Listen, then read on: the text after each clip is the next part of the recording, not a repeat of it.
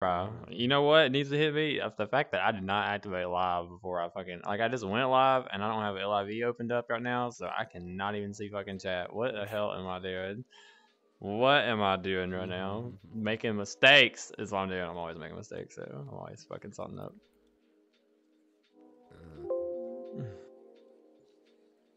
Close that. Okay, there we go. That's open. That's open finally. Oopsie daisy. Sorry, everyone who's watching me go live right off the bat and thinks I'm like stupid because I don't know what I'm doing. Look, here's a thing of me and some cookies. Cookies? Cookies, yeah. Watch my stream, earn cookies. That's what they're calling it, is cookies. Love it. I love it though, you know. I freaking absolutely love it. Let me make sure this YouTube music is not like overbearing. And let's just get on it. Oh yeah, looks like everybody's good. Snaky, say something for me. Hey, how you doing? Yeah, I'll take that as a fine. Voice. This is my talking voice. This is my talking voice. I swear to God. Alright, so so we're gonna start, guys. Hey everybody, welcome back for another episode of Tales from the Dance Floor. Yo, this is episode 3. I can only do 2 because I'm on quest. How'd I do it? Whatever. You know what? Anyway, yeah, this is episode 3. So thankful for everybody. I've enjoyed every second of it. You know, we started this 2 weeks ago, on a whim. Just kind of, you know, personally, everyone knows I love meeting people and I love talking to people and learning stuff and just making new friends. And honestly, there was so many dancers in the community that I've never met that I would just love to. And that's why I want to do this podcast, to just introduce them not only to myself, but like really just to introduce them to all of you. Because you can get like, I know if you're like me, you watch somebody perform, you're like, God, that's awesome. I wonder where they started. And then like, it's hard to walk up to them and just be like, hey, what made you start dancing? Like, so, you know, I wanted a chance for people could get those questions answered and could ask those tough questions. And that's where I came up with this. And, you know, 3 weeks in, it's been such a success. Like, everyone's loved it the last 2 that we've done. And we're coming on our 3rd week. So, as everyone's getting in here, we're gonna start tonight off with Snecky, SNE space K. I call him Snecky. Everyone else calls him Snake. But Snaky, wonderful dancer and great friend of mine. Snake, how are you doing today? Did you say? Doing all right. Oh please, what do you mean? Sleepy? That's because you just woke up, boy. Like, why are you waking up at, what, 2 in the afternoon? Yeah, I stayed up a little later than I should have last night. It's fine. Well, you know what? Fair. I mean, we did dance until like 2 or 3 in the morning, so I feel that. I fell asleep in BRC right after that. I went to hang out with somebody and passed out like 10 minutes in. Yeah. It comes with the territory. You already got some fans coming in. They love you. Oh boy. What do you mean? You're famous. You're popular. Everyone loves you. Oh my gosh. Alright, so Snake, do me a favor. Why is it still looking at me? What the heck? Okay, I'm about to fix this camera. Already. It has messed up. My camera. Hi. Say hi to the camera. The camera loves you. There we go. Sorry about that, guys. I don't know why it was still looking at me. It's messed up. So, Snack, tell me, baby. I know that I found you at Trap Haven one day. But before that, you said you used to do some practices or maybe dance a little. Tell me about all that. What got you started and where did you start exactly? So, it started on a whim at Trap Haven. It was just, hey, they're going to do this, like, lap dance event, you know, didn't think much of it, didn't really know the whole scene at the time. And so when I kind of started, I was very just get on a lap and just wiggle my hips, you know, not like everyone starts out. And it really kind of stayed that way for quite a while. I don't think my my style has changed too much. I mean, that's usually what my intention on getting on a lap is to do. But it was like a year ago now. Unfortunately, the Trap Haven scene fortunately, I should say, had a really good set of dancers that really knew how to teach, thankfully. And I mean, for a crash course, he gave me everything I needed to do. Especially being a femboy main, which was perfect for me. Comes in the territory, I'd say. So the Trap Haven dance scene the owner kind of like collapsed the dance section of their events.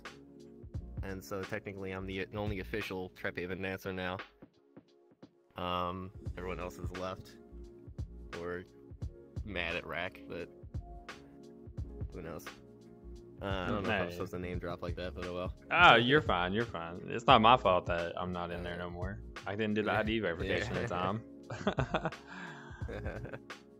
So then that kind of drops off. So I'm looking around the clubs. I've got a couple ones that I was looking around at, and they are all kind of like intimidating to join because again, I'm going from this non-existent club experience to people are just like on me, just like right away, just out of nowhere, and I'm like this shy little bean at the time, and I'm like, oh fuck, this is whack. I don't know if I like this. All the dancers just seem uninviting, and I'm like, I don't really want that. And then I remember that you had a club, so that's when of course I've been practicing and doing stuff on the side and just dancing in general, just casually dancing. And so I'm like, hey, I'll go see his club. And then I went there as a guest 2 or 3 times, and I said, yeah, fuck it. I mean, this is definitely better than any club. It's small, it's enough for me. I'm happy and content in here. So I applied, and you got me on board, and I mean, here I am. I'm now, I guess, staff. Which is a pretty big jump for somebody like me. Someone like you, what do you mean? I only started dancing about a year ago. Hey, everyone starts nowhere. It's funny that you say that, because majority of the dancers right now that are in the scene that were popular started back in May of last year or June of last year. A lot of the real popular ones started.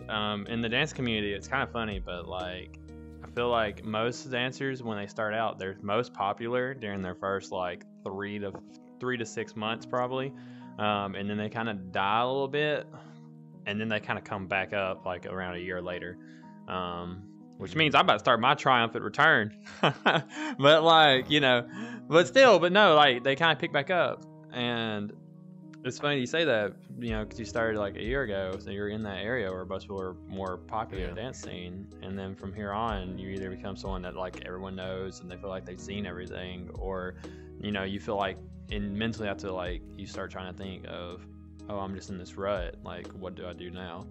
I'm definitely in that rut right now. I'm trying to find dance trainers right now, actually. It happens, and there's nothing wrong with that. You just gotta be yourself, and you'll come out of it. Promise. Don't ever feel like you're always stuck there and there's nothing to improve on, because you can always change you. No, there's at least your style. I know for a fact there's something to improve on. I'm terrible. Hey, at least you're honest. So femboy dance style. Why'd you choose femboy dance style? So I mean, the hip shaking, the ass wiggling. I mean, it was just easier for me to dance in something I felt more comfortable with. It wasn't quite feminine, it wasn't quite masculine. It helps. You can kind of blend a couple forms, and you can still get on top of somebody and get real close to them, real close, and just kind of grind on them, and then get off them and just wiggle your ass in their face.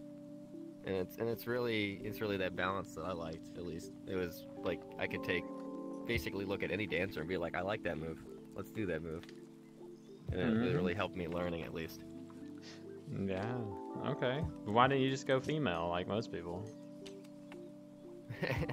Well, eventually I did, but it's it was one of those things where it's just like it felt natural. I mean, if I found a good femboy avatar that I can just chill in and still feel feminine enough to do female power moves and masculine to do enough.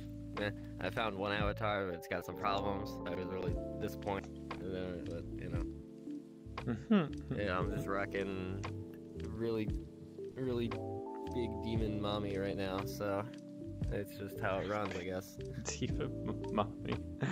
Okay. And now you start dancing male. How do you feel about that? Yeah, last night was my first time male. It's definitely gonna have to be me in a mood to do it. Because again, I'm not the most dominant person in the world. I'm not gonna beat around the bush. But yeah, I don't know. It's definitely a different style. You have to stay facing people, which is like a hard habit to break because a lot of times female dancing, you do a bunch of turns. You go from facing the back to face the back. So it's definitely it's a learning curve. It's a learning curve 100%. I think I explained to somebody the other day that like female is more like them behind you to where they feel more dominant of you. So you show the backside of you or your softer undefended side, I guess. And then like while male dancing is more them in front of you, like you're dominating them. So you have more of like a guarded, protected side. You're definitely getting on top of them, and you're kind of showing them the way it is. Yeah, so it's definitely an interesting choice. So you're a femboy dancer. I'm a femboy dancer, so I have my answer for this. But like, what if someone asked you what exactly is femboy dance style? How would you explain it? Like, what would you say is the difference of femboy? I mean, like I said this earlier, I think it's more like a blend. Again, it's not quite masculine, it's not quite feminine, and you can just perform the way you feel natural. And like, if you like a move, you just do a move. Like, you're not really like restrained in that whole. Like, nobody wants to. Like, no, like not many people, I should say, they want to see a male turn around and just kind of just wiggle them. Like butts in front of you, but I mean it happens sometimes. But most of the times they're facing forward and they're rocking you. But in femboy, you can just show your stuff off and then go back to being on their lap right away. Like it's great, you know. So yeah. No, I know exactly for that. I know exactly what you're talking about. So do you think that there will be a rise in femboy dancers coming up this year? Do you think there'll be more when people realize the convenience? I mean, let's just be honest here. Yeah. Let's be honest, there's a convenience factor to dancing as a femboy. Though while you may not have the biggest fan group, I mean, okay, there is a fan group. There's a lot of people that really love femboys. Almost everybody does. Females love them, men love them, but there's a lot of men that just really only want to see females, or females only want to see females. Do you think, though, at the end of the day, like, more dancers will start dancing more in the femboy avatars, knowing that they have that fluid ability to kind of do whatever they want? Or do you think they'll just continue doing what they've been doing? I mean, it really comes up to their style.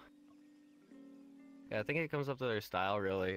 If their strong suit is that female the moveset, and they can't really just sit down and do a male, like, real dominant performance. I mean, a lot of times it's a challenge. Like, I mean, for me, most of my moveset has kind of formed to a female, more ass shaky kind of a form. So it's kind of it's just one of those things where it's like I have to kind of learn to I just have to learn to pull my masculine side back out, which is hard to tie. I mean, VR chat's one of those things where, you know, had to fix that camera. It's killing me. the gender identity in VR chat is always there's a gender identity. You know? You get a different person. I just feel like everyone in VR chat is genderless at this point. Like, yeah, it's definitely something you kind of learn to accept. It's like, yeah, You can't really look Yeah. at somebody and be like, yeah. And so I have to get over too. A lot of times I'm like judging my crowd almost. They're like, I'm like, oh, they probably wouldn't want to dance for me right now. Or like, oh, they wouldn't like. You know, I just gotta break that, and I just gotta get on because it's. You really a lot of do. times That's I'll skip a lap accidentally. really do. You never know, because I Yeah. do the same thing. I have a bad habit doing it also. I'm not gonna lie. Like one of the first things I do when I go to a new club is I scan the room for people's names, and I look at all the names that sound, in my opinion, sound cutesy or kind of feminine, but kind of boyish at the same time. Because you know me as a personal person, I love femboys. I prey on the femboys when I dance. That's just what I do. I know this. Yeah, you know this. And so like I'll look around for the sussy names and things like that, and then what I'll do is I'll show avatars and I'll look for certain avatars. There are certain avatars I found in the community, like if someone's wearing it, usually says one thing about them when it comes to it, because there's not that many optimized avatars, so you see a lot of the same things, and you start kind of it's definitely grouping avatars together, and even though it really shouldn't have anything to do with your opinions, but a lot of people group them together because you know it's just an avatar, so it shouldn't define who they are. But then after I do that, I start looking at statuses too. I always look at statuses. If I see one that says like submissive and breedable in their status, by God, you better believe I'm climbing on them. Well, I mean, you know, when you pull their name up, you can see it. It's just in the thing. Yeah. But yeah, so I look at a lot of different things, and it's caused me to skip laps. So I completely understand that. So here's a good question. You're still kind of new, and you're still a little shy about it. So what's the biggest challenge for you when it comes to getting on the dance floor? It's just I guess it's that expectation that somebody's going to just right out X me. Have you been X'd yet? Once so far. I have been X'd. Oh my God. And it was as soon as I approached, and whether it was somebody who doesn't want to get danced or it was some other thing that they were just not wanting a lap on them right now or whatever, and it's a silent X, so you agree to it, we're all running on the consent, and I immediately jumped 3 people over, and that was all that she wrote on that. So yeah, it's like one of those things that it is a little, like, even if they're meaning good about it, like, hey, I'm sorry, I really want it, but I can't right now, you know? It's just a blow to your confidence, really, that night. It definitely takes some, like, you gotta ignore it, you gotta keep moving on, and then, hey. So here's a question on that note. So a while back, a club made a decision to make it to where, like, people couldn't do the X consent thing. One of the reasons why they did it, they had a good reason for it, motive-wise, but apparently a lot of their dancers were getting X's from people who just weren't. They would come to the club, but they didn't come to the club to get danced on. Like they would come to watch their girlfriend dance, so they would X everyone that wasn't their girlfriend, or they'd come to hang out with their friends, and they would just X people because they just didn't want to dances. They just wanted to hang out with their friend and get drunk. So the club was like, hey, unless there is a legitimate reason, like medical, epilepsy, or whatever, you know what I mean? Like, no one could do it. No one could do an X at the club. Yeah, the X limitation. Yeah. Yeah. So, like, how do you feel about that, though? Feels I mean, you're a new dancer. What do you feel? It's a hard call, because, like, I understand you want your dancers to perform. And if people are doing that and they're showing up in kind of, I wouldn't call it malicious, but it's almost malicious in their intent. Yeah, I feel like the dancers, I mean, well, for the owner at least, the owner said that they just got tired of seeing their dancers' confidence getting destroyed like that, and that's the only reason why they. Yeah, it definitely is a confidence destroyer, especially your first lap. You walk up and you get like immediate X'd, and you're just like, all right, well, that's it for me tonight. I just mustered everything up to do that, and I'm just gone. So, I can see that. It's a rough thing. You know, I've been X'd a time or two before. Well, maybe once. I think I've only been X'd once in my year of dancing, to be honest with you. I don't know. Question for you: Have you X'd a person before? No. Oh, well, wait. A lap. Oh, I have. I had to. A lap? No, almost. I almost did. I have not X'd a lap as a dancer. As a guest, I've X'd a dancer before one time, but that was because I was like just got on. I just started getting a headache, and I was just like, "Hey, just come back later." But like, as a dancer, I have not X'd a lap, but I have gave them a warning. Someone who I'm friends with now, very good friends with, but they can be a little extreme when you're dancing on them as far as the compliments, and very sexual. And I told him, I was like, look, you're gonna have to calm down. We've been in this event for 10 minutes, and if you don't, you ain't gonna be here anymore. So, but no, I did not X him, but I did tell him to shut his mouth, or else I'm not gonna dance. So no, I've been there before. And then somebody muted. Yeah, I know, right? Yeah, for real. No, Xing can be like a big thing. It can be a big confidence killer, for real. Honestly, it really can, and especially if you're building up and you go on that. But I feel like everyone's got a good reason why they do it sometimes, hopefully.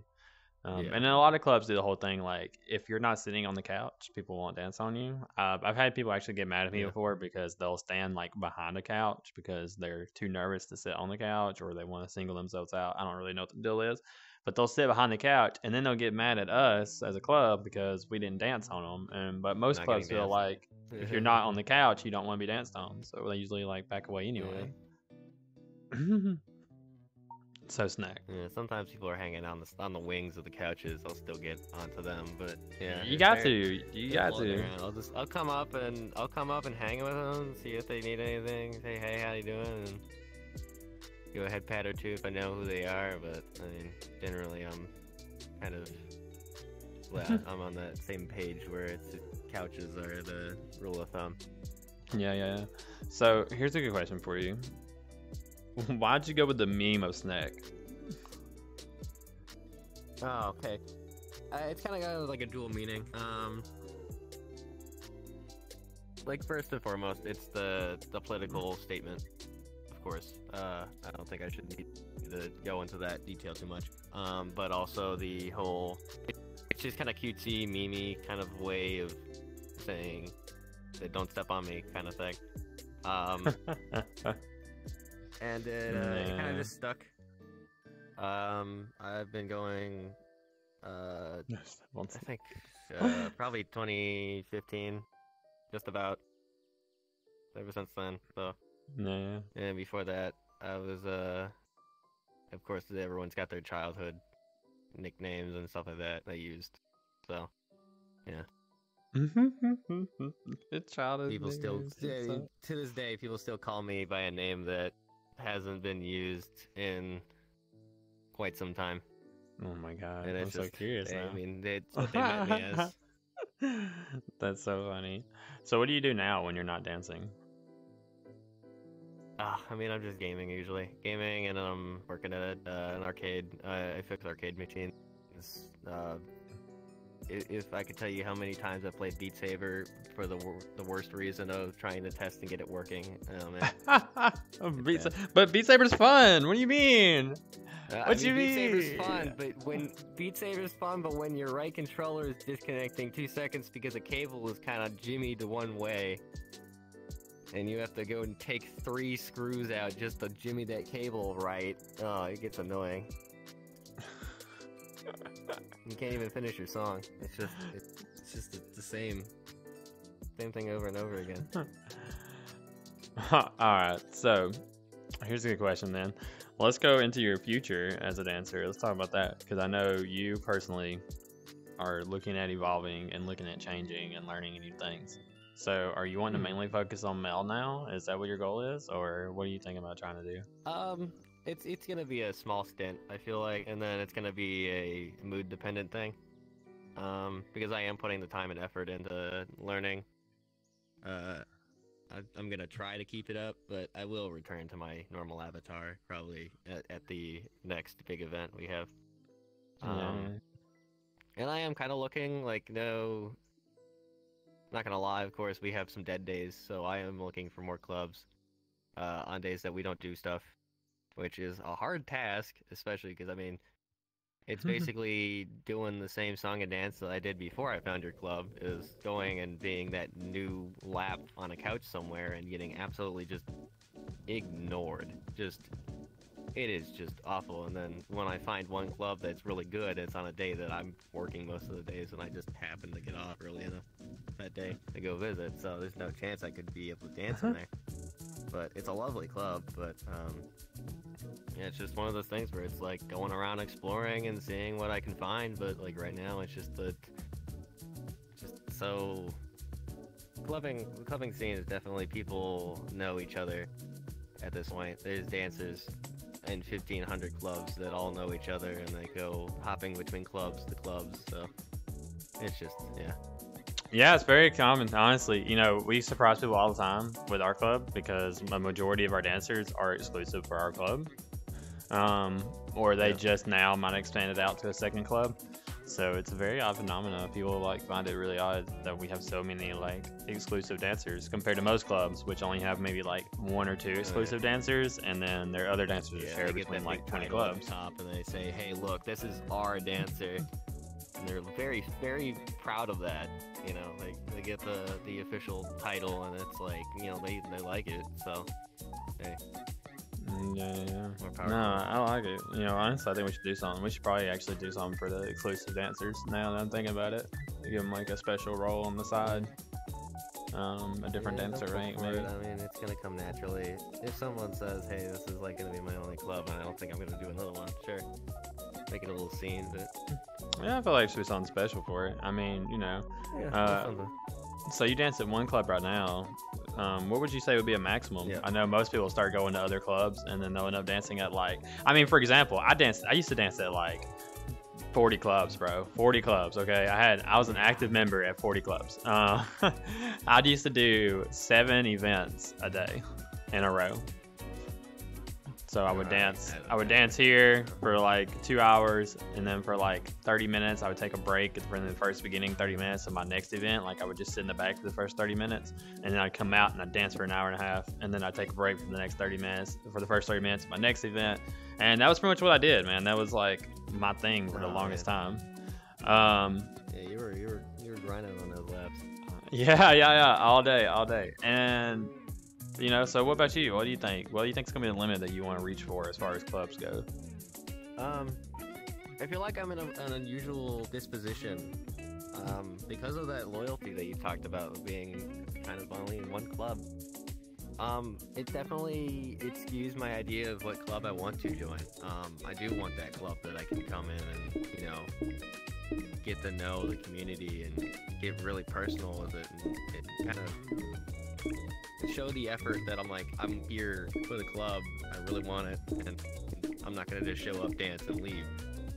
Because I know there are people that with hundreds of clubs, and they dance and they jump, they dance, and 1 week they're at this club, 1 week they're at that club, and it's just like, I mean, it feels bad. Like, I know these requirements are like 1 event a month, and it feels super weird to me. It's like that with the rules, I feel like allows people, I mean, not saying it's a bad thing, but like allows people like you to just go club to club to club to club to club to club, and if you miss 2-3 weeks, you're back on the lineup the week after that, and you're like, hey, by the way, you gained like 4 dancers and I'm still here, haha. And it just feels like, I don't know, it's just personally, it just feels weird to me to do that. I mean, like, joining a community, you're kind of going into it, do it.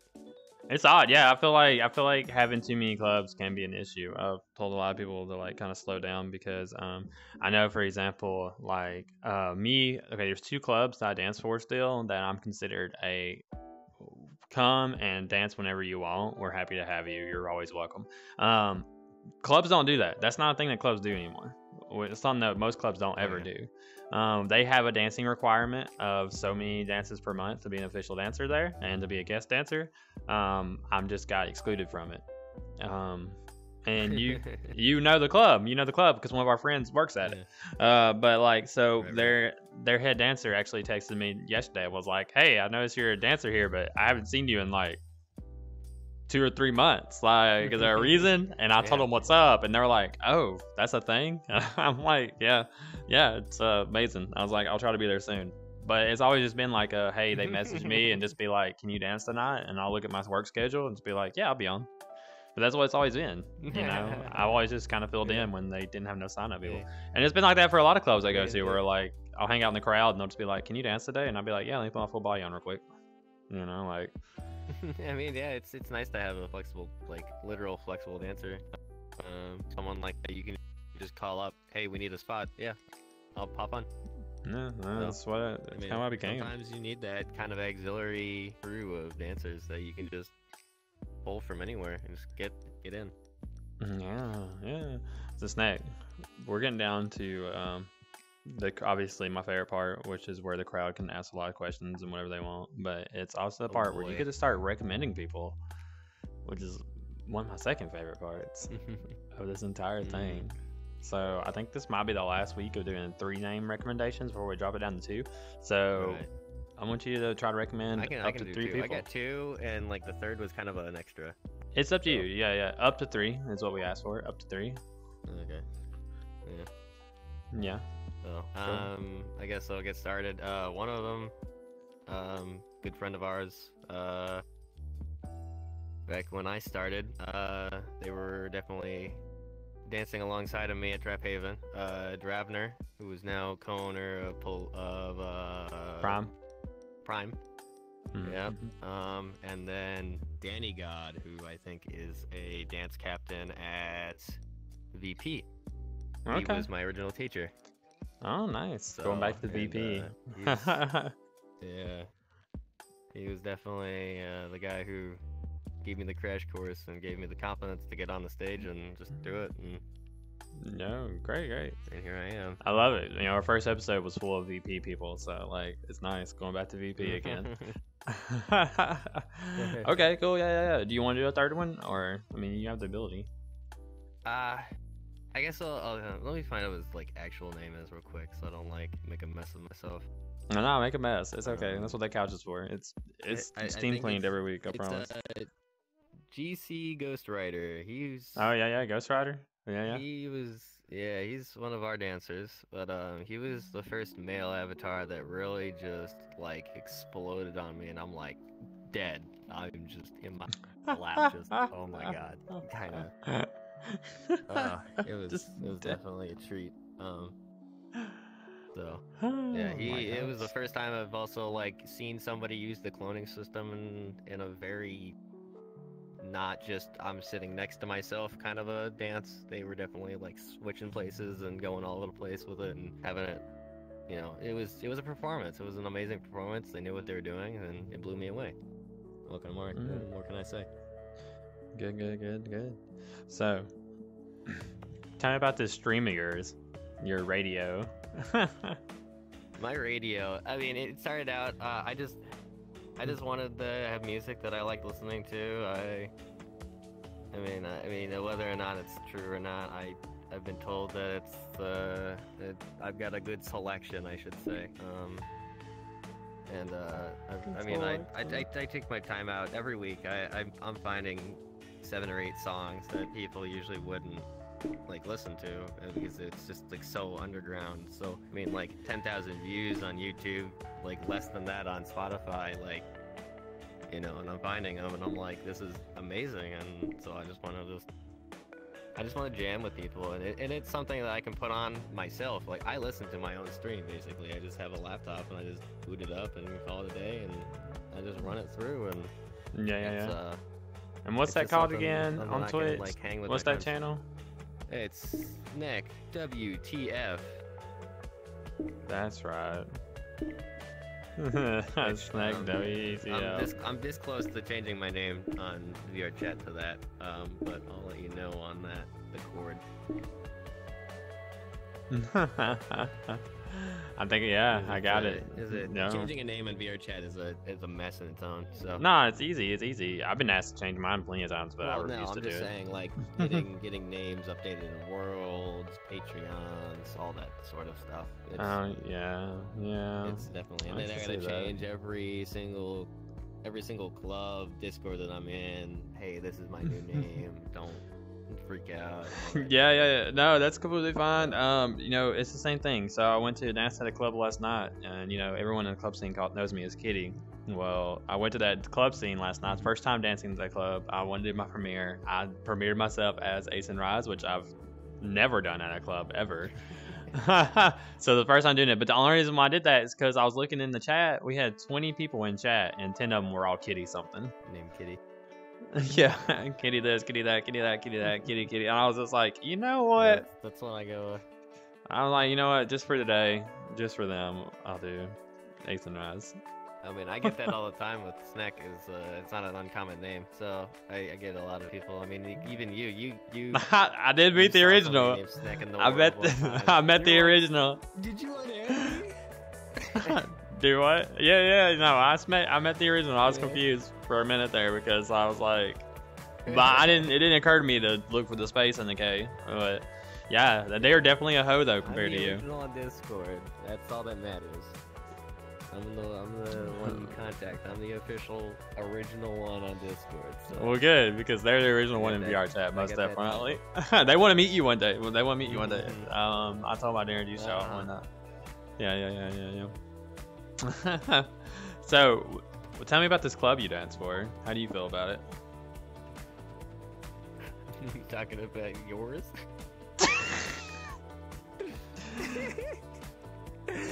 I mean, I love it. I can't get enough of it. I mean, like, realistically, it's my escape, and I love it. It's like really my passion right now. I show up, I go to work, and I'm excited when I get home. I gotta go dance, and it's like, you know, it's just something I gotta go do. It's an anchor. That's all I can say. Guys in chat, definitely make sure to remind me. Let me know if the music's too loud, because I've noticed there's playing a lot of loud music, and I want to make sure it's not too loud for y'all. Yeah, no, Snake, man, Discord moderator, and one of the top dancers currently at Club Ascension. No, we're definitely proud to have you. So, yeah, thank you. You've been a wonderful guest, a wonderful dancer. You've definitely shown that you want to put in the effort in the community and do more. And you know, when we move to our 7-day schedule, we're gonna be looking forward to having you. Whatever days you're available. Of course. 3 days out of the week. Hey, I can do a lot of days out of the week right now. So here's a question for you. Who do you think is your biggest simp at our event? My biggest simp? Well, it has to be the guy that shows up every single event just because I'm there. And that's Azuze. He may not like me dancing on him. We may not... We may be seeing each other every year for the last, like, 2 years. At least once in real life. And he knows what I look like, and he can't get danced by me. It's just how it is. And you hear that, Azuze? Do you hear that, Azuze? He's my biggest simp. He's my biggest simp. He shows up every event. I love him to death. I love Azuze. Yeah. I love him. He's hilarious. He's getting called out in chat. Yeah, you are, baby. You're getting called out for sure. I knew you were either gonna say. I knew you were gonna say him. 100%. Because I was like, maybe not my biggest simp, but he's definitely my biggest supporter, I'd say. If definitely not him, then I expected you to say Link. But you know, obviously for obvious reasons with Link. But yeah, me being my boyfriend, it comes in the territory, I feel. Hey, you know what? At least yours shows up, so I mean that's cool. Yeah. You know, because a lot of people's relationships don't show up to support them at dance events because of the way it is. It's hard. It's hard sometimes. I understand the jealousy aspect to it. So. Yeah, it can be a challenge for sure. Especially you know if you're not. He doesn't even want the dances. He points at people. He's like, "Hey, can you dance on my friend? Hey, can you please dance on my friend?" Like, that's because Link's shy. Link is so so shy. Yeah. I think I've danced on him like twice in my lifetime. And I've done them for like a year almost. So almost a year. Coming up, and I think in July probably be a year since I've known him. I feel like, or actually no, it'll be longer. No, it won't be July. It'll be like September. whenever I joined Trap Haven, it took me like 8 months almost to get into Trap Haven when I was trying to get into it. So. Yeah. So I imagine that was around the time you were doing like a ton of clubs. So there's that. it wasn't even just that. I just couldn't get into Discord. They had the poster up in Drinking Night. Yeah, they had the poster in Drinking Night, but the link was expired. Yeah, it was an expired link, and it'd been like that for months. And I was just like, ah. Yeah, because I think that was around the time the levels came out, so they were like, they had a custom URL, and they just didn't update the poster. Yeah. Yeah, it was such a bad. I didn't even realize it was like, yeah. And then I came in overly excited. People were just like, "Who the hell is this?" I love fanboys. I love fanboys. I love fanboys. Yeah, no, I was like, I'm gonna be on this dance. I'm gonna be a dancer here. Everyone's like, what? And I'm like, I'm gonna be a dancer here. I say it all the time. As soon as I joined in, I was like, hey, I only joined to become a dancer for this club because I was made to dance for this club. And people were just like, what? Like confused as hell. And then I led one event. Didn't realize they had a dance section. Yeah, led one event. Or helped lead events in total. We had 3 dance events in total. Yeah. Yeah, I helped lead one, which was awesome. Over the year, and then ever since the new year, it's been non-existent. And you think they're ever going? You think they're gonna bring them back? You think they'll bring them back? I mean, I haven't talked to anything. I've heard some whispers. Yeah, I haven't talked recently. It's basically gonna get removed, and the owner is just waiting for the right chance to just drop a message and be like, "No, not happening anymore." Well, they've got the chance. It's something Freeze. About they don't want the club drama or something like that. But it's like, yeah, I don't know what kind of club drama you could have for somebody that isn't a club. Like, yeah, so here's I'll say it right now. Probably not my place, but I'll say it right now. Here's the problem. They don't want the drama that comes from dancers that dance at this club and this club and this club to come in and start issues. They don't want that. They also don't want the lewdness that comes from lap dancing to be a part of it. So they want to have the dance events, but they want them to be wholesome. They want to be fun events for the community and not about the sexual aspect that normally comes from lap dance events. Another thing on top of that, the third thing is that, as they have stated, that the community there is a drinking community, and they just don't really enjoy the lap dance events and that's what the owner says. So they're basically thinking that but it's hard for a community to enjoy an event that you only have like once every 4 or 5 months, and they're scheduled to do it once a month. So if they did it like every other week, though, in my opinion, if they did it every other week, and then still did it, even if they did it for like an hour, and then the drinking night for the rest of the hour after. The problem is that they do drinking for the first hour, and then the lap dance event for the second hour. They should do the lap dance event for the first hour, and it's hard to keep then drinking for the second hour. That's what they need to do. It's hard to get keep people in there. Past an hour on any event. It is. It's hard because after an hour, you're usually kind of into your drinks or another club starting up or whatever's happening. So yeah, they need to do the dance event for the first hour. They need, you know what? I mean, I could talk to Free Ad all day and tell him, it's not. It's just up to me and him. You won't get anywhere with it. It's unfortunate the way it is. Yeah, yeah, it's up to me and him. Me and him. As long as it's an actual official title, and then as soon as they remove the role in the chat, then Hey, I mean, I still got really keeping me to that Discord anymore. I got the icon. As much I got as the I icon. I got the icon still. The Trap Haven official dancer. Yeah. You think I don't want to throw it on? I throw it on every once in a while. I throw it on. I ain't supposed to, but I'll throw it on every once in a while when we're outside events and walk around. They absolutely hate that. They're like, if you're not in that event, they do not want you wearing their icon. It is super weird to me. I don't know. Yeah. I want you to rock our icon. I love it. So we're going to go ahead. I'm going to get up here. Get my hug from you, and we're going to go ahead and grab our next guest who's out here in the lobby. All right, let me get the cat out of the way. Get the cat out of the way. Get the cat out of the way. Come on in here. Oh, I'm attached to a cable, so I just kind of like choked myself for a second there. Snacky, make sure you get on Discord and you send me the Discord IDs for everyone. I know, obviously, pretty sure I know where to get 2 of them, but like, definitely just send them I'll send them in. And I'm gonna go grab our next guest. We'll be right back, guys. All right, thank you. as always, you're free to like hang out or go do what you need to do. Hang out, yeah. And yeah. Sure. Beep boop. Yo! Catch All right, honey, you can follow me. Oh, thank you. Sure.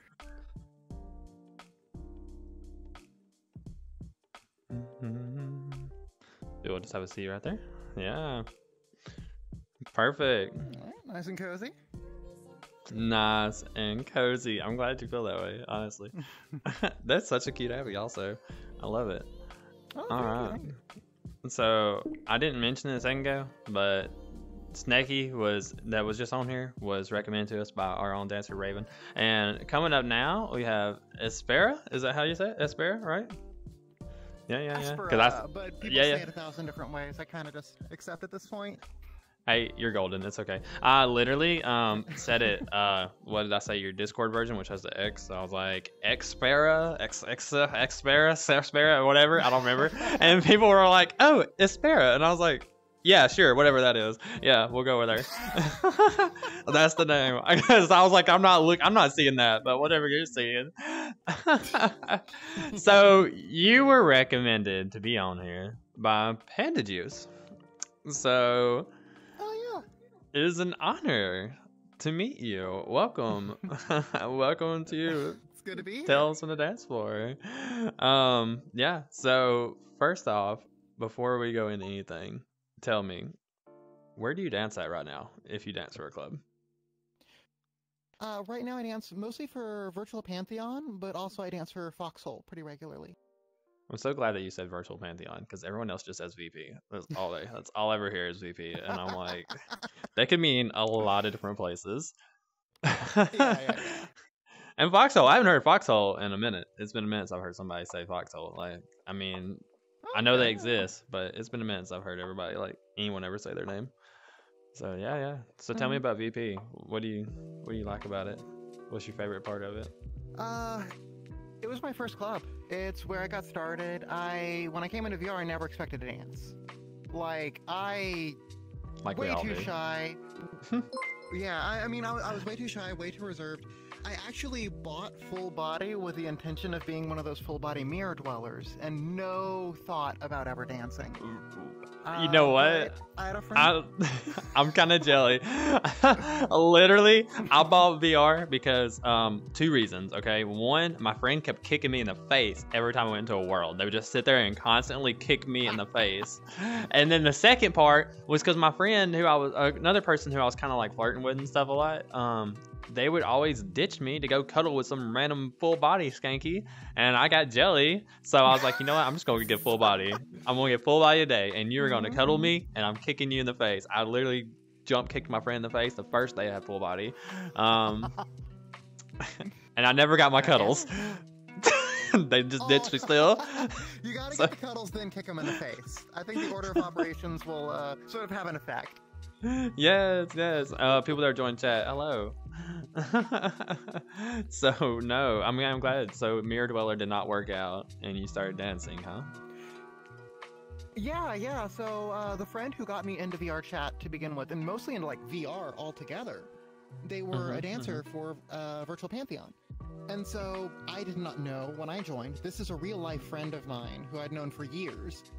And we all handled the pandemic in different ways, and they were in VR chat a lot, and I was really cooped up. I was actually like having a full-on meltdown because the way the pandemic went up here, they actually made it illegal for me to invite friends over to my house. I was extremely isolated. What? I could go to a bar before there were, I could go out to a restaurant or a bar that had these ineffective plexiglass things before there were vaccines or anything like that, because that's business and they wanted the economy to be strong, but they made it illegal to invite friends over, so there wasn't really a safe way for me to socialize. There wasn't a safe way for me to see other people. And I'm an extrovert. I like talking to people, I like meeting new people, I like getting out there and socializing. I used to host huge movie nights at my house and try and have a bunch of people come over, throw big parties. Loved doing that stuff, and then the pandemic just had me isolated and alone. And so I'm feeling super cooped up. I get VR because it's okay, I'll be in my house, but I won't be in my house. I'll feel like I'm somewhere else. And I was just thinking about the Steam VR experiences of just like you go to those worlds and you get to look around. Wasn't even thinking about anything social. I was asking about it on Facebook. My friend replied about VR suggestions. They gave me a list of like, here's all the different headsets, here's the pros and cons, and if you end up getting it, let me know. They brought me in. I meet my friend in VR. They take me to a VP show, and I'm like, oh my god, this is amazing. Wow, look at what these people can do. This is incredible. And I made friends there. I started talking to people. I went to an after party one time. And I was talking to some of the dancers, and I'm like, yeah, I'm so impressed with what you do. I could never do that. I'm way too shy to get up on stage and dance or anything like that. Like, I don't dance in real life. So the idea of like doing anything in VR and like getting into that is just like, no, I like sexy dancing? Like, y'all are doing like, Sexy really dancing. sexy dancing. That's like, oh heavens, no. I could never. And that did not last long. God. Somebody overheard me. And the thing was that not wanting to is a good excuse. Having like a physical thing where you can't is a good excuse. Being too shy is not a good excuse, and that wasn't going to work for him. So he's like, no, you're going to dance now. Here's a stage in this world we're hanging out in. There's a stage up here. Come up here. We're going to do hip rolls now. He taught me hip rolls. And then the next 3 nights, I spent 3 hours a night in public FBTs where he was just like, no, keep dancing. Resting is for cowards. And sort of like bullied me into Resting's it. for cowards. And, yeah. After that, I was never really shy about dancing anymore. It sort of burned through all the anxiety in those first few days. And going to public FBTs and dancing on strangers, there wasn't anything else that could really get to me anymore after that. So I got a lot of practice. I got over the first hump of difficulty. And then from there, I joined VP and as a dancer, and I've been there ever since. I just love the club, love a lot of the people there. It's been a fantastic time. Well, that's good. Honestly, I'm proud. I'm glad you got to enjoy it, but go out there, see all that, experience all that. It's amazing. And now you're a dance captain. Now you're teaching people yourself. Yeah. I'm a dance captain. I'm an instructor. I'm running classes. I teach 2, sometimes 3 times a week, depending on what's going on. And it's just dancing changed my life.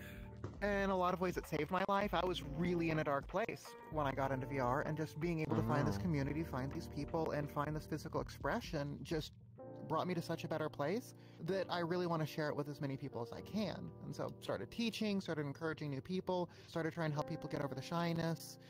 A big thing I talk about is safety and training, and trying to build a culture of people learning to dance in ways where they won't injure themselves, or they'll understand how to treat an injury or respond to it.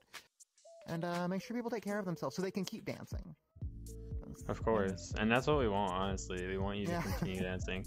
Because, like, it's a dangerous thing. I mean, I've been hurt before dancing. You're literally doing all these cool, sexy dancing, as you call it. Or, you know, you're doing backflips like some of these people can do, which is ridiculous.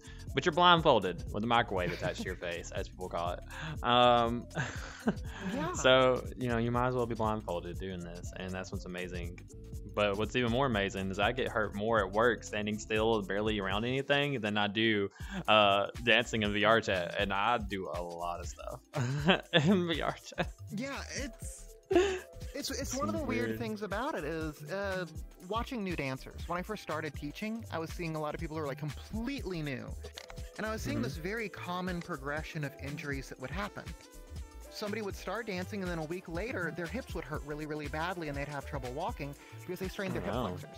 So, thing that comes down from the top of your hips to the front of the top of your leg, they would strain that because they learned hip rolls. That's all they can do, but they can practice hip rolls anywhere. They can practice hip rolls in front of the mirror. They can practice hip rolls in their house. Whenever they're at home and chilling, whenever they're with friends, they do all these hip rolls, and they tire their muscles out, and they strain something. Second entry I kept seeing, people would hurt their knees. Because usually dancers, they learn hip rolls, and then they start learning a few other things. Usually that involves like kneeling or doing groundwork and going up and down from the ground. So suddenly they're doing all of these squat type motions all day. And they make their knees tired. And then after they've made their knees tired, they do some motions, and they've dislocated a knee. They've torn LCLs, ACL, PCL, meniscus, things like that. Damage to the knees. And I've seen people in like their first week or 2 of classes not even doing anything exceptional, but they've used muscles they've never used before. Because dancing's using a lot of muscles you don't normally use, and they've tired themselves out, and they were using motions that they didn't realize were working against what their body wants to do, and they strain and hurt something.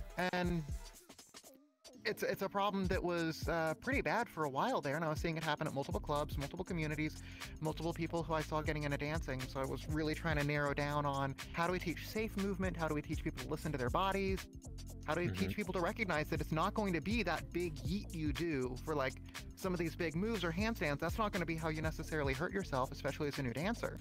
It's going to be not paying attention to ways you've made yourself tired, and it's going to be just one weird movement. No, I feel that. Have you been hurt yet? Have you hurt yourself yet? Several times. Oh my goodness, several times. So a little bit of a side thing on that, I'm actually literally physically disabled. I do not make a kind of connective tissue very well, so I'm incredibly prone to joint dislocations and subluxations. Subluxation is like, normally you think of like a dislocation like your shoulder joint, ball and socket. Dislocation is it comes out and it's in the wrong spot. Subluxations I get a lot more where my joint just sort of like won't stay in, and it's just sort of like dangling out of the socket. Oh man, it's incredibly painful. It's hard to resituate it. I bet it helps with flexibility though. Lot to me, it makes flexibility a challenge. Yeah. I am flexible in ways that I should not be, and the problem is, it's kind of like when you're you got like one of those whole roast chickens, and you pull the leg off. Is oh yeah, you pluck. Well, it lets you do that. Nothing stops you from pulling the leg off. I just don't want my leg pulled off.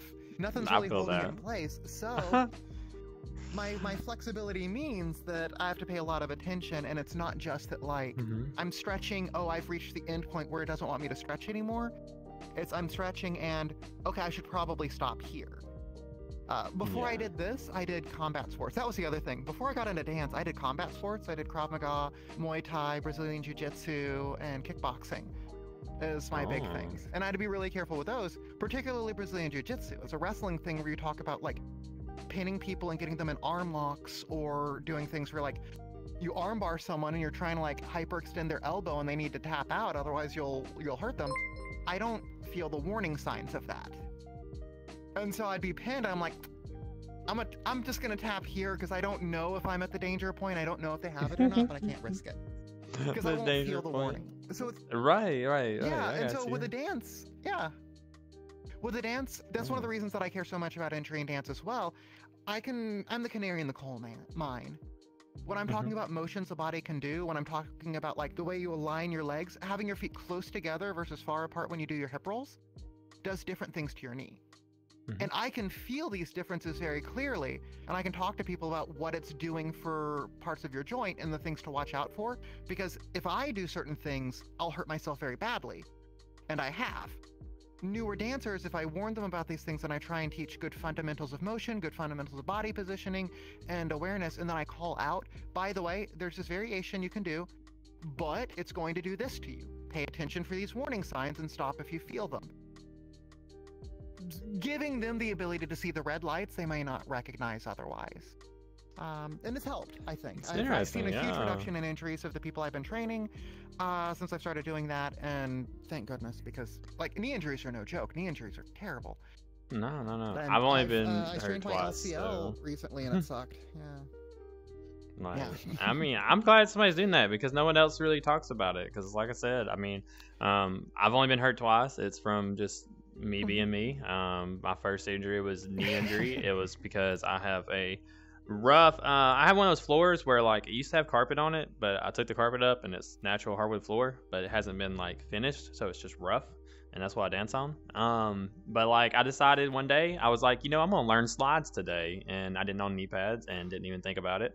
So I did slides for 6 hours straight on rough hardwood floor, and yeah, ruined my kneecaps. And then my other injury, I was like, you know what? I'm gonna dance male today. I've never danced male. I'm gonna learn how to dance male. I did a handstand, came down, dislocated 3 of my toes.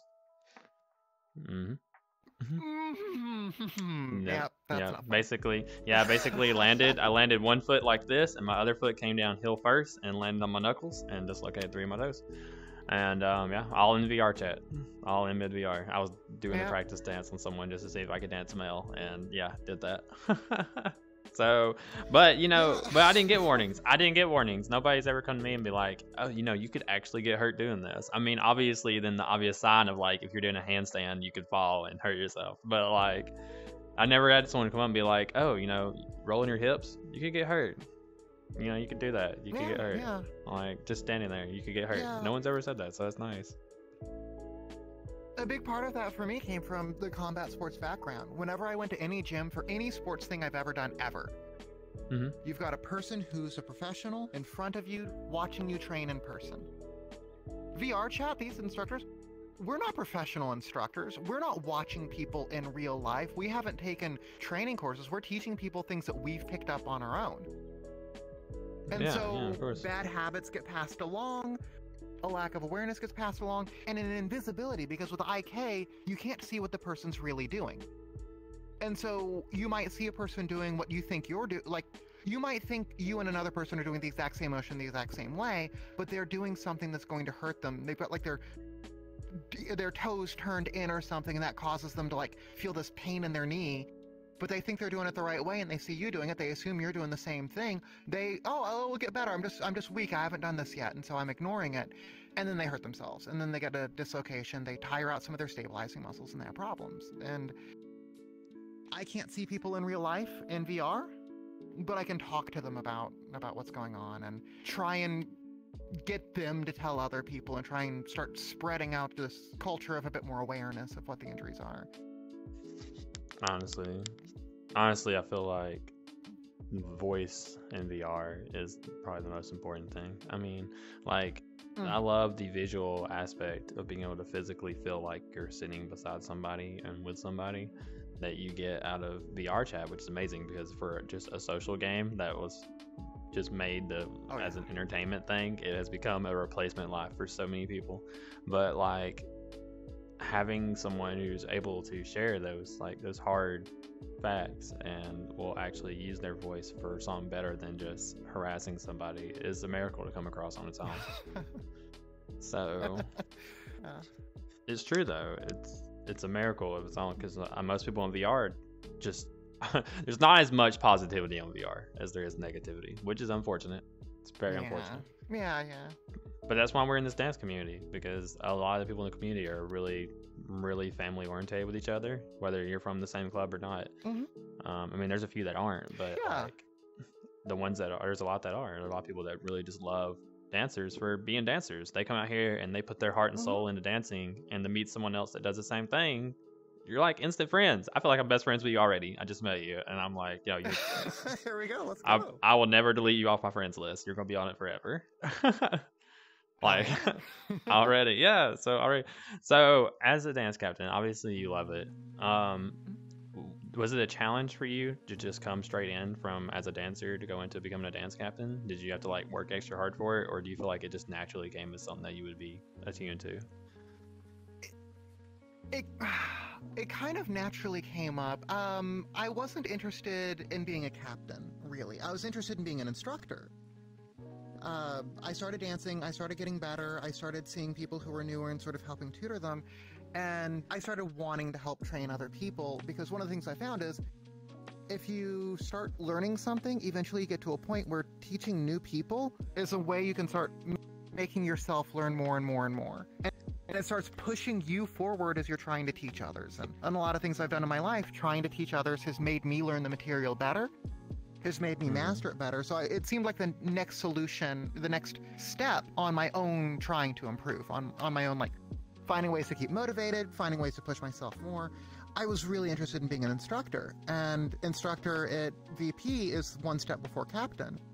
And I was doing the instructing thing, I was talking to a lot of people, and eventually just sort of turned in this natural progression of I'm talking to a lot of people in the community, I'm trying to like get people socially engaged with each other and excited about learning, and talking to people on the team, and a lot of the dancers I trained started joining the team, and it just sort of turned into this natural thing of joining the captain side as well.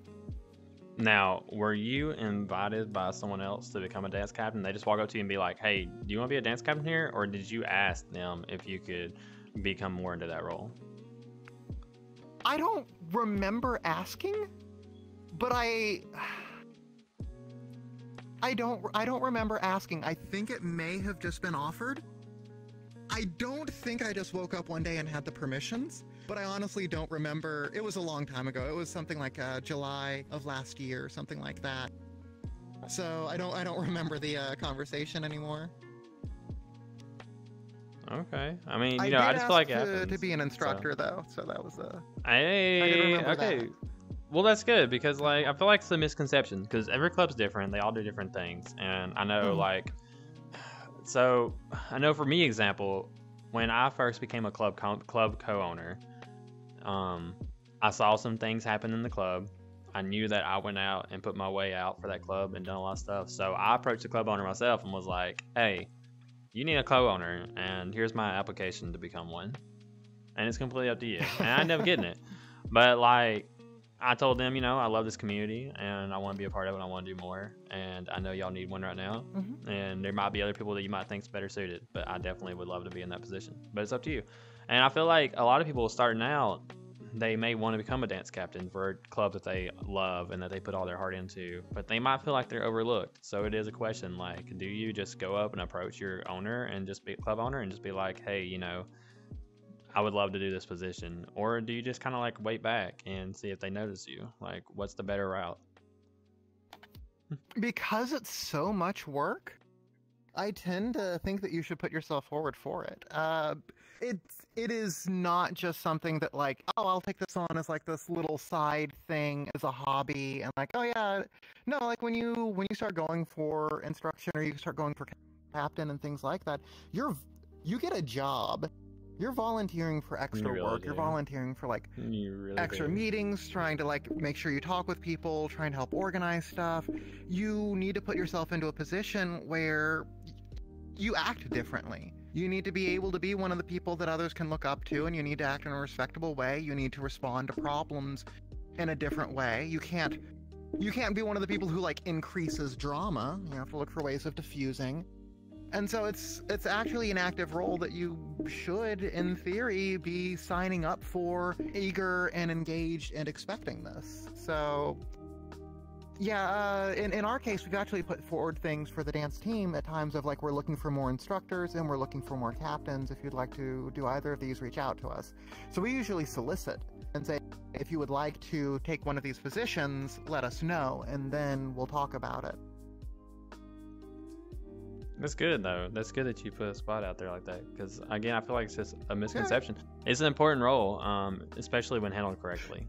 I know our club doesn't have dance captains. We turned it from a dancing perspective role into a hosting perspective role. So same concept mostly as far as like actually in there.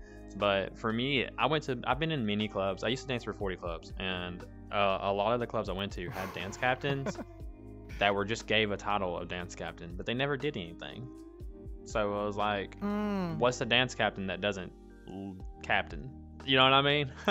So when I created our club, I was like, no, we're not doing dance captain role. And people don't like me for it, but we made it more of a host, because hosts, in my opinion, I feel like dancers, you entertain the guests. You keep the guests coming back for more and stuff. But hosts have more of a tendency of leading that entertainment and keeping it on balance and on check. You know what I mean?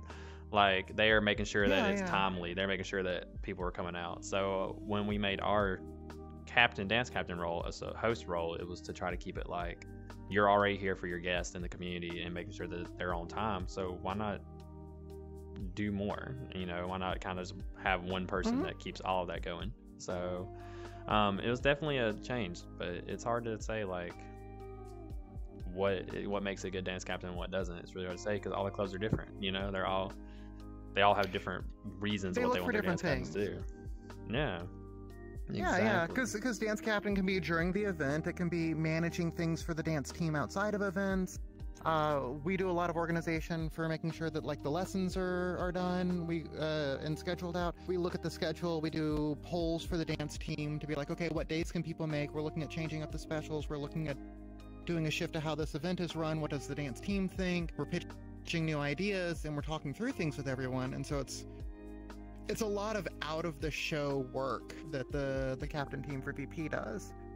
And it's a lot of it's behind the scenes and invisible to the community, and it should be, because it's not necessarily interesting to hear about all the proposed ideas that we have that turn out, oh, actually, no, this is not going to work. And we don't need to necessarily like bog down the entire team with that. It's just something that, oh, we've got this idea, we want to make sure that we bring it forward. We're sort of working through things and trying to help make sure everything can run smoothly for the team. Yeah. Okay. So, tell me about yourself. So, what are your futures as a dancer? What's your future plans? What are you looking forward to doing next? You want to do your own club one day, or what are you thinking about? Oh God, no. It has been, I don't know why, it has been a long-running joke about me starting my own club. It's a question I've been asked a lot and in a lot of different situations, and I have zero desire to take on that organizational burden. I just, more than anything, do not want to have to organize that much. With the instruction stuff, I, outside of VP, run a thing called Open Mat. It's an open training thing every Sunday. Every Sunday at 8 p.m. Eastern, I get together a group of people, and I post to a number of servers, and it's people from all over VR chat who come in, and we dance, and we train together, and we talk about different things, and we workshop different moves together. Different groups of people show up each week. I'm on Blue, and it's a Friends Plus world, and so there's a lot of churn as far as each week is different. And there'd been talk about turning Open Mat into its own thing and starting to build like this, oh, what if we had like a thing of, we hook students up with instructors at a lot of different clubs, and it was like, oh, no, that's just gonna be so much more work for me, and I'm already, it's more time working and less time dancing, and I'm already spending too much time working and not dancing. Yeah, no, you're golden. And honestly, like, it can be a lot of work, especially if you start teaching stuff like that. You know, as a member of Black Shard, I feel like doing that instructor thing and having that, you got to have that format. Everything's got to be lined up. It's a lot of planning. If you don't communicate and you don't plan it right and format it correctly, it can be a hassle. I know plenty of times my last couple lessons have been like mistaken lessons where people try to join a different instructor and they join me and they're like, yeah, I can't wait to learn breakdance. And I'm like, well, this is a pole dancing course. I'm going to teach you how to dance on a pole. Yeah. So like, yeah, so there's been a lot of communication differences in it, and so I feel like, yeah, I mean, that's great though. I love it that you're doing something outside just with the standard club and you're teaching people things, and that's what's amazing, especially opening up to anybody that comes around the corner. Like, that's incredible. Open Mat. Yeah. Y'all hear that, everybody? Join Juzo for Open Mat. I mean, Espera, my bad. I was looking at Juzo just joined over there. Espera. Join Espera for Juzo Open was Mat. there for like a lot of my early Open Mats too, and hopefully he'll start coming back home soon. Oh, well, no, you told him here. You said it yourself, so. No, yeah. Juzo is a person who was literally one of the first people to ever give me dance lessons. He's a very old friend. Like, I've known Really? Juzo since I started. Yeah. Interesting. Yeah, so it was really funny that like neither of us knew the other was going to be on the show today, and then we were looking at the description like, oh, wait a minute, like the Spider-Man meme pointing. That's my favorite thing about this show is that no one knows. Like, I was talking to someone, I have a couple friends that really love it and they love the show and they love watching it every Sunday, listening to it. And I was talking about it today and I was like, yeah, this week we have, and I was like naming all the guests and they're like, oh, I love this person. I love this person. They're so great too. I'm just like, I love it though. Like, we've had a lot of really good guests, and it's all been thanks to y'all. It's been thanks to you, you know, and the people like Panda Juice that recommended you to come on here. And that's one of the things we definitely are kind of like an invite only exclusive show. So but it's super nice. It's super nice because I wanted to meet new people and I wanted other people to be able to meet new people. So that's why I did it. And guys that are watching the stream, make sure y'all do know, like, you're free to ask questions for them to answer. Just let me know in chat. I have it pulled up. I'll be more than happy to pass it along. So anytime y'all got any questions to be asked. So there was a question I was going to ask, but I can't remember how to word it. I know you started as a mirror dweller. I mean, I started shaking ass in front of a mirror myself personally. Actually, I think my first dance tryout, I didn't even know it was a lap dance tryout. I just thought I was just going to dance in a line or something stupid or some choreography thing. And they were like, all right, you ready to do a lap dance for a tryout? And I was like, huh? What? Who?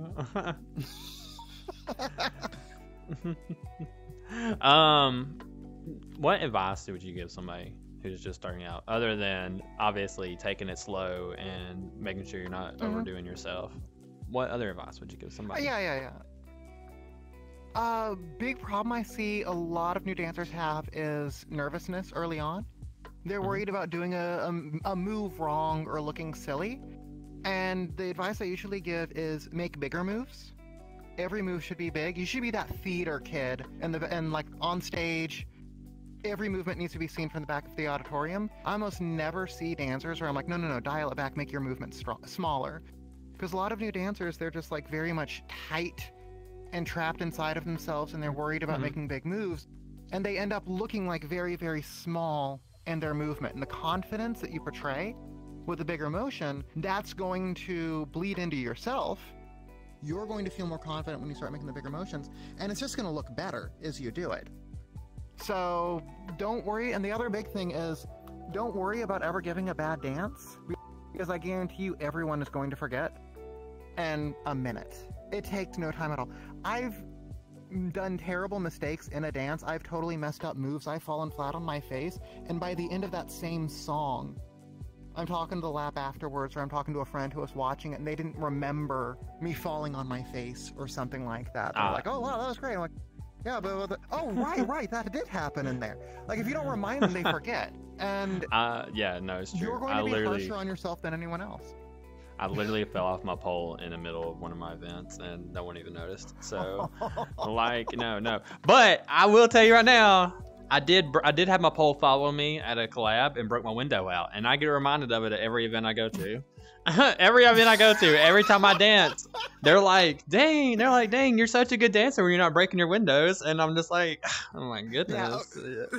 Can we let this go already? Okay, I should caveat it and say, as long as you don't mess up to the point of property damage, you tell other people about the property damage so it turns into a meme, then nobody will remember. Yeah, I have so many holes. I have so many holes in my wall. I doing a wall handstand, I kicked a hole in my wall because I didn't realize the wall was so close to me. My pole has fallen twice already and put holes in my wall. No, I've done a front flip into my wall, straight through it. Old house, very fragile. Every time I pole dance. Every time I pole dance. And that's the other thing. Something. Either nobody remembers, or they've got a much longer list of mistakes they've made, so they're not going to be paying attention to yours. You'll remember your own list of 1,000 things you've done. And then, yeah. I think everyone should know that, like, there's no way to mess up dancing. There's no way. Like, literally, there's no way. 100%. Just have fun and put your heart into it. You said something about the little movements. Yeah, so like the little movements, this looks really good for that lap you're dancing on. So if you're only confident doing small movements, when if you're doing a lap dance, the only thing they're noticing is you, and you're going to look beautiful either way. Yeah. You don't have to be like, you don't have to be like some of us that are like really extravagant, like show-off dancers who try to like entertain the entire lobby, even though you're supposed to be entertaining that one person at a time. So like, you don't have to be like that. Just focus on that one person. That's what I feel like. Yeah, and yeah, you said something that I really do agree with. There's no such thing as a bad dance. There's no such thing as a bad dance or a bad dancer. If you're getting out there and you're doing it and you're having fun, you're doing it right. And that's the big important thing. Just get out there and dance, because you're not going to get better if you're not practicing. You're not going to be able to feel more confident if you don't do it. But don't worry about like not being good enough or anything like that, because that's a myth. There is no good enough. There's just what you do. And what you do should be fun, and you should enjoy it.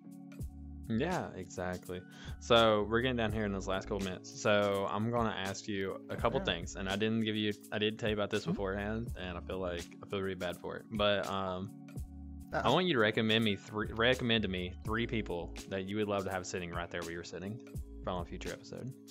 Oh, jeez. Okay, yeah. I'd say Steph, a friend of mine. Okay. And do know too that do know they don't have to be dancers. They just have to be involved in the dance community somehow. They could be like a host, club owner, a guest. It doesn't matter as long as they're involved in the community somehow. Yeah. So, but yeah, Steph. Okay, heck yeah. Yeah, no, Steph is absolutely wonderful. She's a brilliant dancer. Absolutely amazing dancer. Some of the best body motion that I've seen out there. It's just every time I watch her, I'm just hypnotized. And Okay. she does a lot of go-go dancing as well, which is a style that I've recently started to get into. She's been a huge inspiration for me in breaking into a style of dancing that I hadn't been super comfortable with until recently, and she sort of helped open that door for me. There's also Scarlett, who is one of the first dancers that I ever met, first person I ever duoed with.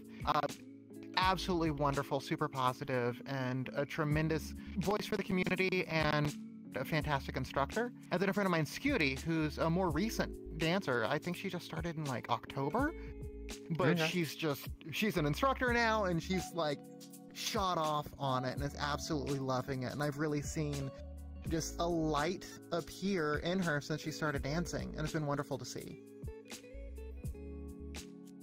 That's beautiful. I think we actually have a guest. One of our guests today is one of our dancers that's like only been dancing for like less than a month, so it's definitely gonna be interesting. Yeah. No, I love a new dancer, especially ones that move up, and putting out them, especially for a club you love. So it's all about community. And let's see. And I know we talked about a lot about VP, and we didn't really talk a lot about Foxhole. Anything that we need to know about Foxhole?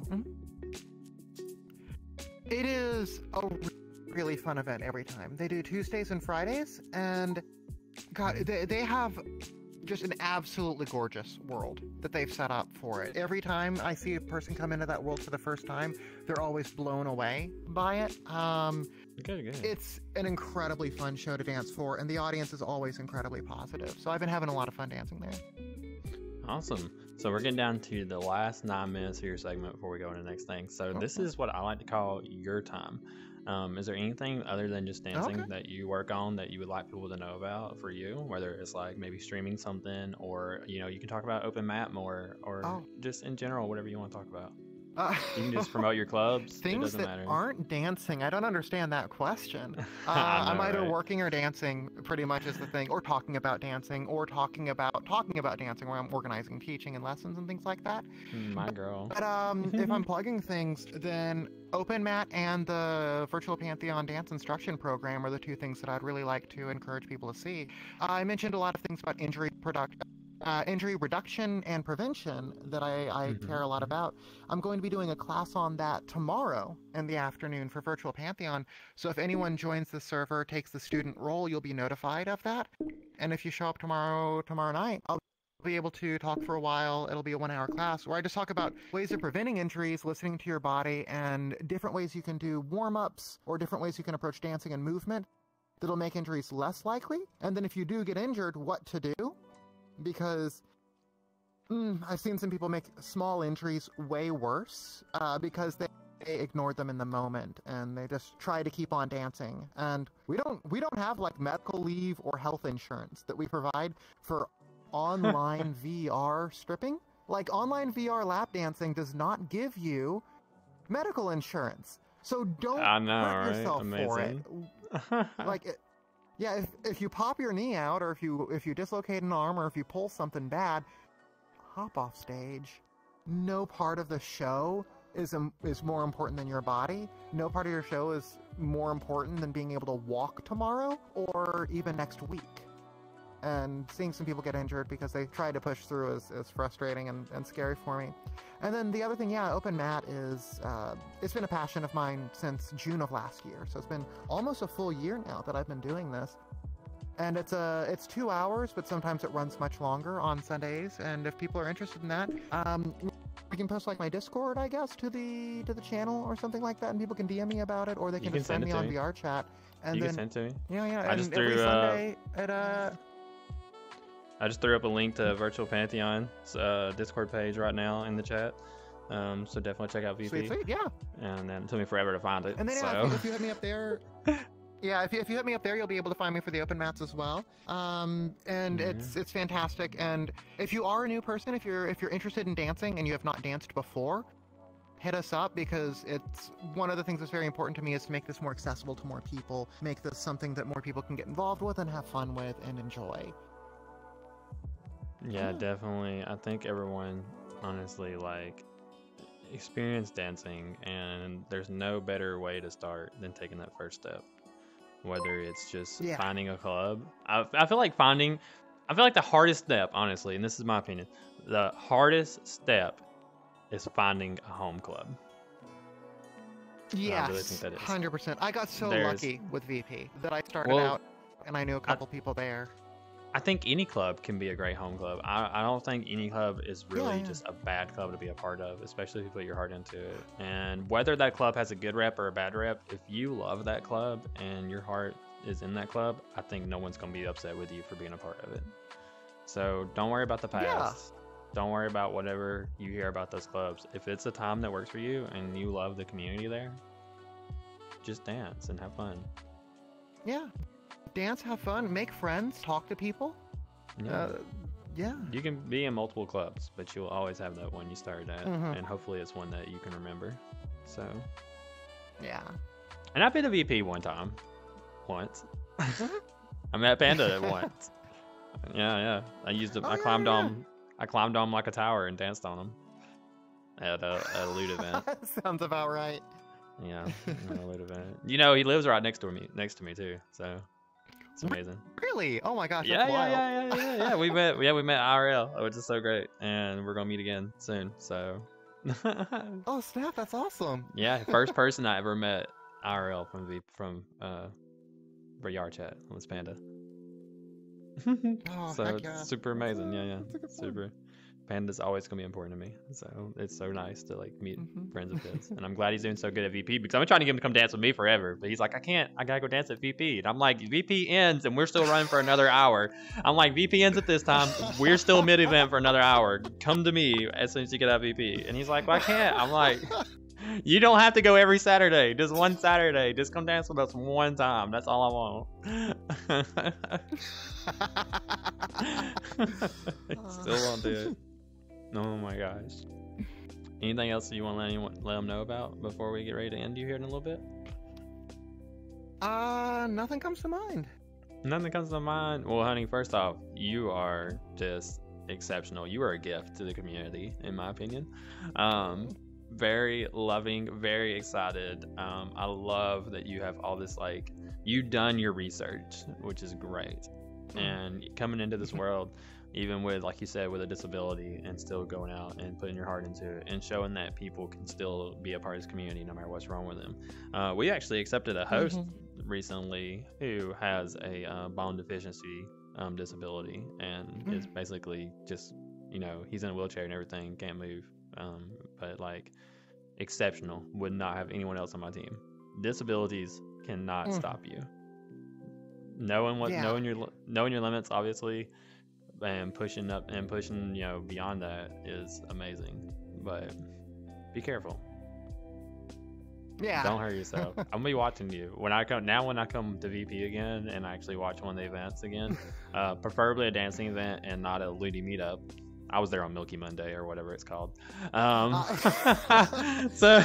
only do the dance events and the after parties. I haven't been to the Milky or the Friday thing. I didn't notice what it was. I was just, somebody was like, hey, there's a lot of femboys at VP. And I was like, oh, bet, femboys. And then I came. Yeah.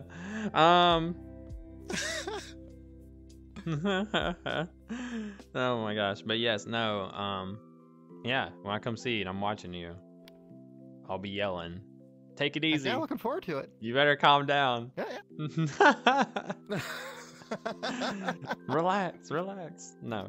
Yeah, no, definitely. I feel like the community loves people, and there's no such thing as holding yourself back because you're afraid you're gonna, you know, get hurt too much. And if you do, like, everyone's gonna be there for you. Yeah.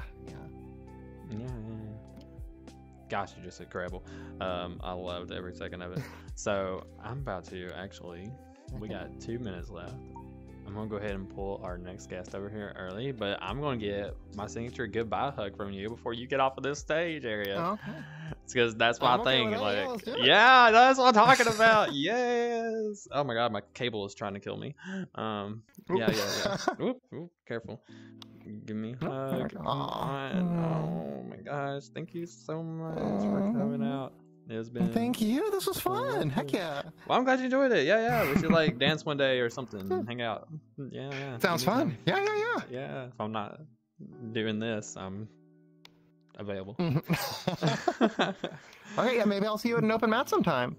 Maybe. You can join on me any Sunday after 8, so yeah. Hey, Yeah. you know what? Yeah. Maybe I'll skip my our club's community unity day and go do that because I just really I was just gonna update this. I got the photos from people.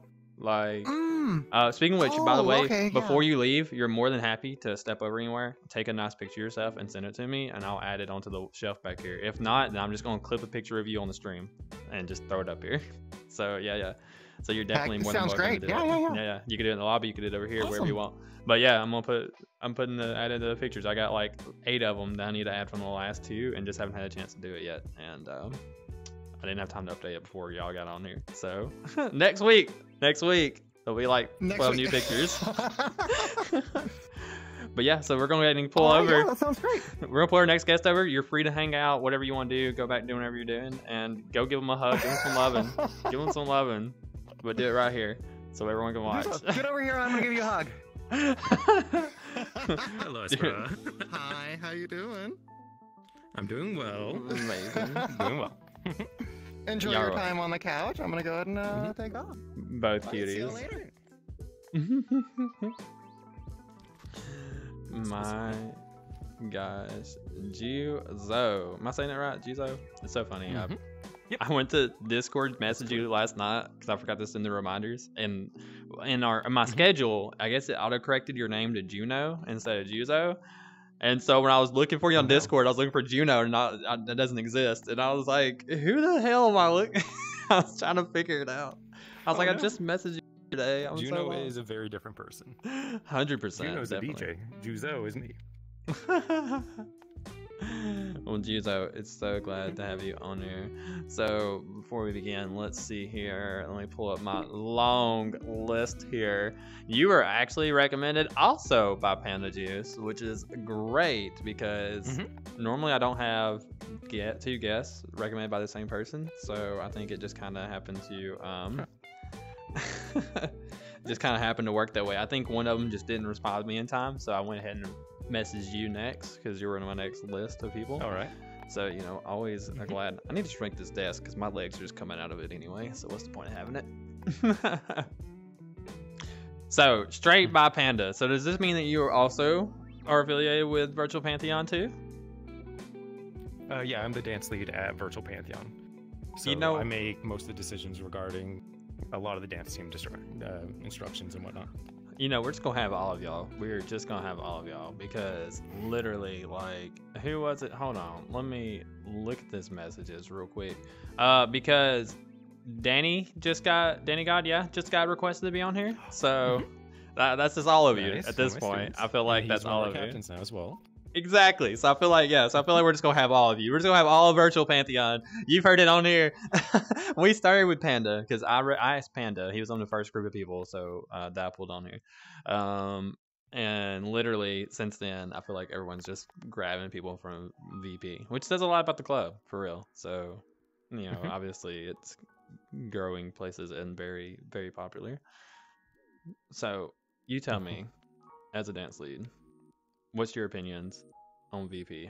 Why is it like the club that you represent the most? What do you love most about it? So the thing that I love about Virtual Pantheon is the amount of engagement we have with our team and with our audience. We are extremely engaged.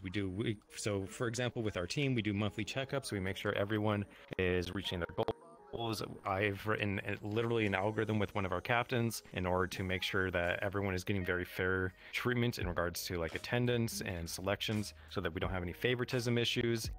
And then we just have a very high level of engagement. I'm actively talking to dancers, our dance captains, instructors. I talk with our owners, and it's really nice to be able to see that back and forth and see how things go from point A to point B, and how we change things and how much stuff we just shoot down because it was a horrible idea after all. No, It's my goodness. really nice to see that from the So inside perspective. Y'all get a lot of like bad ideas recommended to you. You just have to throw them out, or how's that process work? Everyone's got ideas. I'm happy to get a lot of ideas, but so generally you can just make a suggestion. We've got like a suggestions channel. The dancers come up to me with ideas of things, and they're like, we should try doing like duos on stage more often in the first half, but when we do that, we run into stamina issues keeping the stage full, and it leads into consent issues as well, because not every dancer wants to dance with every other dancer, so it can get into a really awkward situation. Because like, yeah, we have like the extra and everything, and between audience members and dancers, that's completely fine. No one ever has really any issues with that. But when it gets between dancers, it can get kind of dramatic. So it's like, oh no. So we try to avoid that and keep things as clean as possible. But there's a lot of suggestions that come in, and most of them, they're okay, and some of them are really good.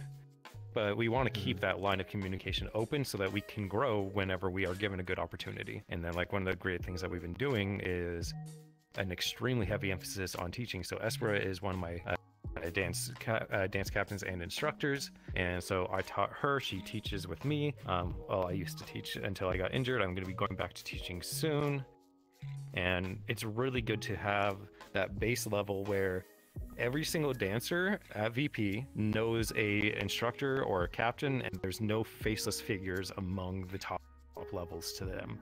That's good. Everyone though. should know It really someone is. who is in charge of things. Yeah, Because the thing is, you want to have a friend that you can talk to.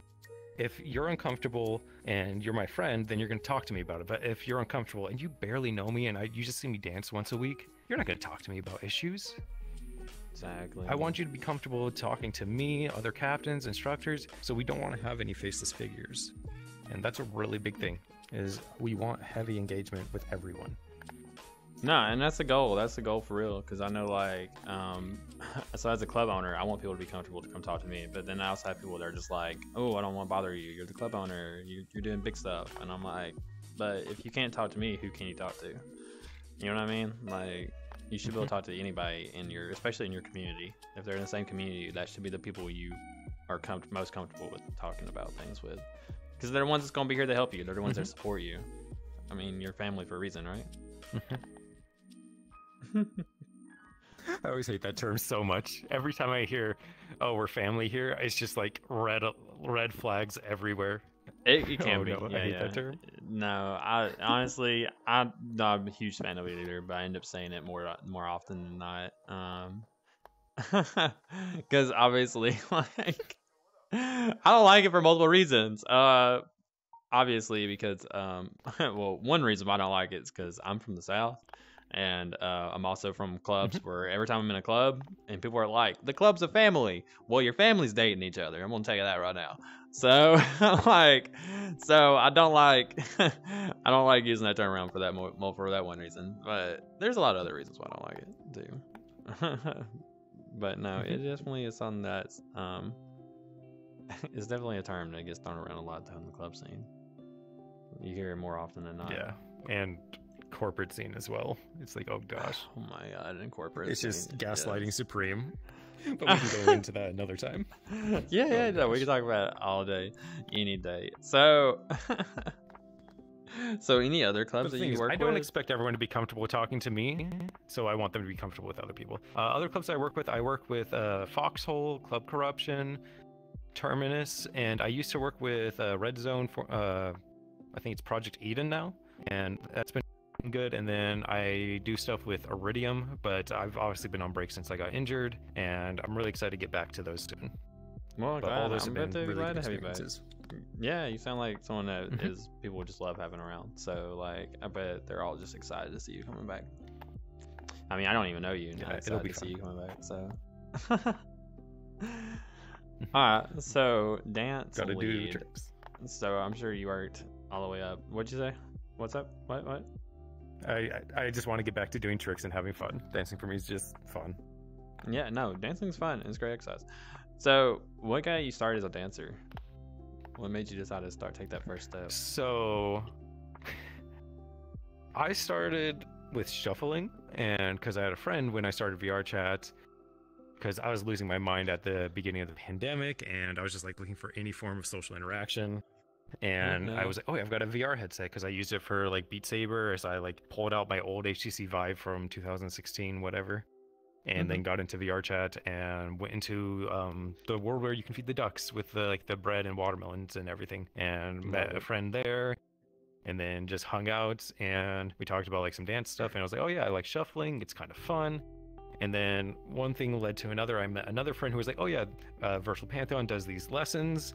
And I went to it. It was not a shuffling lesson. It was not a shuffling lesson. It's not a And, shuffling lesson. Like, he straight up lied to me. Like, they're like, oh yeah, just show us like what you can do. And they're like, you realize this is a lap dance lesson. I was like, oh no. No, I learned that So now. I just straight up ghosted for 4 months. Like, I left. I just left the Discord. I left everything. And I was like, what the heck, Sully? And then like over time I got more comfortable with like dancing and with like my own identity, and just started having fun with like the lap dance scene, and was like, you know, maybe I'll give like Virtual Pantheon stuff a try again, because like I do have a bunch of friends in there. And so I started dancing there, and then one thing led to another, and now I help run things. It's kind of crazy.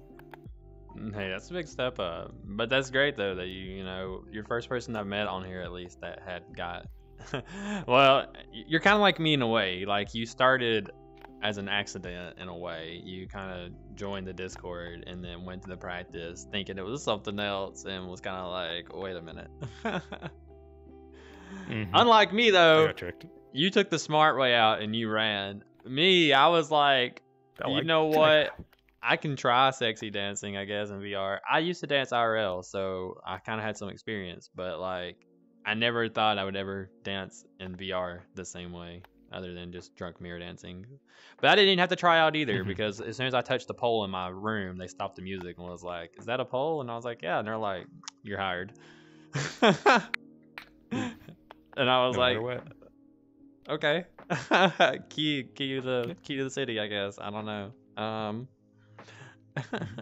So what kind of style? Stands out. One of my friends does like a pull-up bar for their dances as well. No, yeah, And yeah, it's no. always fun. I thought about it, but in order to put a pull-up bar in here, I only have one, and that's the one that hooks on your door frame, like a quick one or whatever. So I would have to like take my door down completely, and then find some way to like hog tie my cat so he doesn't come in here while I'm dancing. So, but yeah, but I thought about adding the pull-up bar. I thought it'd be a nice addition. So tell me about this style of dancing that you chose. What is the... So my style is just kind of whatever I feel is fun in the moment, but like I've done a lot of lap stuff. I've been learning hip hop, I've been learning break, I've been learning crumping, and it's been fun to kind of mix all those together. Like, I do lap stuff with all that involved. I do a lot of non-lap stuff with my crew, and that's been fun. But it's just like, I want to feel cool when I dance, because like prior to like dancing, I was in really bad shape, and I'm like getting into much better shape in my life again, and it's been great. So being able to just have fun doing something that's physical is just a great experience. That's good. It's good And exercise. just though. mixing up those styles. Like, it's yeah. really good exercise format. So what advice would you give somebody who's coming out into the dance world, or kind of just looking into it? Preferably advice to keep them from getting tricked into it. What advice would you give? Go out and make mistakes. Like, go into FPTs, mess up, get over your nerves, and just try things. It's seriously such a big thing, in my opinion, for people to make mistakes and get over things. Yeah, you'll have bad dances. Bad dances do happen. I don't really believe the whole thing that you'll never have a bad dance. I personally believe that you can judge yourself and you can see where you are and figure out what things you can improve on, but you need to get over that feeling at the same time. Yeah, you can have a bad dance, but you can have a fantastic dance, and you can grow from all these experiences. But the biggest part of it is just getting over yourself, getting over that super harsh, critical side of yourself, because you're your harshest critic. You always will be. People who are watching on the outside, they won't see the things that you really see. They won't feel the things that you feel. And you will be like, okay, I was going for like a handstand, and I was trying to spin off of this, but I didn't get that, so I just slid down into splits. And the audience is going to think that that looks fantastic because it's a really cool move, but it's like, that wasn't what you're going for. And these are like different things that you can work on. But you need to get over that heavy criticism side of yourself first. So just go out there and make mistakes and get over it. Yeah, that's good advice for real. Everyone's got a different advice that they give out, and I love it so much. Okay, so for someone who just hangs out in VR casually here and there, how can you find these communities? So FPT Heaven is a really good place to go. So you can find a lot of random people who are just dancing. You can talk to them. Honestly, once you find one community, you start branching out and you start finding every community through that, because you find out about different communities from communities. So as soon as you find a single one, then you're going to branch. So I'd honestly just recommend going to FPT Heaven and talking to a few of the dancers and seeing like if they do shows, when they do them, and if you can go, if they do lessons. Like that was a big way that we advertised lessons when we were having poor attendance on classes. Was myself and a few of the other instructors, we just went to FPTs constantly, and I still go to FPTs constantly to dance, and people wanted to learn. Like, people want to get better, they want to dance, they want to have fun, and if you're in a fun community, in a good environment, then you're gonna have a good time. You're gonna get better about things as well. FPT Haven. Personally, I hate FPT Haven, but I will go to it. It's still not my favorite place. Okay, no worries. No, I mean, okay, look, let me just be fair here and give a full warning out to anybody that goes to FPT Haven. Make sure you have like an anti-crash before you go to FPT Haven. That's all I'm gonna say. Oh, I don't even use mods. Yeah. So because well, the reason I say that is because there's a lot of crashers. Yeah, every time I go to FPT Haven, every 10 minutes, there's one in the world. And it's usually the same person. It's usually the same person running multiple accounts. I experienced that. I think the last time I went there was last Saturday when I was just dancing there. And I would do a song, and then someone would show up, and they would try to like crash with bots, or they would try to crash with audio. It'd be the two things that they would do. And it's just... it's a hassle when you're just there to have fun and to, like you said, meet new people. And that's really why we go there. Meet new people, have fun, show off a little bit, you know, meet some new people that might be interested in the scene, maybe give them the confidence. People go there to dance for the first time ever on stage to gain that confidence to perform at a place and perform in front of people. And when you got people crashing you don't even get to enjoy that experience. It's pretty sad. It's a bad... Yeah, it sucks in that regard, but I still feel like FPT is like the best public map that you can find for one to find dancers or two to dance. It's one of the most common. It has the whole issue of people are here, so people go there. So like other things may arise, but people are still going to go there because people are there. Exactly. So I feel like in the dancer community, we know that if we want to meet new dancers, we need to go to FPT. And if you're in a regular like gaming community and you want to watch somebody dance, you need to go to FPT. If you're in the toxic community and you just want to annoy somebody, you need to go to FPT. I feel like that's literally like the thought that everyone has on it. So it's definitely a common world for a lot of people in different senses.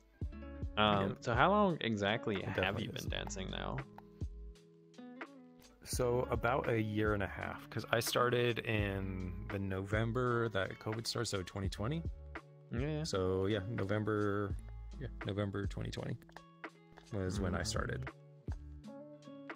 My gosh, everyone's coming into that year to year and a half range. It's literally what we were just talking about. I think all of us are. Do you feel like, okay, so I was talking about this earlier, and one of my dancers is new. I feel like, in my opinion, I feel like most people, when you start dancing, after you've been dancing for like a month, you really come into that super rise to fame, I guess you can call it. Like, everyone loves you, everyone's learning you, you're amazing. And I feel like that continues for about 6 to 8 months in, and then it'll kind of start to die down a little bit, and then after a year it comes back. that's just how I feel about it. Like, not like dies down a lot, but like, you know, just a little bit. You're not new no more. You're not new anymore. And then I feel like you come back around. I guess, but I feel like a big part of it is people kind of get comfortable where they are and stop trying to go for new things and just go with what they know, go with what's comfortable. So they stop having that new wow factor that they used to have. So exactly. I feel like a lot of people kind of get complacent. And that was the point that we were getting at earlier. And that's why I feel like I agree with you on that 100%. I feel like you, after a couple months, you're beginning the dance and you're learning the dance. People's never seen you before. But then you find what feels like hey, I like to destroy somebody on a couch, and this is the method I use to destroy them on a couch. This move works every single time, so I'm going to use this move every single time. And then your popularity starts to die because you're doing the same thing over and over again, and you're not being yourself. You're not showing you personally as an individual what can do. You're just following the trend that you think people want to see. That makes sense at that time, because you think it's what people want, you know. But I do feel like though you may take a hit in popularity, once you've realized that, hey, you know, people aren't reacting like they used to, you start expanding again and really starting to show off, you know, your capabilities, and then you become popular again. That's what I feel like, at least.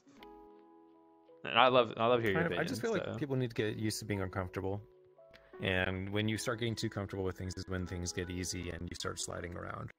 So I just, whenever I start feeling too comfortable with things, I try to change it up just to make sure that I'm still changing and improving things. Obviously, I'm not talking about like relations with like friends or anything, but just in terms of my own dance style and the things that I like to do. I always want to be changing things. I want to be improving. I'm wanting to get different tricks. I'm wanting to feel strong. I'm wanting to feel cool when I dance. And I'm wanting to feel sexy depending on the song. Like, it all depends. And if I'm getting to a point where I'm just comfortable with what I'm doing, then I know I'm messing up. Yes, and I love that phrase that you use, because a good friend of mine in classwork uses the same one. Getting comfortable with being uncomfortable. Like, it's a term that we've thrown around. We have a dance competition coming up in 2 weeks, and that was the term that was used. Like, I want to see people going out of their comfort zones, being uncomfortable and showing off things that they would never normally try. But at the same time, it's like, as a dancer, it can be hard to come out there in front of that crowd and do something you're not familiar with or not used to doing for the first time ever. Because normally you want your best performance, so a lot of people do tend to go back to things that they know have worked in the past, or things that they know they're good at and they always do right. And so you get stuck into that comfort zone. It's really easy to get stuck into that comfort zone and not push into that uncomfort area. So it's good to see someone who has that like opinion also, that like just do it, you know, just go out there. It's like Espera was saying, no dance is bad. There's no such thing as a bad dance. Like, and you're like, I kind of agree, kind of don't. I don't quite agree with that. Yeah. I mean, any dance you're willing to do is going to be good, but you need to be able to judge your own dances and see where you can improve. Yeah. Okay, so you can rate your dances and say, well, that one was kind of bad, but you should be viewing that every opportunity to dance is good. And that what the audience sees is going to be good no matter what, but what you see is going to be different. Yeah, it can be. Yeah, definitely. Because, you know, I can't see myself dance. So when I feel like I'm just being a sloppy mess, everyone else is all like, ooh, this is hot and sexy. And I'm like, ooh, I'm a ball of loose rubber spaghetti thrown into a corner somewhere that someone stepped on. So when it comes down to judging yourself, what do you look for on yourself when you're dancing? When you're judging yourself, like, what qualities do you look at? So I'm looking for specific things. So I'm looking for sharpness in my movements. I'm wanting to get full rotations on like spins. I'm wanting to get targeting down, because like if I'm doing lap stuff, I'm wanting to end up in one of 4 positions after each move, because I want to either end up behind them, to their sides, or directly in front of them. And when I am not hitting those marks, it looks a lot sloppier. And so I'm wanting to have that precision. And then obviously I'm not wanting to like hurt myself. So if I do a move and I feel something where I know I shouldn't, then I know I've messed up and I need to work on that specific technique. And then a lot of like handstand holds and dives and whatnot, I'm wanting to get to the point where I can like stop. Like, control is one of the biggest things you can do, and being able to slow down is a really big deal. So when I'm not able to do that slow down or just get that full stop is when I know I'm messing up, and I can improve it. The audience won't notice, but I know. So I can improve it and I can make it better. Because if you do things with perfect musicality and you have like a perfect stop and you just freeze at a nice angle, people lose their mind, and it's so fun. It is so fun. Yeah.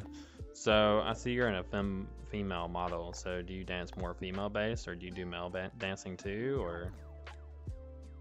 I do kind of whatever. I just hate the vast majority of male models, and then the one male model I actually liked a bit, I used for like a week, and it was everywhere, including among my students. I was like, well, I can't really attach my identity to it. So I just went back to my female model, and I've just been growing it and working on it, and I just continually make changes to it. So I've kind of been in the same style of models, but my avatar is a ship of thesis. Everything has been changed from the start, and it's a new model, but it's still the old model. It's an interesting thing. I love it too. You're like, I hate the majority of male models. I cannot agree with you more on that sense, because like, oh my gosh, the majority of males. My only problem with male models is that, like, okay, so this, I do femboy models. It's usually what I rock all the time when I dance. This has narrow shoulders, like most female models has narrow shoulders. I weigh 130 pounds. I have narrow shoulders. So like, when I get in a male model and it has these wide, broad shoulders, I just don't feel cozy, comfortable, I guess. I just feel like it doesn't, I feel like it's not me. If that makes sense. That, and when I look at my like bench pressing arms and I'm super confused. Yeah. Oh goodness. Arms bigger than my like leg, and I'm like, what is going on? So yeah, no, I feel like a good should be something you're comfortable in. And I think it's really hard because, like, I don't know about you, and you may have changed when you started dancing, but I know, like, when I was on VR chat before becoming a dancer, I mostly hung out in a female model, and normally like a small, like, lowly kind, like the smaller ones, kind of like my friend Maiden over there, and like the smaller models. But when I became a dancer, I moved into the femboy models with like a little more obscure on the looks and the clothing and things like that I normally didn't rock. And now this is my normal, and now this is normal what you see me in. Do you feel like becoming a dancer has changed some of the way that you present yourself in VR chat compared to how you was when you started? Definitely. So when I started, I was just in public avatars that I thought were fun and kind of fun to be around. And I was in this one called Whiskers for a while. It doesn't exist anymore. It was taken down a while ago. And I just thought it was a fun little blocky avatar. And went with that. And then my friend made me an avatar, and it was like a lolly kind of thing. But we all matched within our friend group. It was just this highlighter crew thing, which was really cute. And then when I started dancing, I was like, I'd be really uncomfortable with someone in this dancing on me. And so I went and tried to find something that was basically like an aged up version of it, and then recolored from there. And then from that outfit, which was basically lingerie, I swapped to this kind of outfit, which is a lot more tech wear, like athletic wear. And then that model was TDA, so I had to change from TDA to non-TDA, so I got the Flexibase and I made the head and Vroid, and then I used the old hair, and then a friend replaced hair, and then I got new hair again. It's just been a journey going from this cute little avatar that was just fun and with my friend group to this avatar. It's been a long journey.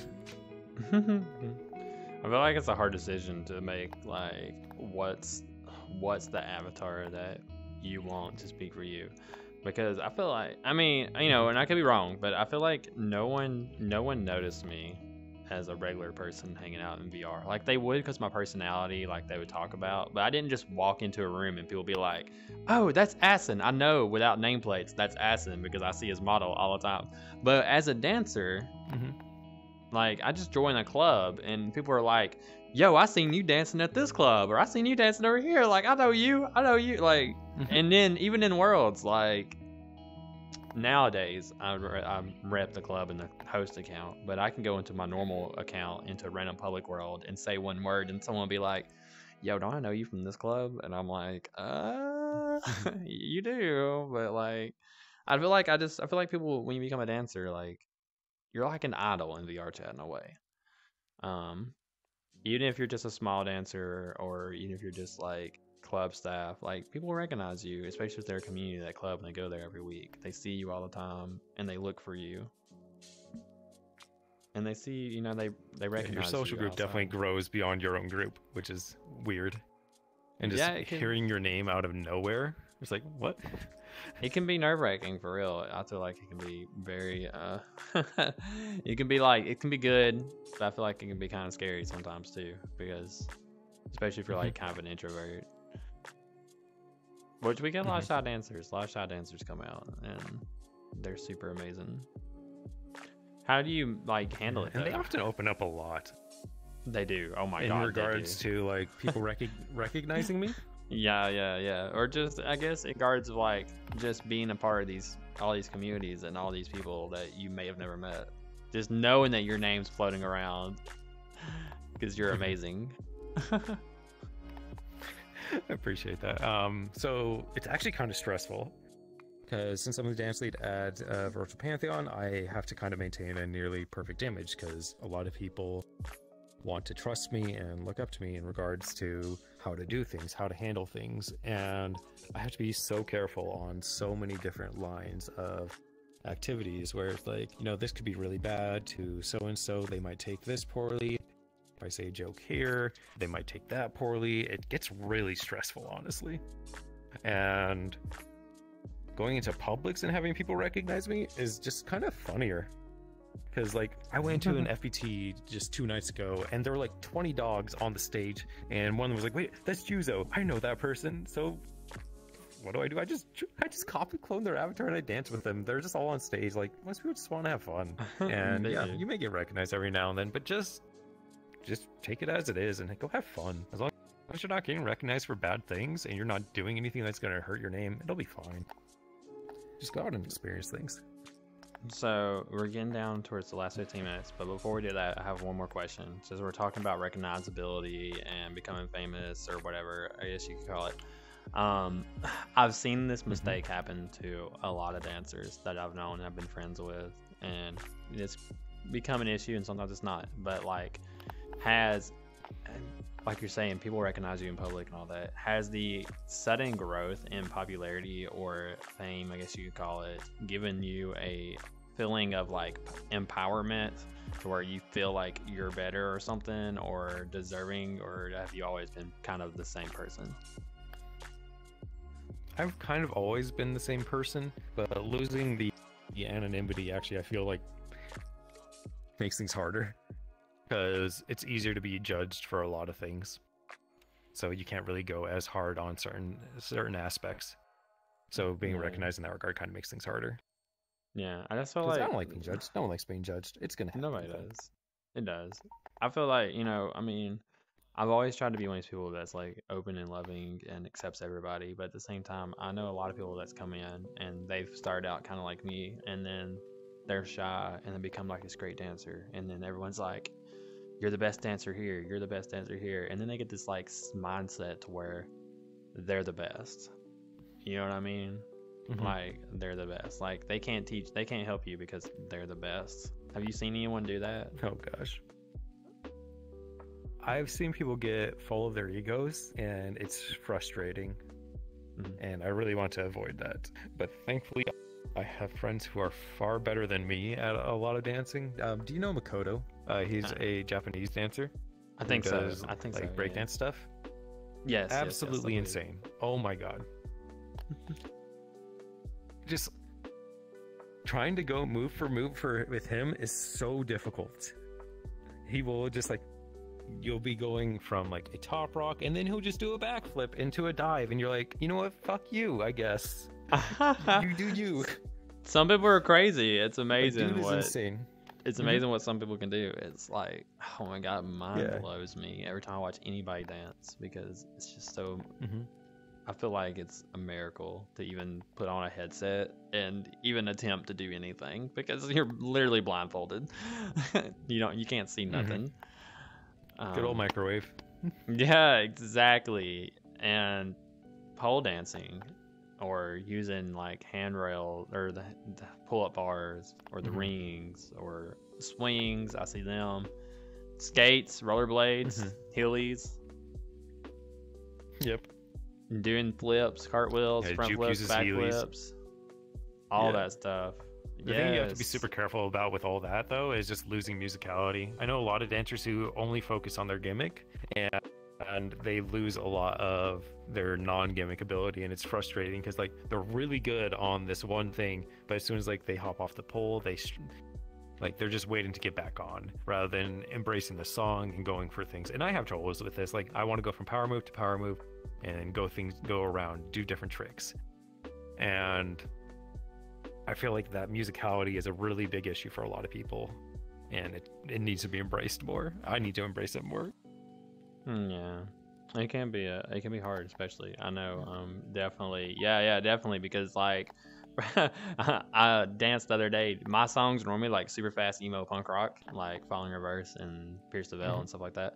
Usually what I dance to, but I dance to them with a pole. So dancing to them without a pole is a lot different, and some of the songs I can't do as good, or I don't feel like I do as good a job, because I'm not used to dancing to them without a pole. And then I see more of the reason why people have issues dancing these songs, because like a screamo song, for example, when there's a 20-second scream where they're just screaming for 20 seconds, I can easily spin around on my pole upside down for 20 seconds. It's hard to find something to do in someone's lap for 20 seconds of just someone just hollering with no beat. So Just air flare. Just air flare the entire time. exactly. So okay, so we're coming down into the last couple minutes. So like you were here earlier, so I'm gonna ask you to do me a favor. Recommend me up to 3 people that you would love to see sitting right there where you're sitting at now. So I would like to see my friend Mott's. They are a wonderful dancer. They've danced with me at Virtual Pantheon, Club Iridium, Club Corruption. Like they're fantastic. Absolutely You hear adore that? them. You hear that, And Mott's? then- Do you hear that? Oh, that punk. No. I'm And then is that the same? I hope that's the same Mott's another that's in person I'd chat. recommend I hope that's the same Mott's in chat that's talking right now. So possibly. If it's maybe Mott's, yes. yes. Mhm. Yes. They sell thigh pics, by the way. Oh. I am gonna expose them for that. Hey. Let's go. I have to look into that. Yeah, and then Akiyama Kumiko, the leader of Calibrate, I would heavily recommend them. I've danced with them in the past, and they do a lot of go-go dancing and a lot of community engagement. And then lastly is one of my favorite individuals, Slick Willy. He is a riot. Dude is hilarious. He does male dancing, but he doesn't really mute. That's not his thing.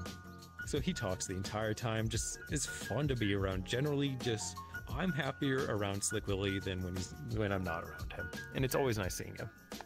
Hey. So I'd recommend those 3. Bet. That's awesome. Make sure you send me their Discords later for sure, so that I can make sure I get a hold of them. Oh, sure. Properly and everything. Yeah, that's awesome. I love it.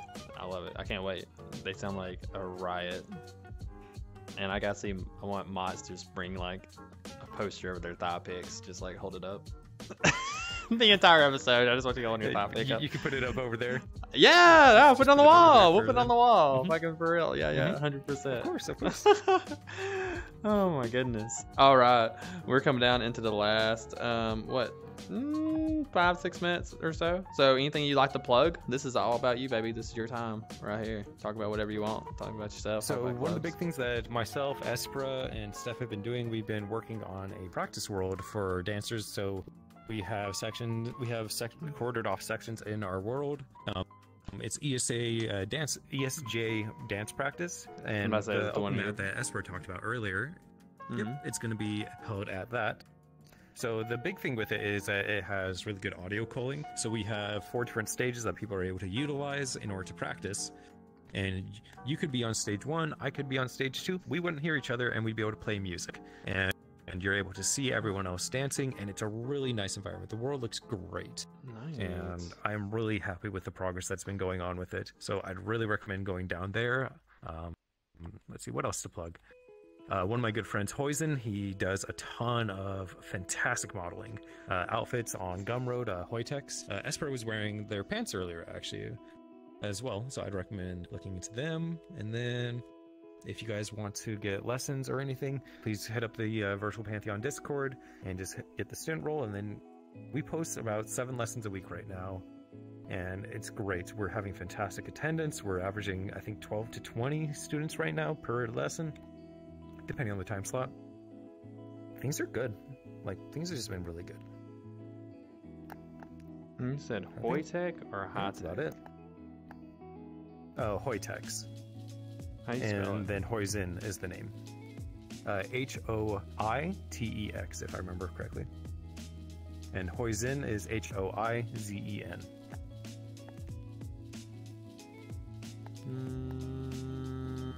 Trying to find them real quick. Hoizen. Yep, they are fantastic. And if you've been into any of the DJ scene stuff, you'll probably seen a lot of this material because people have been using them a lot at those events because it's low poly, it looks good, it's audio linked really easily, and it's like the kind of techwear vibe that a lot of people are going for lately. So I'd recommend looking into them. I'm just trying to find them real quick. Hoizen. I just can't find them on Gumroad. Somebody send me a Gumroad link because I'm trying to find them. Wait, I think I found it. They also made a Santa hat. I see the Christmas reindeer. That's what just literally came up. Yep. Hoizen. I think that's them. Yeah. Yep. Yes. I believe so. Bet. We're just going to copy this real quick and we're going to throw it into the stream chat.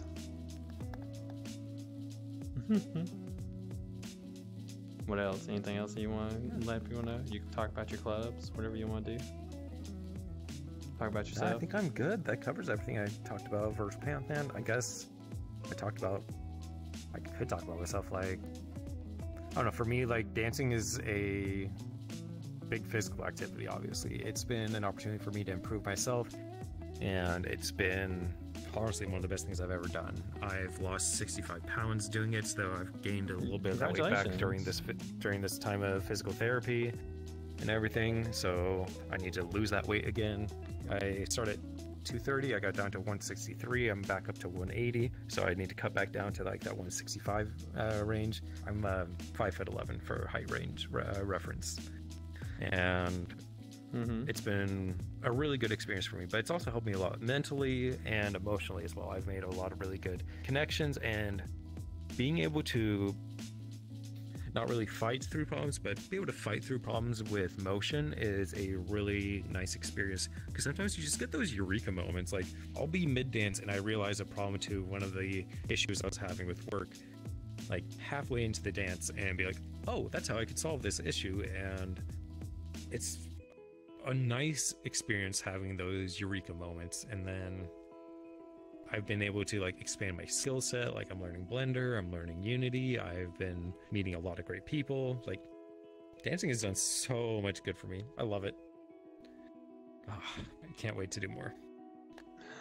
Yeah, I bet you're gonna be amazing. I can't wait. I hope I get to actually see you. Yes, Espera, they did mention the map. I know you're asking about it. The map was mentioned 100%. Yes.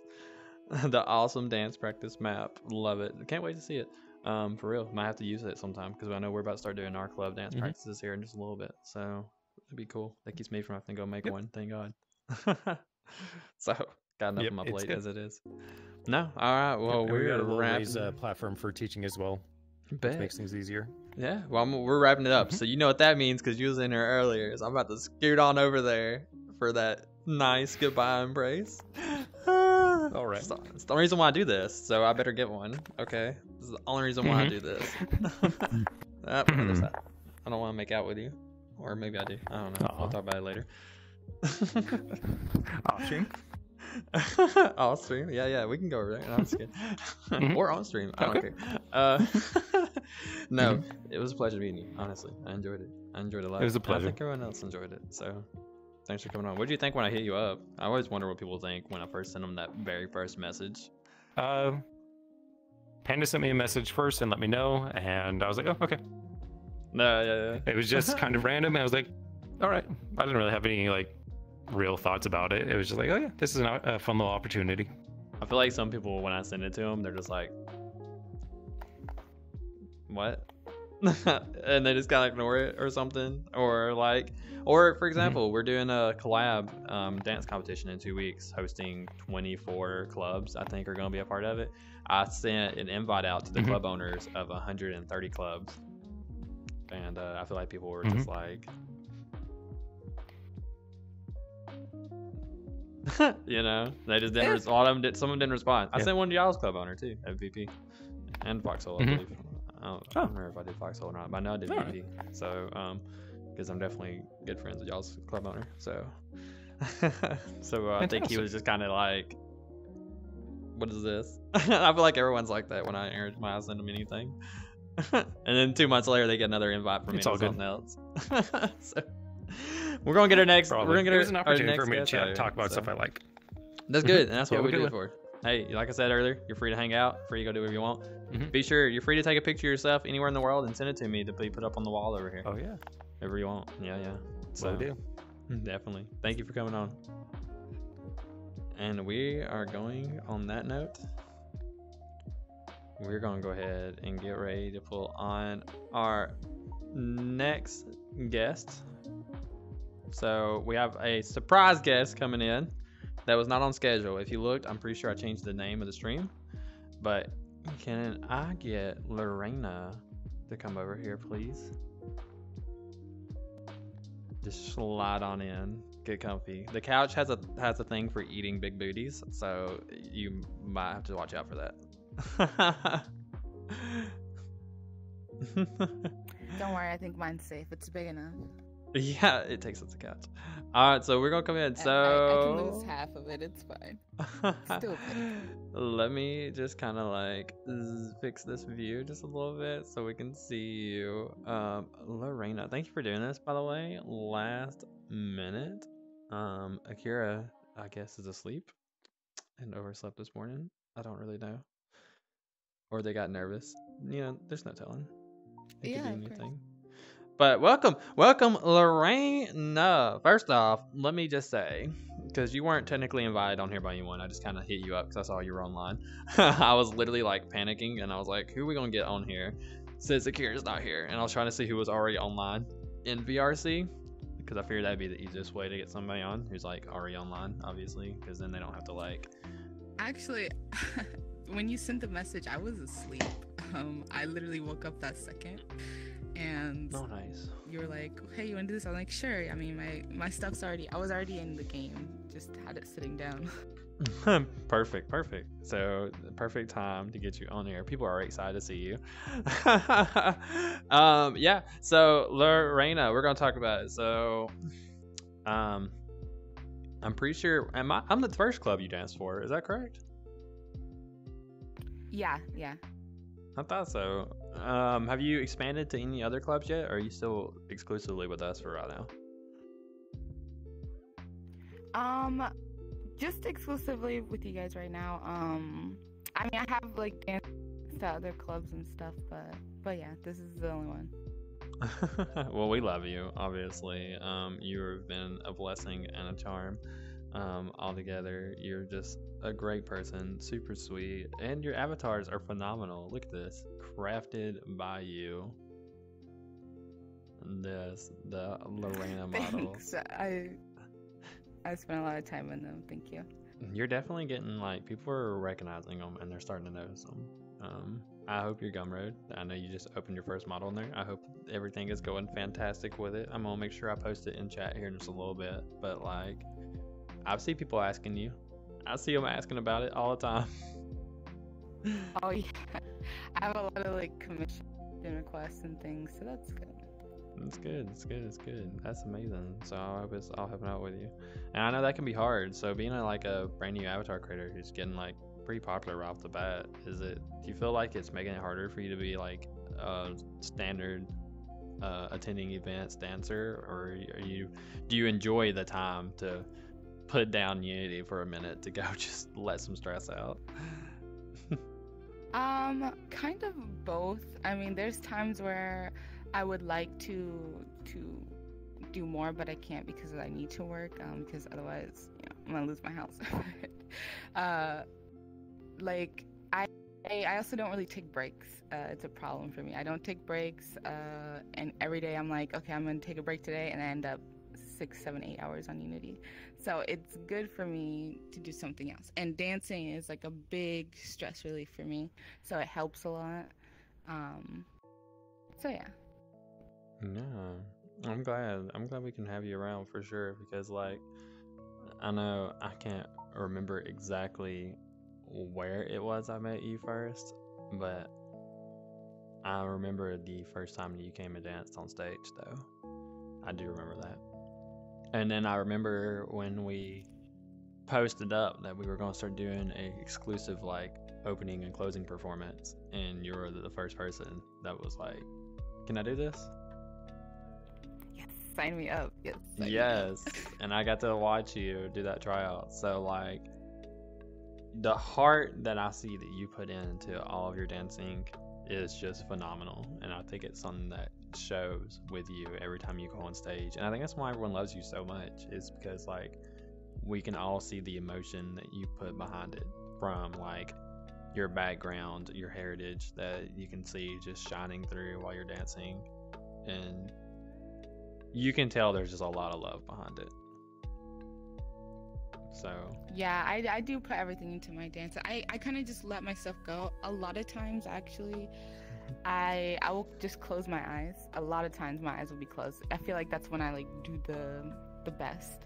But yeah, I'll close my eyes and I'll just let myself go and just move and do random things and go random places in my living room. living room. Oh my gosh. So what made you start dancing in the first place? What was it that made you want to start doing that in VR? Well, I mean, I've been dancing for a while, like, since I was little. But people didn't really like my dancing that much. Like, my god sister, whoever I was dancing with, they didn't really enjoy it much. So I would just do choreography of other people. And when I got VR, well, I fell in love with VR instantly. I got, like, a headset after, like, a week or something. And then I was dancing as half body all the time. I loved it because I could be super energetic and just let the energy out and keep going. I would dance for hours. I don't know, it was super fun. And then eventually I just got full body because I just loved dancing. It was just something that happened naturally. And in VR, people like my dancing a lot more than when I was younger. But yeah, it's just something that came naturally. I just started dancing. I just loved it. Good.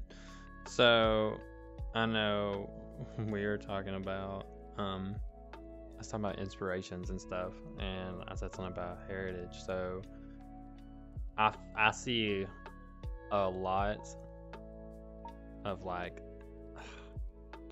I don't know if Latin's not really the word for it. I see a lot of, like, Latino style in your background, in the back, when you're dancing.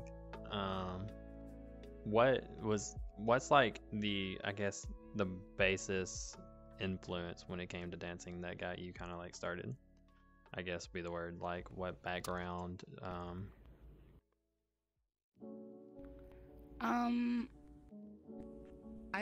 I don't understand the question that I know much. it's a hard question to explain it. I guess let me try and do it this way.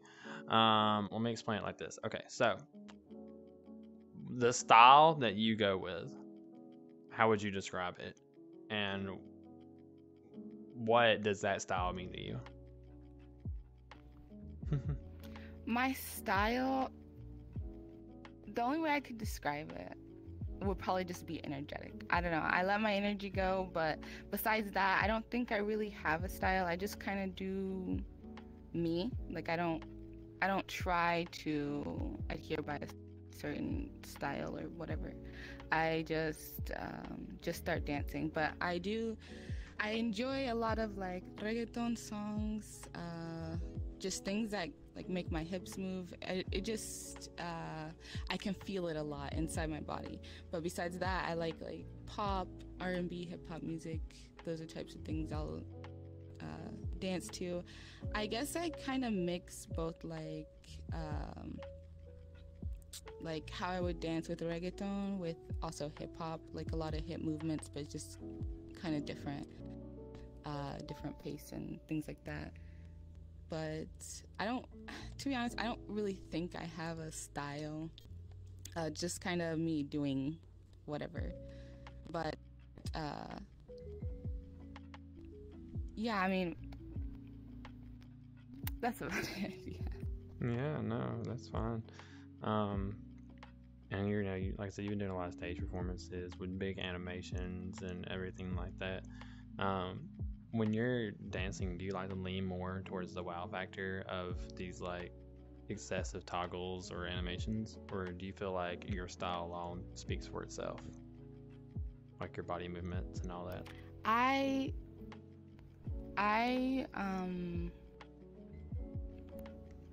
feel like that. I don't know. I like the animations a lot. I do. But I think personally that my dancing can just kind of speak for itself. I think. I mean, I don't judge people at all. But sometimes I think like it's easy for people to hide their dance skills behind animations or some things like that. But I personally feel like I don't need it. I just do. I love like timing animations and things like that.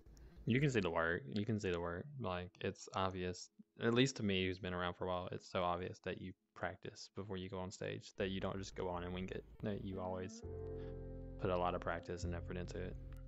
So it's definitely an obvious turn. What? So you danced for years. What got you started dancing when you were a child?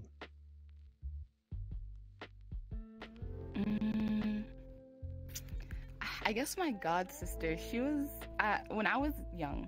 I was a tomboy. I live in a neighborhood with all boys. I like to fight. I like to climb trees, ride bikes, shoot each other with BB guns. Like, that was my thing. My god sister, she was more of a girly girl and would come over and she wants to cheerlead and dance and things, which I enjoyed doing as well. But just over time, I kind of like stopped being as much of a tomboy, and I didn't really become feminine. I was never like girly or whatever, but dancing was just something that I liked doing since I started doing it with her. We used to put on performances and like dance on stage and make choreographies in front of our parents, you know, little kid things. But for me, I really enjoyed it a lot. And then when I didn't have anybody else or any friends or anything, dancing was my way of letting out like all the stress, because when I dance, the more I sweat, the better I feel inside. Like, when I'm sitting there like panting, like gasping for my life, like like after a performance, I just feel so good inside my body. Oh, my camera just accidentally hit the wrong button. Hold on. It's coming back, guys. It's coming back. Okay, it's back. Whew. Thank God. Clicked the wrong button there for a second. We went to first person view. Anyway, yes. We're gonna take a quick sip break real quick, as someone in our chat has requested. So I'm gonna grab me a sip of something to drink. If you're drinking anything, now's a good time to do it.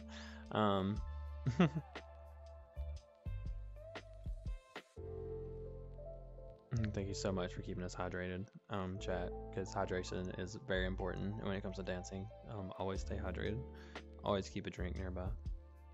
Lorena, so I know people might not see it, but I know because we've talked, you are considered a shy bean. I would consider you a shy bean. What advice would you give somebody who's wanting to try and get out there and show off like you do? Because I don't think anyone would know if they seen you dance at my club that you are pretty shy and you have to kind of like talk yourself into doing it. But like, so yeah, I mean, I'm not shy, but I have a lot of like social problems. Uh it's a whole thing in my past. But over the years I lost like my ability to be as social. So it's difficult for me to find like have conversation with people or things like that, or just be around a lot of groups of people. But for me, what helps is just like closing my eyes. That really helps. When I'm dancing, most of the noise gets tuned out. It's kind of there, but it's not. Like I'll later on I'll hear what people like said while I was on stage or something like that. But most of the time I just close my eyes and I blast the music as loud as I can, and I just let the music like feel inside my body. I don't think about anything else, and closing my eyes helps a lot too. So I would say like closing your eyes while dancing. That's probably. I mean, don't run into the wall. Don't walk. Hurt Yeah. yourself. Don't walk into your poles if you have one. Yeah. Which we all do. No, that's good. That's good. That's good. That's good. Good. So normally I'd give you a 45-minute segment on here, but Akira has finally shown up, so we're gonna cut half of his segment for you. Thank you so much for coming out here for this. But before I let you go on, because I know this is last minute, and we'll definitely have to try and see if maybe we can get you a full segment one day.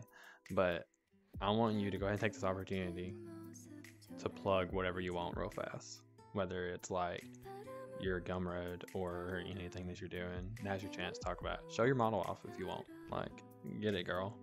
This is all your time.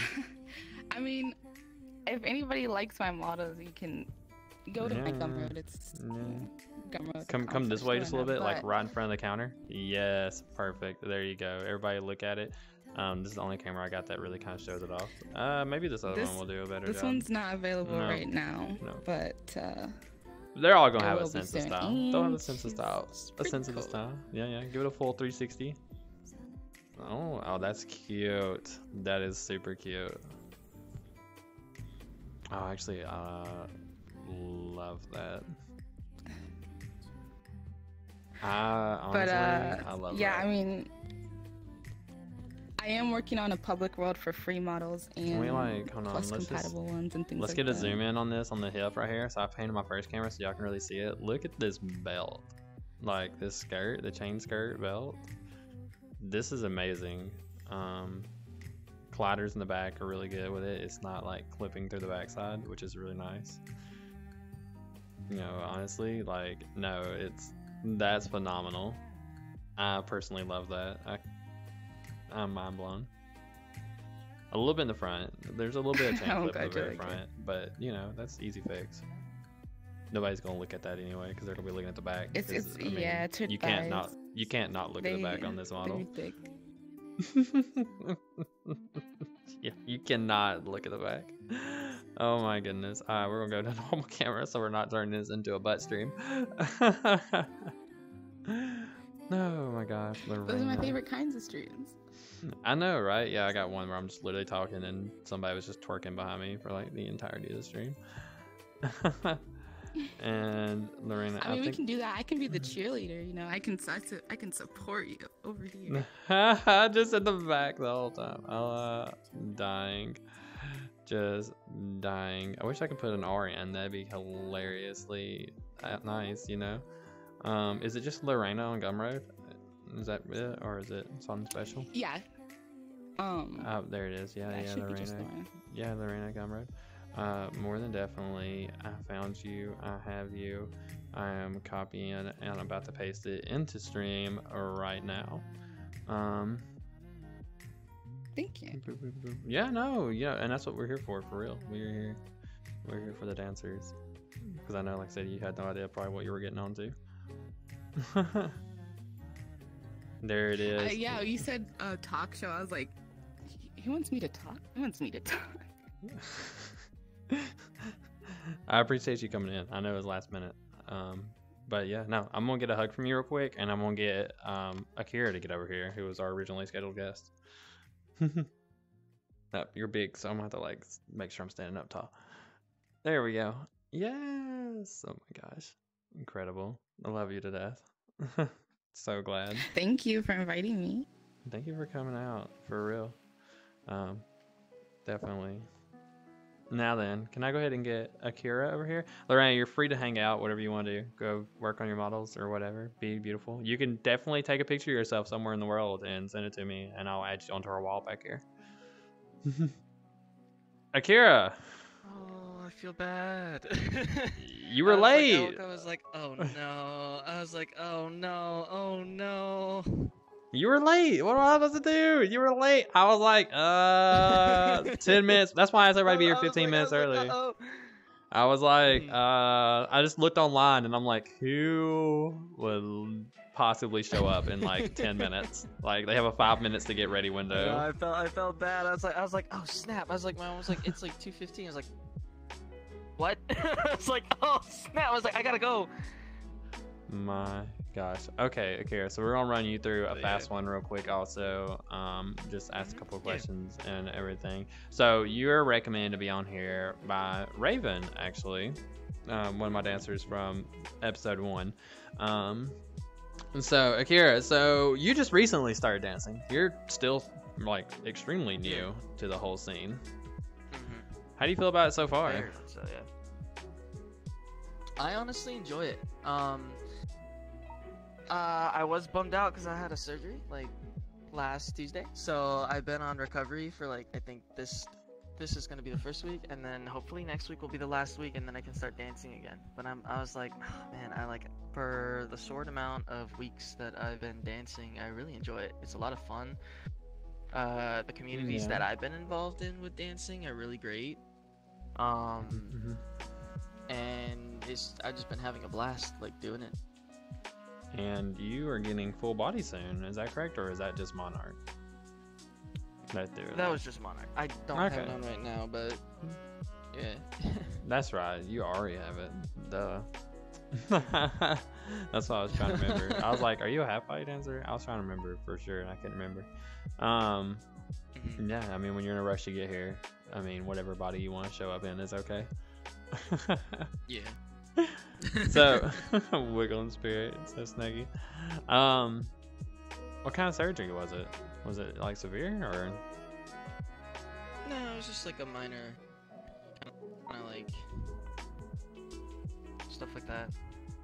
Okay. I just want to make sure you're okay. You know, make sure you're gonna be all right. I can't let you dance out there if you're getting like a hip surgery or something like. You know? Yeah, exactly. Oh man. Nah, my hips are still fine. I'm not at that point yet. Good. Let's try to keep you like that for real. So, what made you want to start dancing in VR chat? Honestly, it was Sly. Sly, when I saw him dancing, kind of talked to me more about it and stuff like that. And then when Ascension was still using the Blackjack World, he tried to get me to dance on the first open stage.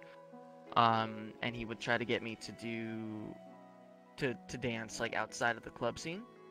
And it wasn't until one of our friends' birthdays that he got me to do my first performance in front of a bunch of friends. And after I did that, I actually had a lot of fun with it, and I started dancing more and kind of like finding my own thing to dance to. And showing up to all the clubs and stuff like that. Like I liked showing up to the clubs for the music and seeing the dancers dance and everything like that, and how they moved to the music, and I was like, wow, I want to do something like that.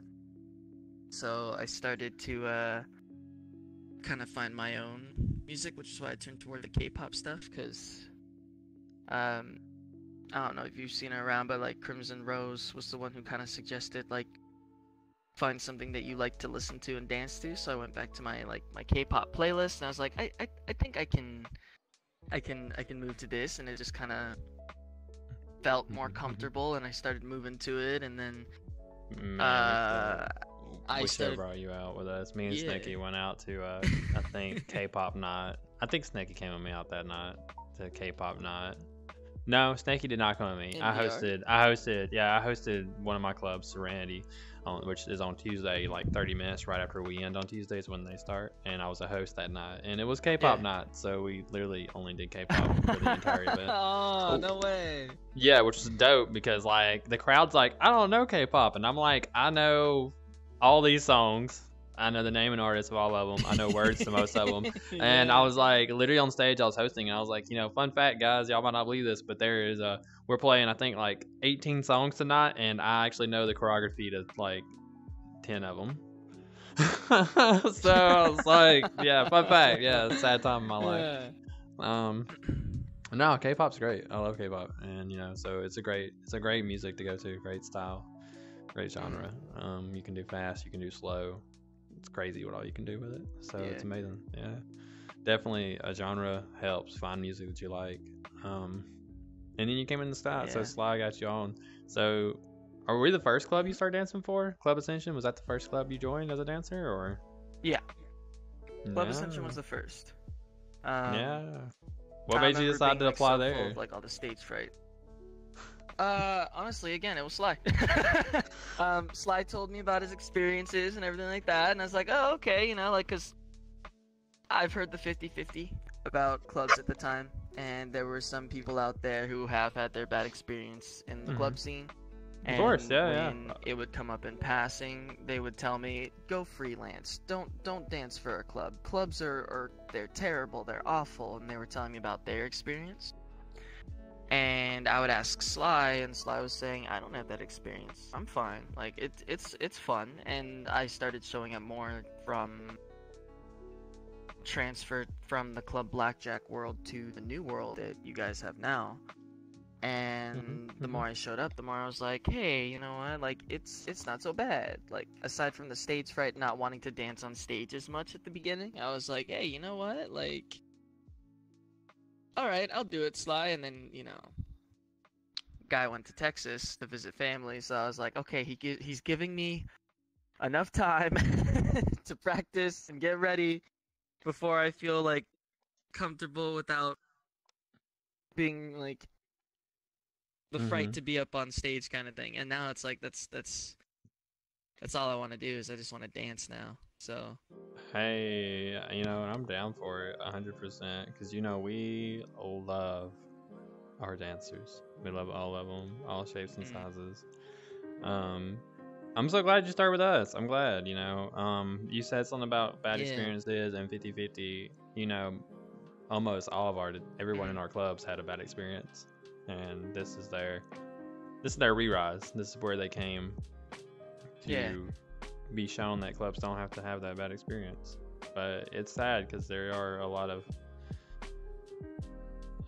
times that clubs are just like that. Like, and it sucks,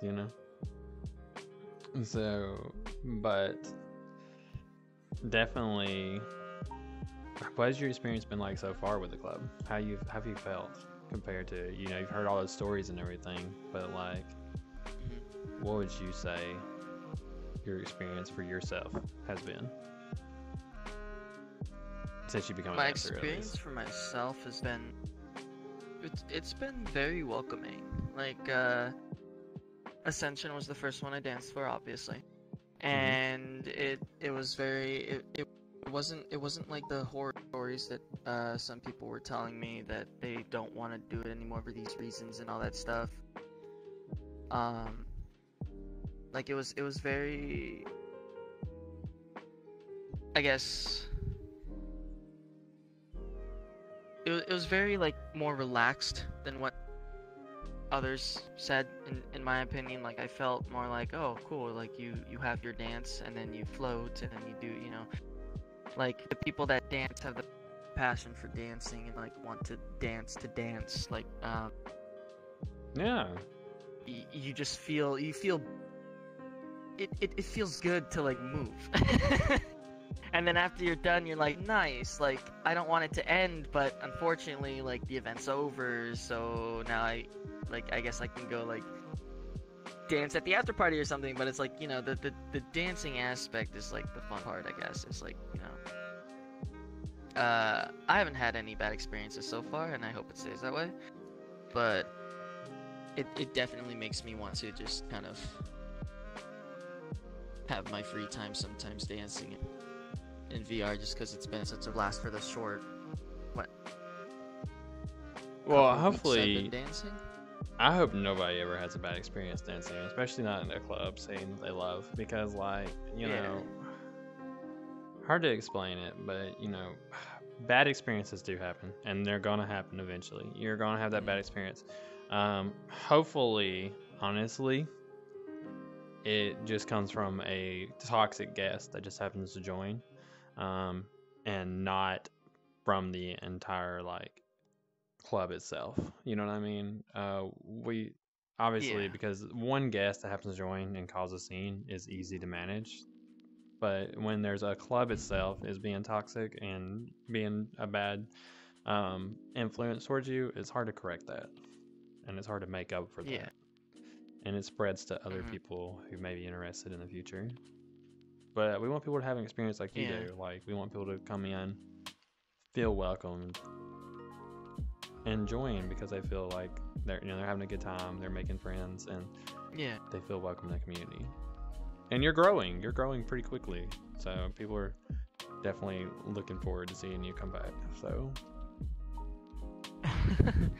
Hopefully it'll be just one more week, because not being able to move, I've been like, I'm like, I want to so bad, but at the same time, I know I shouldn't, because they're like, don't do any strenuous activity while you're recovering. I'm like, I know.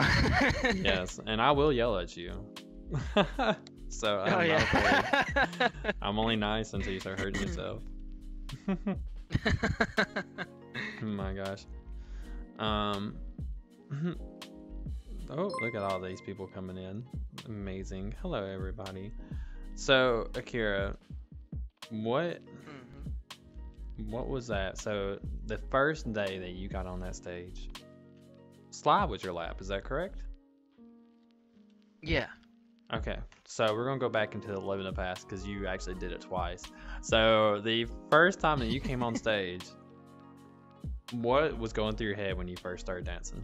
When you took that first beat of music drop, what were you thinking at the time?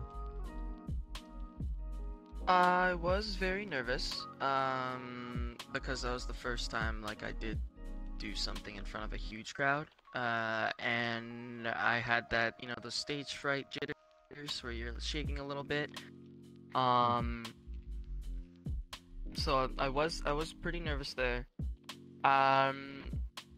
And in my mind, when I heard the music drop, I was like, okay, like I've listened to this before. I've practiced this before. I can get this to a. I can get this down because I practiced that song one time before, and then I listened to it on repeat over and over again, so I could try to get some kind of plan in my head, at least just a little bit, to the point where I know how to like fill in my fillers, so I'm not just standing there, and I know how to like engage the lap and keep them entertained in like that 50-50 balance kind of thing. Yeah. Okay. So I was pretty nervous, I'm not gonna lie. Sly still tells me that I owe him a redo because I crashed, but I was like, hey. Yeah. That's what I was gonna ask you. That's what that was the next thing I wanted to know about. So I was gonna say, like, so you got up there, you're a nervous wreck, you got over that, the music dropped, that confidence came, you were like, I got this, and then you crashed right in the middle of it. What was when that crash hit? What were you thinking? What was going through your head then? That's the part I want to know about. The first thing that went through my head was kind of like, dang, bummer, like, because I'm like a Quest tracker hybrid, so it's like when it crashed, I was like, man, because when usually that happens for me, since I don't have like an Index or a Vive, a crash like that means I'd have to recalibrate all of my trackers because then they get thrown off center. And when I first recalibrated and my legs were stuck together, I didn't think about it at the time, but I realized I could just try to improvise it and doing a lot of moves like a snake almost. Just because I was like, you know what, I could have done that. But then the crash got slightly worse, and I was like, oh no. And then that's when I was just like, you know, my quest is not having it. And then I realized it probably wasn't having it because I didn't have enough light in my room at the time to light up my whole room. So the cameras on the front, I guess, must have just like cut off tracking because it was too dark to them. And I was like, lesson learned. I'm not gonna use a lamp anymore. I'm gonna use the full ceiling light and like light up the whole room so it doesn't, you know, cut again. But yeah, you need a lot. With yeah, the Quest no, 2, like... you need a lot. Always. I was like, marathon. dang. It's freaking great. Oh my goodness. Alright, we're getting into the last 5 minutes. So I'm sorry that you only had to do like 15 to 20 minutes instead of the normal 45. Oh, Because, no, you know, that's good. you overslept. But so Yeah. I didn't ask Lorena this, but I'm gonna ask you. I would like you to recommend 3 people to be right there. Up to 3 people. You don't have to do 3 exactly if you don't know 3. 1 or 2 is fine. Just someone that you would love to see sing on that couch where you're sitting. I would like to see Jaisuke as one. He's one of the other new dancers with Ascension as well. He sure is. Him and I started at the same time, and he's got in real life more background experience dancing than I do. So I feel like he'd be interested. Monarch, as far as I'm aware, just got full body, so I'd like to see him and see his experience so far and all that stuff. Because he did tell us yesterday that he also just started dancing for Ascension recently, so I'd like to see like his perspective on like what things so far. We just accepted him this week, I believe. And then I would like to also see Tails, because I know Tails is trying to learn to dance right now, and I'd like to see how he feels like so far and what his perspective would be on. Kind of surprised you didn't say Sly, but yeah, no, perfect. I got you. No, this is great. Yeah, so we got 2 new dancers. No one said Sly already? No, not at all. No. Oh. But that's okay. It's totally fine. So we got 2 people. Yeah, 2 people. So 3 new dancers. So 2 of them there already have become club dancers who are just in that experience, and then 1 who is learning to become a dancer. So yeah, no, perfect. Definitely. Make sure you send me their Discords after this, and we'll get a hold of them, and we'll try to get them on here. 100%. So we're gonna get ready to go into our next one. The chat's like, oh my god, no, not Sly. No, poor Sly. No one wants Sly. Oh my goodness. Oh. Maybe one day someone will say Sly. Maybe one day. Kira, is there anything that you would like to talk about, or you'd like to let everybody know during your last 3 minutes before we go on to our next guest? This is your chance. Plug anything you want. I intend to be back in dancing within the next week or 2, so yeah. Hey. Gotta make the comeback.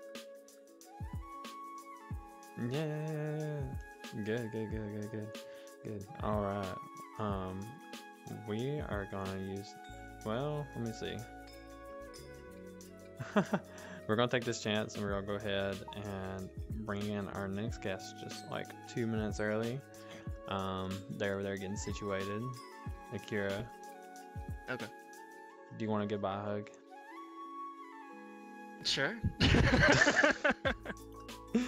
Because this is probably gonna be the last one I get for a while, so I'm gonna make it work. Okay. Oh my goodness! Thank you so much for coming out. Yeah, I'm sorry we couldn't get you on sorry early. for being so late. No, it's okay. It's okay. We made it work. 100%. Definitely, guys. Anybody that wants to come out and watch Akira dance, come out to Club Ascension and check it out, because he should be hopefully dancing here in like the next week. hopefully, week or two. Definitely come check it out. And Akira, don't forget, you can always take a picture of yourself and send it to me, and we'll add you to the wall back here. So, as long as it's in this world, just somewhere in this world. We're going to go ahead and get this next guest pulled over here. This guest was actually recommended to me by Kate when she was on during that very first episode, the legendary Starkotic. Yes, no, definitely come on over. Yeah, I'm gonna turn you up just a little bit though, because I know you're using the voice changer, and that's completely fine with me. I have no issues. It's actually gonna be nice because you'll be the first person I've got. I'll do my best to be more precise with it. What do they call it? Intonation. No, you're completely fine. Articulate. And well, what's amazing is that not only does it change your voice, but it also changes the voice of your chair when you sat down. So I know, I heard it too. I was like, no, dang. it wasn't the chair, that was me. I'm a squeaky boy. Squeaky boy. Oh my god. Every time I dance, I swear, like, I'll be I'll like not warm up and I start dancing and I hear my knees popping and I'm always like, please tell me nobody can hear this shit when I'm like got my mic unmuted. 'Cause I'm so old. Look at this. I'm used to muting more often. I keep forgetting. You'll hear a robotic cat in the back, not as much as some other people though. That's funny. People, I forget to mute all the time too, and especially like in Discords, I'll be like talking, I'll be in a Discord server talking or whatever, like in voice chat, and then I'll go to dance on somebody in the crowd, and I forget to mute, and people can just hear my controllers clanging on everything, or they just hear me like breathing heavily. Or my favorite, they get a nice example of me going and like aggressively flirting with somebody in the crowd to like. Oh my god, that's amazing. You know the club, the whole club scene. All the time from my dancers. Yeah, I always forget to mute in the Discord when we have an event. That's hilarious. That's hilarious. Oh my gosh. So everyone obviously loves you. Because they're in chat going freaking psycho. I'm so glad to have you on here. I'm hoping that some of these people that are in chat will be on here later, because some of y'all are definitely on my list of invite people, and your invite still stands if I've already sent you a thingy. You just gotta respond to me and we'll get you started. So Starkotic, tell me, why's this camera still looking at me? Look at you, don't look at me. Why is it still looking at me? What's it doing? What is it doing? It's not. You know what? We're just gonna like turn this around. The cameras have been weird since the last update, because it used to be like I can just hit look at me and it'll look at me, and I hit it back and it'll look back at you. But now it's just being retarded. So tell me, what clubs are you at now currently? Yes. Oh boy.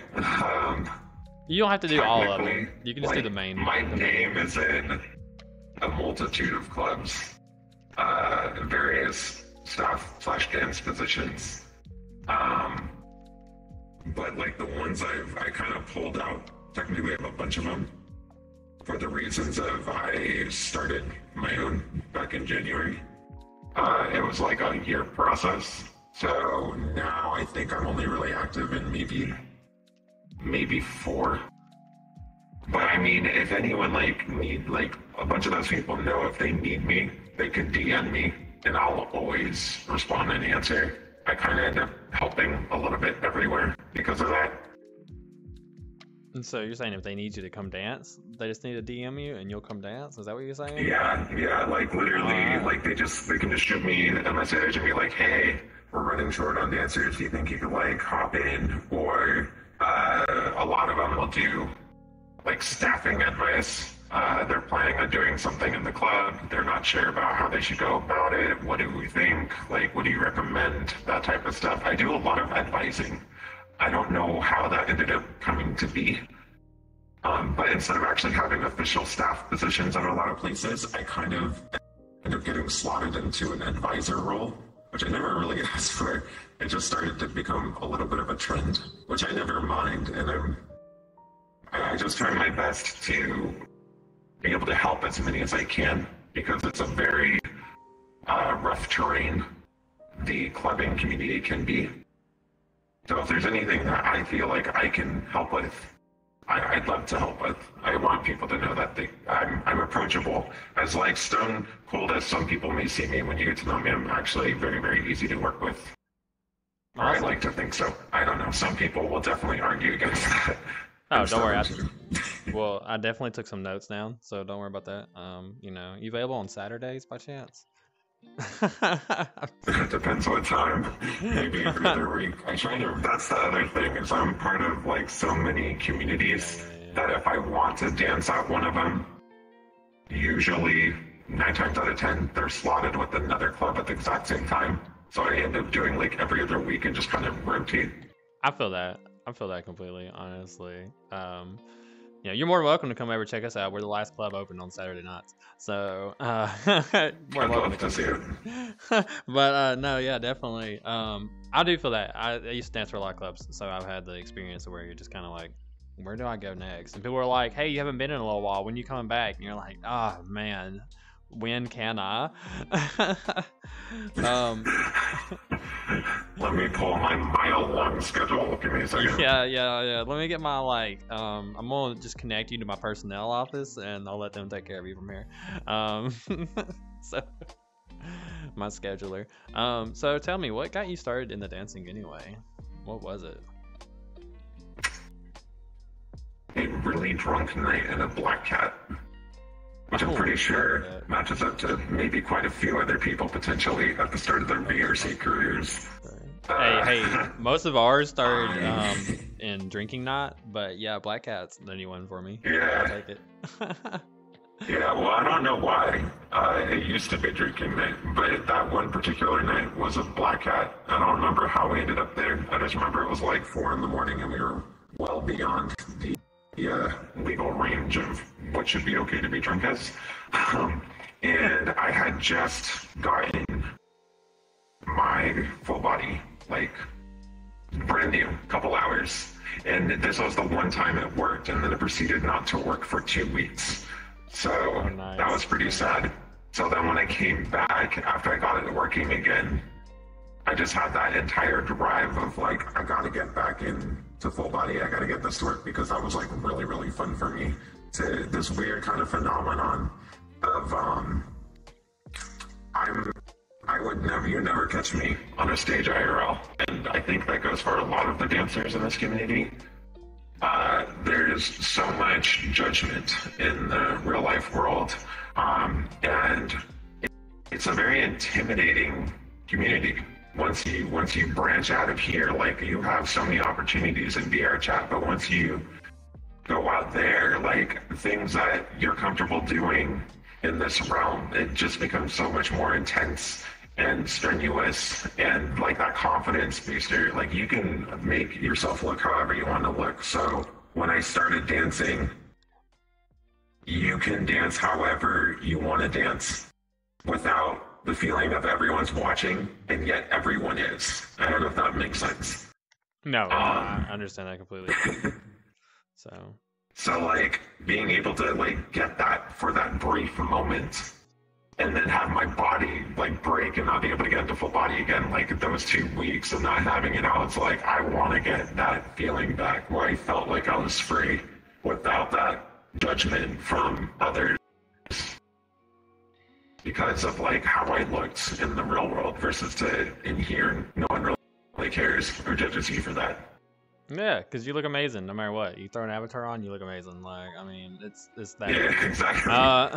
No, I feel that. And it's funny you said that because, like, a lot of dancers I meet, I've asked a few of them on the show, actually, like, would you ever do this IRL? And I have a lot of people that are like, yeah, I would love to do this. Like, if I could do this and get paid IRL to do this, like, oh my God, bet. But then I'm like, have you ever done it IRL? Because, like, the few that I've met that have done it, like, I've done this IRL. The people I've met that's done this IRL, they would much rather never go back to IRL if possible. It's way different. And the way I like to describe it is it's one thing wanting to be touched in VR chat when you're dancing on someone and you're like, please touch me, please, yeah, enjoy yourself, like blah blah. It's another thing knowing that you can't stop somebody from touching you IRL. Because there's no barriers. Like you feel everything. So you think Yeah, there are Phantom no Sense is real? barriers. Like Do I think Phantom Sense real? no, Is that I'm the like I question? was like no. I mean it's not really a question. It's well it is. Okay, It's I not. thought It's a you were like, metaphorical. yeah, no, I get you No, now. no, it's a metaphorical thing. Yeah, Like yeah. like you think like the feeling of being touched when you're dancing on someone in VR chat, or Yeah, when you're getting but once danced you go on, the into Phantom life, stance, like yeah, it's nice, but when you feel You it, have to be genuinely comfortable. yeah, I feel like You I have feel to be like genuinely comfortable in the right headspace to go after that type of performance. I think, like, to be okay to have people actually touch you and in a way kind of manipulate your performance. You have to be very much so. genuinely in the right headspace to, when you're performing, have someone else kind of invade on your space. yeah. Well, so on that note, yeah. So on that, like, it's a whole new literally element. talking about comfort, we were talking about it earlier. So headspace, obviously you want to be in the right headspace for any dancing, and it's so simple to be put into a bad headspace just in VR dancing alone. So IRL, yeah, it's incredible. Like it's such a struggle. We're talking about like when you go to dance on somebody and it's the first time you're dancing on someone or whatever, and they do this to you. Like it is such Oh, yeah. such a mental and emotional just bomb that can ruin a lot. Yeah, because you don't know where it's coming from. You don't know if it's because they're uncomfortable. You don't know if it's because they don't like you. You don't know if you did something wrong. That's why it hits so hard when it happens. And a lot of times, it's none of those things. It's just they're too shy and never wanted to really be danced on. They just kind of went to watch. But you'll never know unless, like, you ask. And who knows if they're even going to be honest about it. Yeah, I know. And it's like you don't even feel like you should ask sometimes. Like I know the few times I've had it done, I'm just don't even want to ask. Like I'd just rather not know. And just go on. Yeah. It's tough. Move on from there. Yeah, it's a tough thing. Guys in chat, please let me know if you can hear this sexy vending machine. Like clearly, I have him like. Was that Stalker? Did Stalker say that? He's the only one who calls me that. Yeah. I have him kind of maxed out, so y'all just let me know and make sure that y'all can hear him perfectly in chat. I can probably turn it up on my end too if you need. Yeah. I've got you maxed out on voice volume and like in game. And I can always, we have background music playing, and I can always like pause the background music if it becomes like an issue, because the voice change. This is the first time we've had a voice changer on here, and I want to make sure it's going like perfectly through. So I know. Yeah, so no, the X is like a scary thing, and it can be a lot. Have you had to battle through your mental state when it comes to dancing when you started out, or even now? Yes, I definitely did, and I think it was for a different reason than most people have faced. But I went through a really bad time, like right at the start of my career of like December 2020, I had a really bad incident happen that involved like a stalker situation to the point it was influencing me IRL, and it involved like law enforcement restraining orders, and it stemmed from VR chat and spilled into my IRL. It was horrible. Oh man. And I had just started dancing that month too. So both of those things combined, as fast as I gained my confidence to get on the stage, I lost it almost entirely. But then at the same time, dancing was the only thing that was kind of keeping me level-headed, kind of my safe space. But I stopped talking, like completely. I didn't trust anybody because of that one person. I didn't trust anyone else who was in mute because I thought it might be them. I didn't trust any new friend requests unless I had actively hung out with you and got to know who you are and stuff, or like confirmed that you weren't one of their friends or whatever. I was in mute in the community at the very start for like 5 months. So that was really... It took a lot for me to continue because I kind of wanted to just drop it all. But then I got good, or people told me I was actually kind of good and I should keep doing this. And I got promoted within like 2 months to dance captain. And I started, you kind of need to talk when you're dance captain. And that was the problem. It actually worked okay for like a month not talking. but my dancers knew me well enough to where we had a system. They understood certain cues like Discord and whatever. But then I got promoted at a second club to dance captain the next month. And that was a lot harder. So I looked at my options, found this voice, edited it. Because this isn't the normal one. Like the default one sounds different, but I actually went in and like sound engineered it and like edited it so it could be my own. And I've had this for almost 2 years. That's crazy. That was actually my next question, was gonna ask like, why the voice changer? Why'd you decide to use a voice changer? Because I know a lot of people. I know a lot of mutes in the club scene, including dancers that are full mutes. And you said dance captain. I know 1 or 2 dance captains there are mutes, but they'll talk in VC, like in Discord, but they won't talk in game, and that's completely fine. It's understandable. Like, we love mutes. But I was gonna ask, like, what influence, if you were always considered a mute, and if it was just like you didn't like your voice thing or whatever, but you have a larger reason. It sounds like. Yeah. I hate that you had to go through. Yeah, I never quite got out of it. Sometimes, like, I'm really appreciative to the community I had met at the time, because they definitely helped me grow from it. It's still. Yeah. When people tell me, when I get close to people, which takes a very, very long time, some of you might know, my partner Rats, who I love very dearly, also a dancer. The poor thing had to wait 9 months for me to open up. I'm very, very particular in who I get close to me. However, at the same time, I want everyone to realize that you can always approach me because I'm always wanting to help other people. But when people tell me, like, hey, can you turn it off? It kind of throws me back into this little me at the very start of my dancing career, getting on stage for the first time and being like so nervous and like scared about it that I was going to do well. So I keep it on. Oh my gosh, that's so funny. But like, there's nothing wrong with it. I've had a lot of voice changers. Now, one of my friends, she uses a voice changer for like another game. But like, she'll come in and she'll like accidentally turn on and start talking, and I just look at her. I'm like, please stop. Like, please, this is not you. This is not you. You're not like this. So I'm glad that. And that's what people don't get too, is that they think it's just another like voice changer and stuff. But it's a really, really big part of me at this point, because I've used it so long. Like, it's kind of like a part of, in VR, it's definitely a huge part of my identity.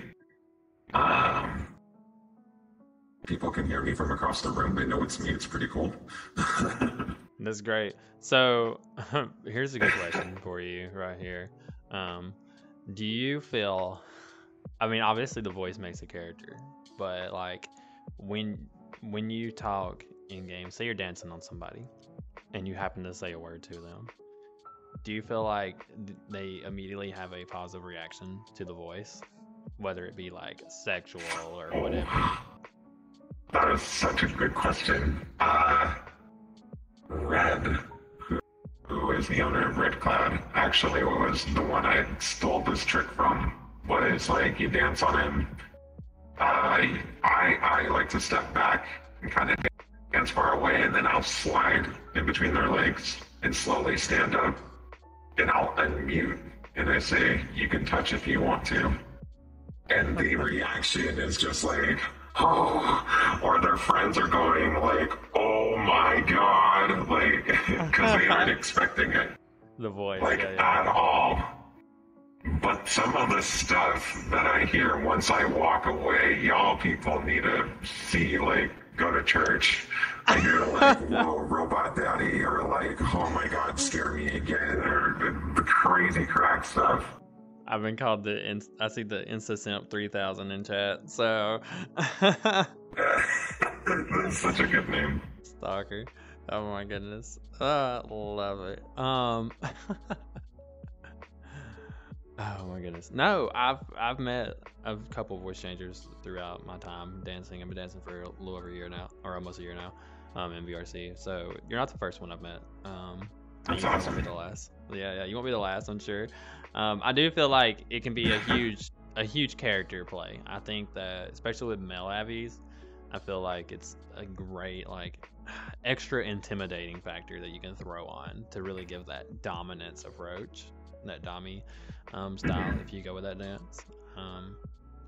I know a couple of females that use voice changers and it's kind of odd. It's like it doesn't hit as, I don't feel like it hits the same. So, but nah, I bet it definitely does something. It's like when I wake up in the morning and I have to dance at 7 a.m. somewhere, and when I talk, I'm like 3 octaves deeper than I am right now, and everyone's confused, and they're like, "Oh." Hey, the morning voice. Let's go. Yeah. My morning voice makes people's headsets shake when I talk. Their headsets vibrate because it's so deep, and people are just like, I'm just dying. That's so good. And then my normal dancing voice is like high pitch. It's higher than this. This is just kind of like a relaxed, whatever, chilling. But normally when I'm dancing, I talk like real high. So, yeah, no, I feel like voice. It adds, like, do you feel like it adds to, like, your performance? Because 100. I know for me, I definitely try to, not because I'm trying to put on a farce or anything to, like, make it seem like I'm cooler, but I feel like it implements to myself of like who I am, how I talk a certain way. Like you said, you talk like higher when you're on stage because that's part of like your persona and your character. Yeah, so my normal, okay, so I can try to do an example, but it's not going to sound right. But like, so I dance as a femboy is the style I dance as. And the one time that I dance in a male body, I'll usually like if I can do it, my throat's really dry, but like I'll try to talk more deep and more like a normal deeper voice as I'm talking to ML, which I can't do right now because I'm super dry. But normally when I talk to people in VR chat, I'm like, "Hey honey, how are you doing today? Are you doing okay?" and things like that, because it just goes with my persona of VR chat. Your character. Yeah, so I feel like voice is an extension of who you are, and not along with your avatar or the way you move, but voice is an extension. It should be, it's part of your identity, like you said. And I think it's great that you found one that you're so comfortable with that not only stands out a better way than me. I'd much rather have my voice stand out like yours does. People just recognize me because of my accent, so I can't walk anywhere without someone recognizing me. Yeah, I was gonna say it's a pretty recognizable characteristic. Yeah. I change accounts a lot. Like, this is my personal account, but if you come to the club, I'm in a club host account, so people will just hear me walking around in the public lobby, and I'll say something to my friends, and they'll just approach me and be like, "Hey, aren't you the host at that one club?" And I'm like, "Oh God." So the accent's super noticeable in the VR chat community, but it's an identity, and so I think you should just like love it and live with it because I like it. I think it's amazing. Of course. Do you think one day down the road you'll ever just like stray, I guess, from the identity that you set right now, or do you just want to continue living it? I know it's a tough question. I feel like I just keep getting deeper into it. Because at the beginning, like I said, when I became the first dance captain, there were times where I would unmute, and when it happened, everyone would freak out and know I was serious as heck. Like if the dancers were being like super loud or not paying attention or something didn't go right, whatever, and I was trying to like get everyone's attention, I would unmute and I'm like, "Listen, I'm talking. This is Stark. Please pay attention so we can get the show on the road. I appreciate you guys, but things need to get done." And that would be it. That would be the only thing I said. And like, it would just be like silent. And everyone's like, oh hell. Like, but I realized that I was only effective for so long.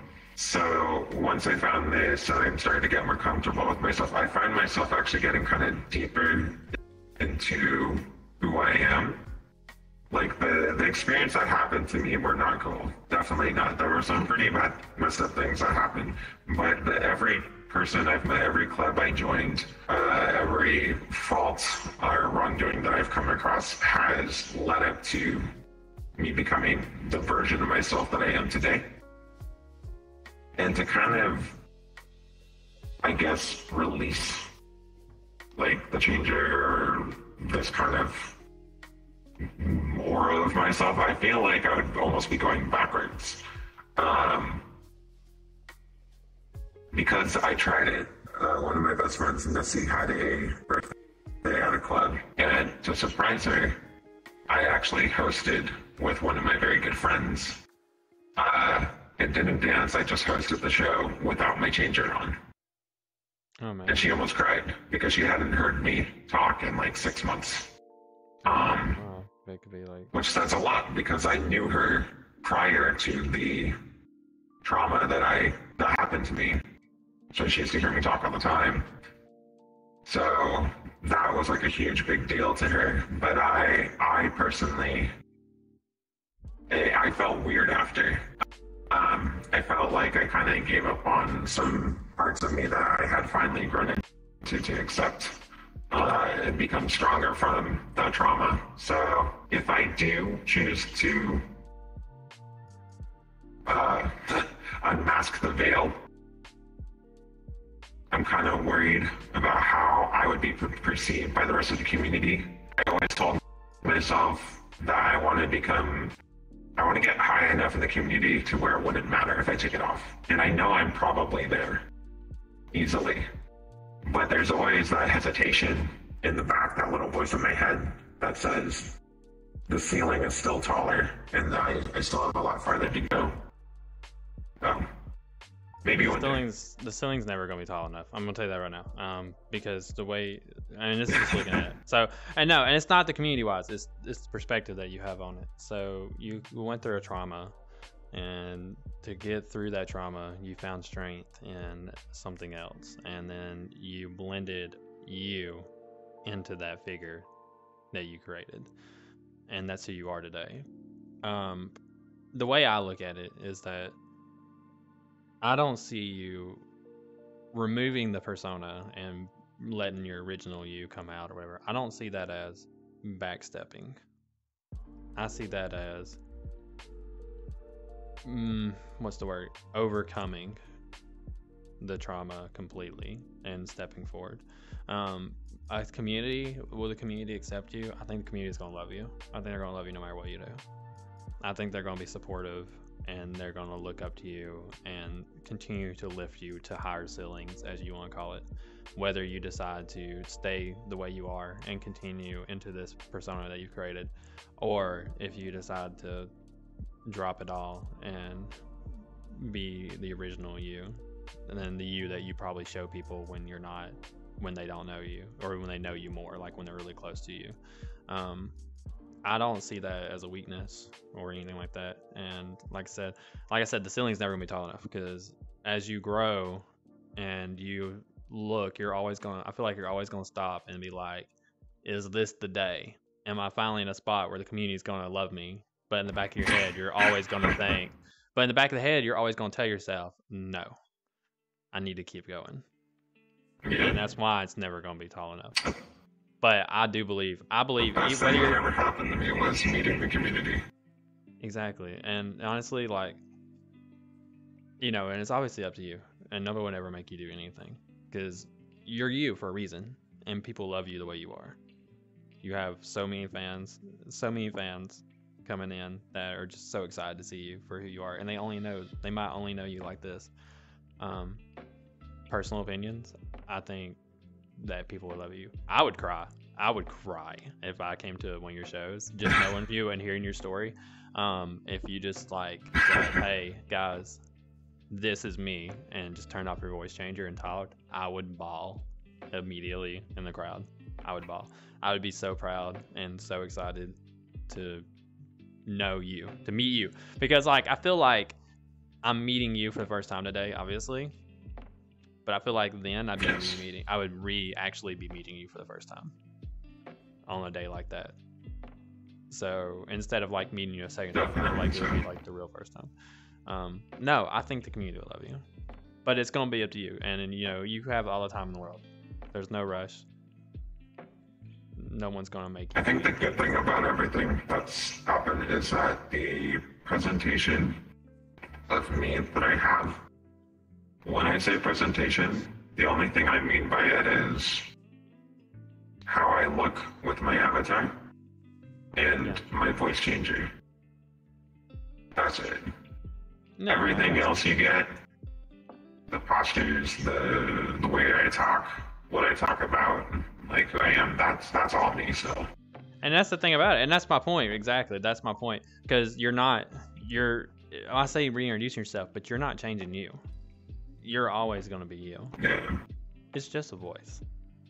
Nobody cares, you know.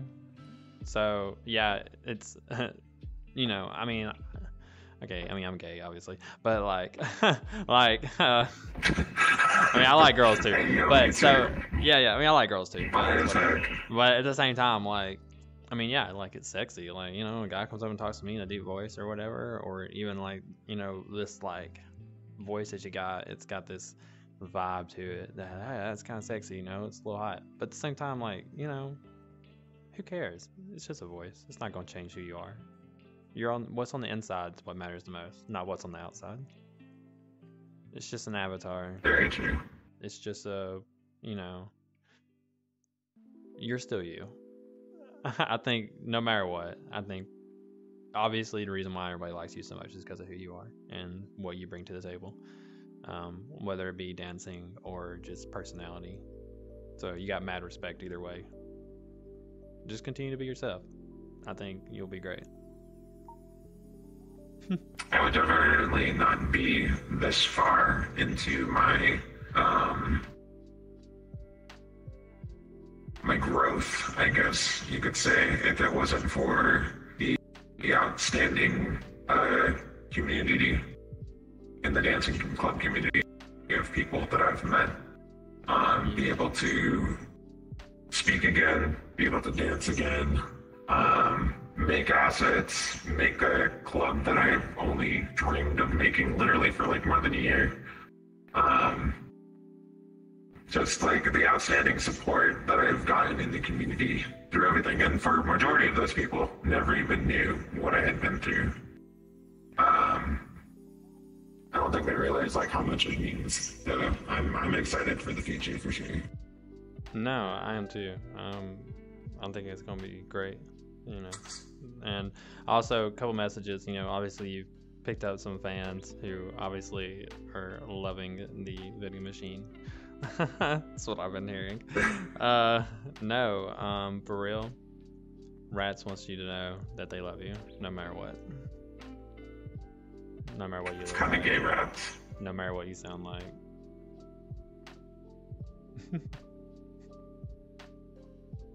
Bro, I'm glad I'm in beer chat. It's my tears, dude.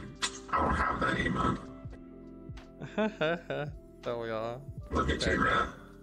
Rats sus as fuck. I love it.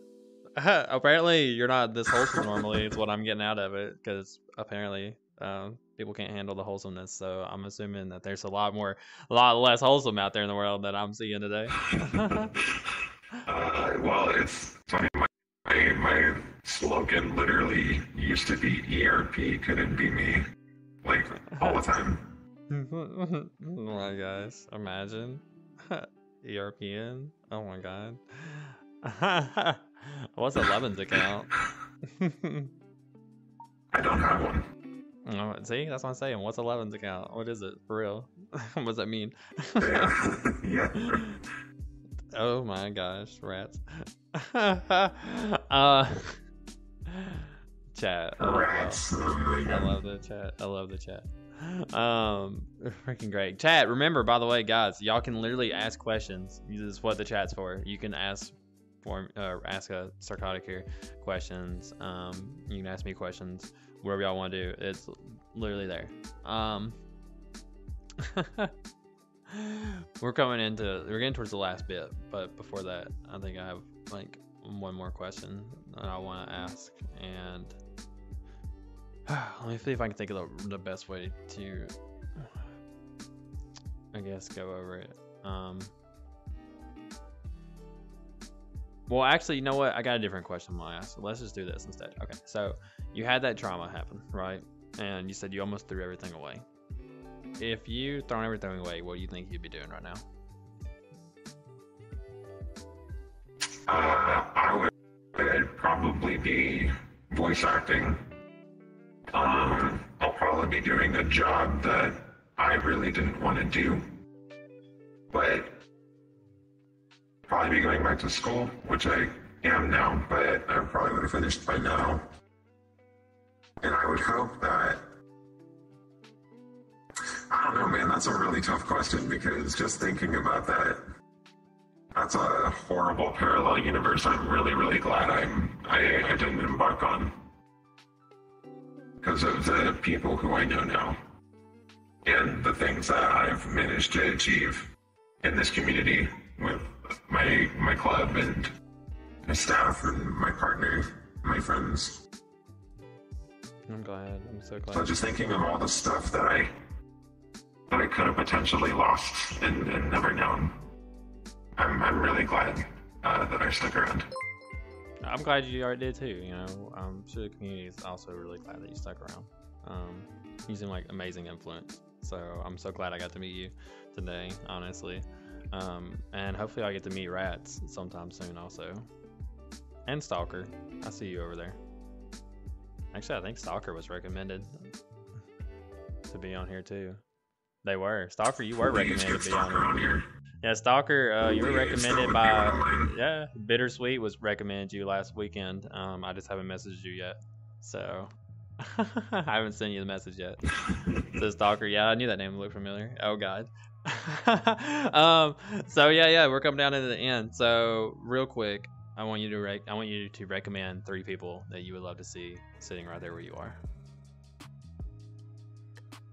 Anybody you want, whether they've been recommended before, doesn't matter. They don't. I was going to say Stalker, but someone's got them on the yeah, list. You, so they're you on can the always, list. you can always do. You can do Stalker also. That's just Red. double the reason that they need to be here. Red from Red Cloud has done a lot in a very short amount of time in this community. I mean, they have like over 100 dancers for their club. Yeah, they got a lot. It's crazy the amount of people flying into there and what they're doing over there. You I would said definitely Red? bring him on. Yes. Yeah, good. That gives me one more because they got double requested last weekend also. So when I message them, I'll throw you on there also. That's great. Yeah. Definitely. I'm definitely gonna hit him up. I'm definitely gonna hit him up. Huntart, don't you say anything either because you're invited to be on here also, buddy. I just haven't messaged you yet either. Yeah. Just like the whole, just like all the Hokages, all the hunters are Red Cloud for sure. Yeah, I'm definitely. It's gonna be an interesting stream with Red because I'm gonna ask him why I'm not a dancer at Red Cloud. Yeah, for I would get. Let's see. Rusky from Owner of Frost. He's starting to do some different things in the community that I think would be cool to be able to talk to them about. He's got some really big ideas that I'd like for him to get the chance to share. And then Nessie is my third one. Also, my best friend. She's one of the reasons why I am still here. And she's done some incredible stuff like avatar making, her community and her TikTok. She's like really big on there. She does a bunch of meets and greets, incredible dancer. Definitely inspired and influenced a lot of people with her creativity and stuff. I do love Nessie. I dance beside her at Misfits every once in a while. I love her to death. So I've danced beside her in FPT before. As 2 TikTokers and dancers, like I love Nessie to death. So she is great. That'd be awesome. Yeah. No, definitely. Make sure you send me their Discords directly so I can make sure I have the right ones later on, like whenever you get done with this. But because I'm sure I get a hold of them correctly. But no, we'll definitely message them and try to get them on here for sure. Because this is kind of like an invite only. Invite only, as this has turned out to be. I didn't originally plan that, but yeah, now it's turned out to be like an invite only podcast. But it's a kind of cool way to do it. Yeah, it is. It's pretty neat. I just don't want it to ever be like I guess like the way it is that obviously people are going to invite their friends. I don't ever want it to turn into like we're just going through the same circle. Yeah, of course. And so, but luckily me, I've danced for 40 clubs, and I'm also like a member of like 130 something discords for clubs. I'm sure I can find somebody I new. feel that. All right, so coming to the end, we're coming into what is considered your time. So you can plug whatever you want. Shout out to anybody, or just talk about whatever you want to talk about. Well, that's. I'm gonna plug my club, which is not really a club. I like to think of it as a show. I actually went into our Discord and changed everything that said the word club. I changed to the word show or event. Hey. I've gotten feedback from it that says that we're changing the game for the dancing community, and we aren't changing the game at all. We're kind of just revealing the promise and potential that already exists within people, bringing it to the forefront and not limiting their creativity. We don't have any avatar limits at our place, and that's exclusively for the reason of we want to promote our performers to not hold themselves back into what they want to do and display for like what comes out of their mind. It's a chance to perform at a place dedicated to exploring the creative limits of avatar creators and like breaking those boundaries. Some people call us the Cirque du Soleil of VR chat, if you will. So we got like particles, we've got clone systems, we've got animations up the wazoo. It's a really, really good time. And I'm really, really happy with everyone who's a part of it. This is Club Terminus. Discord.gg/Terminus events. Yeah. You can see it in the chat. You can see it sitting in the chat right there. Hey, 8326. That would be my plug. We have some phenomenal performers. Like you see them in and around you in the community, but we just kind of give them a chance to do more without being limited. Yeah. No, that's fucking great. That's amazing, honestly. I haven't, personally, I haven't heard anything about Terminus yet. Other than the fact that I'm pretty sure some of y'all I think are inside my dance competition here, and that happens in like 2 weeks. But but yeah. No, other than that, I haven't really heard that much about it. Be glad to see it out one day. Yeah, we're still pretty new. Our show is only once every 2 weeks. Specifically to give our performers time in between shows. Either way, if they want. I'm gonna have to come out and look at it because there's some things. There's obviously I want to work with y'all. I like the style already because you're talking about changing the game. So my club Ascension, which I'm not gonna plug my whole club because obviously even though this show is affiliated with them, this is not about. It's on Saturdays. I do know that. It's on Tuesdays. So it's Tuesday 7:30 Central Standard Time and Saturdays 11 p.m. Central Standard Time. But the thing about it is that as a club, our goal is to change the community of dancing. That's our goal. We are a club that supports other clubs and the community as a whole. Like it's not about us. It's about everyone that comes out. And so we help other clubs. We do all that stuff. Absolutely. And we do other things involving. We shout out other clubs all the time. Like it's never been about us. We just want to change the dancing scene, and that's what we're about. So hearing what y'all are doing, like I feel like we got some value. We got some viewpoints and some values in the same. So I definitely want to come out and see it. Absolutely. And so definitely, no, I would love to see it for real. Stranded in the middle of nowhere. We'll definitely talk soon. I love these people coming in chat to talk about the club in chat. What else do you want to shout out? Anything else you want to shout out? You still got some time? Yeah, I do, but it's not me. Everyone follow Formula Rats on TikTok. Okay. Oh, I got you. What we looking at here? No one inspires. Like everyone has had their own influence on my own path and getting to where I am. But I definitely wouldn't have obtained my goals and my dreams that I have managed to obtain without rats by my side and pushing me literally all of the way every time I wanted to quit. So I love you and thank you always. Y'all are so adorable. First off, I'm just gonna throw that out there. Speaking of TikTok, I got like 500 notifications on here. Jesus Christ, I haven't checked it in like 2 I'm hours. gonna marry him, dude. I'm saying it here so that way when it happens I can go back. I'll send you the clip when I clip it here in a little bit. Yes, please. When I clip it in like 2 weeks because I'm always so far behind. Don't follow. Dude, oh my god, putting me back to my stream days. Oh my god, I'm so bad about it because I'll do a stream and then I'll clip everything like 2 or 3 weeks later, like right when it's about to fall off the video on demand, I'll clip it and then post it on TikTok or whatever. The worst part is when you know it's going to be a good clip, but it just takes you years to do it. Oh, and then you gotta find it. Even worse. Yo, I'm pretty sure that is the right TikTok that I just posted in there. They said rats on their description, so I'm assuming that's them. 4,000 followers. Yeah. Everyone in there. What's Formula's ring size is what people were asking. Oh, there was a question that did come in from chat that I'm gonna ask. It's kind of a silly one, but you know, I wouldn't mind knowing the answer. So Starkotic, what is your height with and without the ears?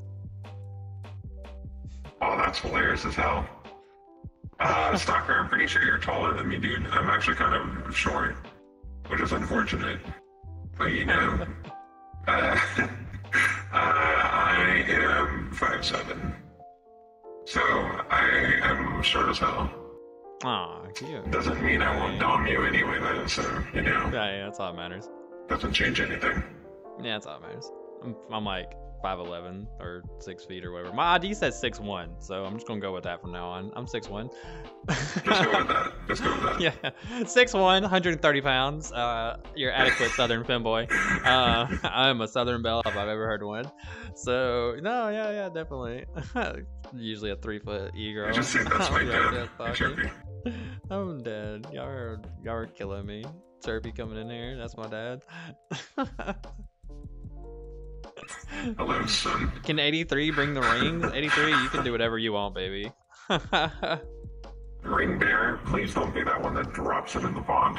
God. Please be the one that drops it in the pond, or be the one that like No. put the ring in the flowers and just be like throwing flowers as you're coming down or whatever, and just like lose the ring somewhere in the crowd. You have to find it. It would be our kids. My guys, I love all of y'all. All the support that you've come in here. You've got so much support. Like, I don't know what you're worried about. You've got a huge community, and they're always gonna be there for you. So keep being yourself. Keep being glorious. I genuinely appreciate that. Thank you for having me on. Thank you for coming on. Do you want to shout yourself out? Because I know you sent me a link, and I'm more than happy to throw it out there. Starkotic.vr on Instagram and or TikTok.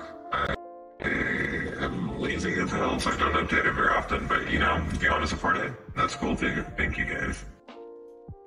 Yeah. There you go. It's just at starkotic.vr. For anyone that wants to do it, I'll post a link for it, an actual link. I'll go on TikTok. I'll go follow you on TikTok in a second myself, and I'll post a link when I can do it here in a sec. We're gonna go ahead and get ready to get our next guest on here, who has been just kind of hanging out, being a cutie in the corner, just like hiding. You don't do hugs, but you're giving me a handshake, so get the fuck back here. Oh, man, hold on. That's a great thing. I don't have to worry about COVID and fucking VR, dude. Yeah. Look, so if you won't do that, Put her there. you'll at least do this. It's terrible. You know, hey, let's go. I'm down with it. So yeah. So if I can't get you to hug me, I get that. I love 83. We love you also. You know, but yeah, like I told everybody else, you're free to hang out, chill, whatever you want to do. Go back to whatever you're doing. Take a picture of yourself in the world somewhere. I'll put you on the backside back here. Eventually, I want it to be that picture of you and Rats proposing to each other on that stage. That'd be fucking awesome. During Rats' interview. Yeah, Rats, your time's coming up. You better get ready, because when you decide you want to be on here, you better be getting ready for that stage proposal. Oh my gosh. all jokes aside, we're gonna get ready to have our next dancer come out here, our next guest. If you want, you can go ahead and just start sliding your way over here. This one, coming in hot, coming in hot. Oh my god, you're so excited already. Where are you at on my list of people? I know. Oh my god, I can't even find who recommended you. Why? Why can't I not find who recommended? Oh, there it is. Yeah, there. That's the reason why I couldn't find you, because I'm looking through. Most of my guests this week were recommended during episode 1 still, because that's how far back we are. You were the first person recommended on episode 2 that I actually reached out to, mostly because I ran into you. Oh, nice. So here we are, recommended on episode 2 by Steel Prism. We have Cheeks. Welcome. Hello. My other dad's getting interviewed too. Oh my god. The crowd. I love the crowd. So let me go ahead and check this camera. Let me just get it set up good. How are you doing today, Cheeksy? How are you doing, Cheeksy? Good. How about yourself? Oh, I'm doing great. I get to look at your cute So ass. small. That's all that matters.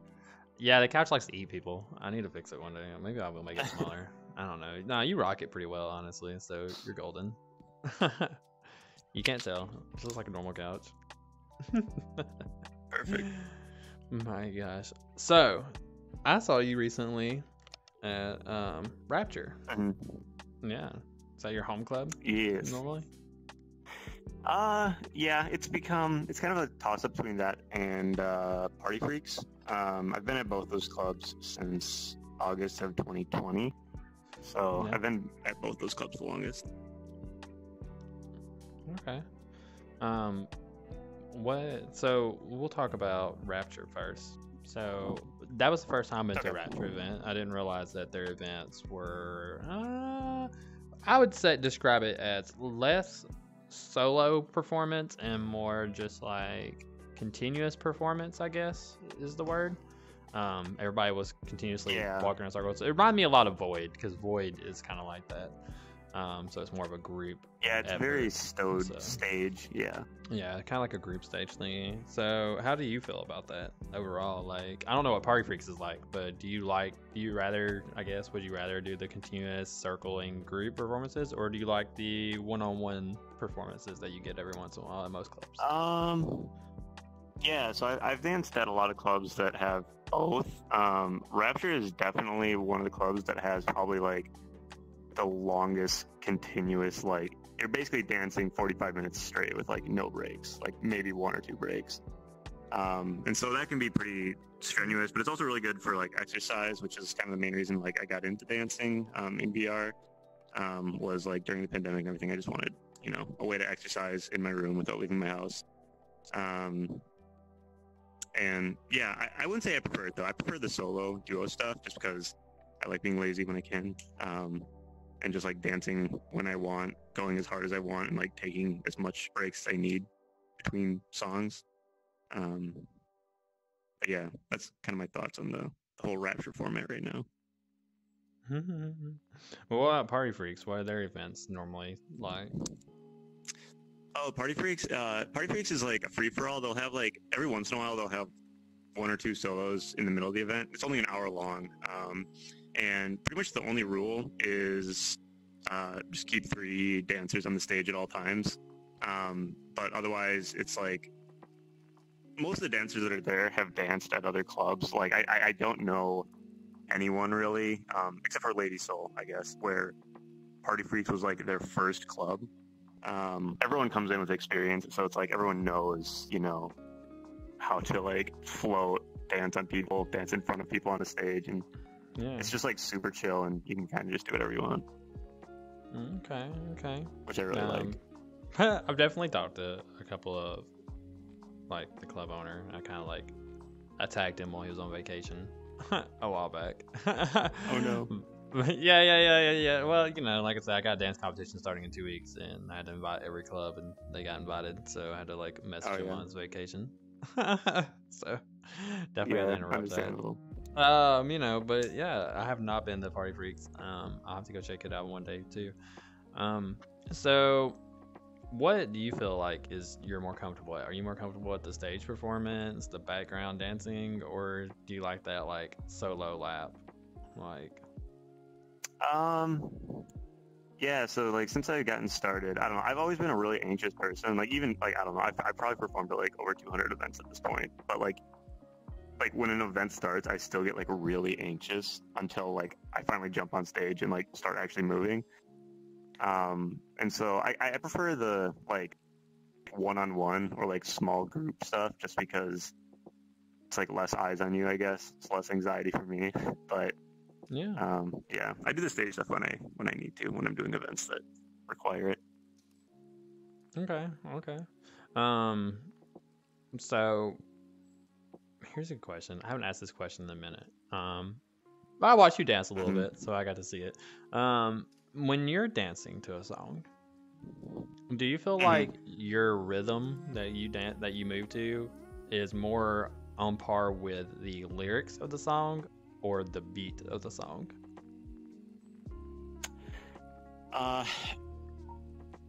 Probably the lyrics. Yeah, I would say, because I always like I've given like lessons across a couple different I've instructed at like a couple different clubs over the last few years, and like one of the things that I always tell people is like you can basically just use the lyrics of the song as like directions. Like it'll say like drop it down low, like something to the right, something to the left. Like you don't even have to think. You just like listen and just like pretend somebody's instructing you on what to do, and it makes it like super easy. The reason why I asked that is also the lyrics. Go ahead. Oh, go yeah. ahead. No, go ahead. Oh, I was gonna say also like lyrics are usually more flowy, which I like doing more flowy stuff as opposed to like snappy stuff to the beat. Give me 1 second. Okay. Sorry, I had to bless you. sneeze. There's no way to mute. There's too many options to mute between like my headset Yeah. and you and the world and everything. So I just had to let it go out. Okay. So It's all good. the reason why I asked is because as I've like taught people in the past, I've always described it as two different options when it comes to dancing. You can be a lyrical dancer or like a beat dancer, whatever you want to call it. So that's one reason why I was asking that, because I know me, like personally me, I'm more lyric based, but I also like to put on a show, so I'm like more dramatic, and I try to like, how do you describe it? Like I try to tell a story when I'm dancing. So I feel like lyrics just makes it easier. But then I feel like other people, the beat makes it easier because it's like they're doing like the huge power moves with certain things, and it's just like, I don't know how to explain it. Some people it's easy to close your eyes and just move to the rhythm, and some people it's easier to sing along and follow, what's, I guess, the vocals. So that's why I was curious what your opinions were. Yeah, I guess I do use the beat too. Like I come from like a really musical background, and so like I keep track of like measures and stuff in my head, and like use that to figure out when like if it's a song I've never heard to, I can usually figure out when like a verse is gonna start or end, or a chorus is gonna start or end, and like can use that to time a drop or a power move or something like that. So I'll use the beat for that stuff, but I definitely prefer dancing to lyrics over a beat. Yeah. Okay. So, tell me, why the 3 foot tall mask girl for an avatar? Okay, so I have been using this avatar since like 2019, probably middle of 2019. So like when VRChat first started, it was like avatars were scaled down like way smaller. Like most avatars were pretty small, and like this avatar back then was kind of like an average height for an avatar, and I just haven't changed it. I've just been lazy and just have like never made it taller, I guess. I mean, there's nothing wrong with it, honestly. Like, I've definitely danced with short, so I'm using a model by Blake. And if no one's ever seen his models, they are like 4 feet tall right off the bat. That's their standard height scale. And so I've definitely have rocked smaller avatars. Been in your area before completely. There's nothing wrong with it, honestly. Do you feel like, but as someone who's used to it, what challenge do you feel like you come across most when you're dancing with a smaller avatar, especially with lap dancing? I don't really feel. I actually feel like it's easier to dance with a smaller avatar. It's easier to like make sure you don't like clip through people or clip through stuff. The one thing that it does make it difficult is like traversing a stage, or because I basically have to, like, some people will do the RP walk, or they'll have like huge play spaces and just like walk around. But like I have a really big play space, but even though I have a big play space, I can jump and like run around, but I only move like, I don't know, like 3 people's seats running across my whole play space. So, Yeah. I feel that. I guess traversing. One of the things I was asking about on here, because I know I've experienced it, kind of like when you go. So I've done it before. Like, okay, so they'll choose a lap for me, right? And I'm doing a lap dance, and someone will choose a lap for me, and I won't see who it is yet. And they'll pull them on stage, and then they'll call my name. I teleport on stage. I'm facing this way. The lap's behind me. I turn around, and it's just this big masculine e-boy that's like 3 feet taller than he should be. And here I am. My arm is barely able to reach his waist, just from like sitting or sitting. So like as a small Abby, I feel like I like literally the size of their hand. Have you ran into anything like that yet when dancing? And has it been like, how'd you feel about it, or how'd you go move past it? No, that happens very frequently. That like there's an avatar that's like twice the size of my avatar. But usually what I do is like, as long as they're like in a seated position, because I mean, if there's somebody like in desktop or like half body that can't really like doesn't have play space mover or something, I can't really work with it because they're just so tall. But like as long as they're in a seated position, I can usually, I'll do like a little hop up with like a play space move, and then basically use that to bring my the floor of like my play space up to the height of their lap, and then I'll just use like I'll kind of like dance on top of their legs, I guess. Yeah. Use their legs as a platform. I mean, there's nothing wrong with it. Yeah, I totally know what you mean. I think the smallest avatar I ever danced with is probably gonna be about the size of your leg from like your knee down to your foot. Is the smallest I've ever danced with, which is hella small. But it was very nice to have people like have to crawl up their leg, put their hands out like this, and I would like do a dramatic like mountain climb up their leg and into their hands, and then I would dance on them. Or my favorite, I'm a pole dancer, so my favorite was like when they would hold their hand out and they take their finger and just hold it like this, and I would pole dance on their fingers. Oh, that's funny. Yeah, I always love super when people cute. do stuff like that. It's like you can only do it in VR. It's great. I know, it's so amazing, and it's really great because like you're really just kind of coming out here and you're just using the game. You're taking advantage of the world. You know what I mean? Like everyone's. I don't know how to explain it.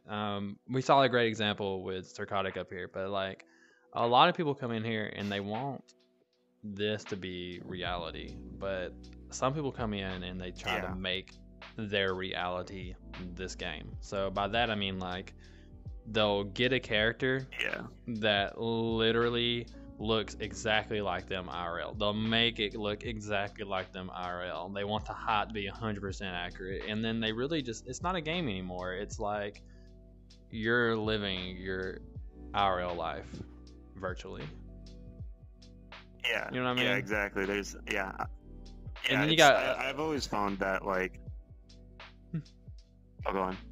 No, I was gonna say, and then you got like the other like 98% of us who are like escape life. Coming out here. Yeah, I mean, it's like the thing that's great about VR is it's like it's a way to experience stuff that you haven't been able to experience before. Like I'm really tall in real life, right? So I use a very short avatar, and it's fun to like get a different perspective on stuff from like this height, and then like also like you know, I used to go clubbing a lot, like IRL, and like I always did, like, you know, I guess masculine dancing at the clubs there, but like I used VR as like a way to kind of like explore like more feminine dancing styles, and you can like totally just like mute yourself and get away with it, which is I almost never talk at events, at least when I'm performing. When you move the hips the way you do, then no one's gonna take your Mel. Thank you. Yeah, no, I've had people a lot be like, "Oh, this is totally," because I do male dancing once in a while too. And I've had, like, when I'm in my male avatar, I'll have a lot of people be like, "Oh, this is totally a chick, like in a male avatar," and I'll unmute and be like, "What the fuck? No, I'm not." Oh my gosh, what was it? Oh my gosh, you made me laugh and I forgot what I was literally gonna say. Guys in chat, make sure y'all do remember you can ask questions. Like, feel free to ask questions as much as you like, but that's what we love. We want to be able to answer your questions during all this. Oh my gosh, what was I gonna say? Oh, it's killing me. Oh no, wait. This isn't a question, but do you watch anime by chance? Yeah, I haven't in a while. Well, yeah, I do. If you haven't seen it, when you started talking a second ago, you reminded me of it immediately. If you haven't watched it, go watch Gun Go Online Alternative. It's the Sword Art Online Alternative, or whatever it's called. It's so funny because the main character plays as like in IRL, she's like 7 feet tall basically, or 6.5, 7 feet tall, really tall, and it's always been an issue. She hates her height, so she plays online and she joins Gun Gale because the character is like 4 feet tall and she's always wanted to be shorter, and it's the only game that let her customize her height. And she doesn't play first person shooters, so she's playing the game just so she can be a short character. Like, I love it. It's so cute. When you said something about being super tall and you're playing a short character, like, just remind me of that immediately. Yeah. So such a great anime there. No, VR is amazing, and the dancing world is just, honestly, it's one of the reasons why I get on VR chat. My friends make fun of me because we got on VR chat together. They stopped playing, but I moved straight into this club scene, and they always make fun of me all the time IRL because they're like, "You own a virtual strip club. You're always on to take care of your virtual strip club. We're outside like hanging out IRL, and I'm texting people in my virtual strip club to like get ready for events." And so they honestly make fun of it, but VR chat's a way of life. Since you've come on here, I think just social VR in general, it's great. Exactly. So what got you into the dance scene in the first place? What started that? Yeah, so I started June 2020. That's when I got into like I guess like the lap dancing, like clubbing scenes that were around at the time. And the main reason I got into it was like, it was, you know, the pandemic was hit. I was stuck in like a huge city on the West Coast. Everything was tightly locked down. I was basically just confined to my apartment with like 3 roommates. We were getting on each other's nerves. I was getting like super depressed and anxious about like all this stuff. And I went to like a therapist, and they were like, "Oh yeah, you should try just like exercising more. Like exercising is good for, you know, mental health, and then like it'll also kind of help you feel better about yourself while getting like stronger and stuff." And I always used to be like a really active person, I guess, when I was younger. But I'm a software developer, and so like ever since I graduated college, I've basically just like, I sit in a computer chair just like all day, 24/7. I'll go to work, sit in a computer chair for 8 hours, come home, like make dinner, and then sit in the computer chair again until I go to bed.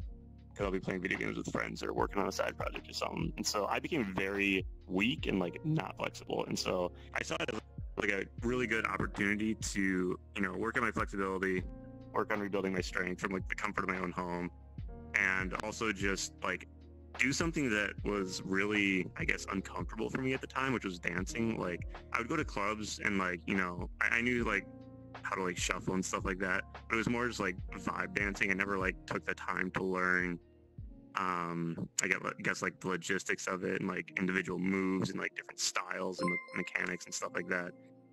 And so I just like decided that was going to be my passion project for the next year while the pandemic was going on, was to like try to get as flexible and as good as dancing as I could, like over the course of the next year. And I've a year passed and I'm still here. It's like almost pushing 2 years now. So so question I have on this, and it's a little out of there, you know.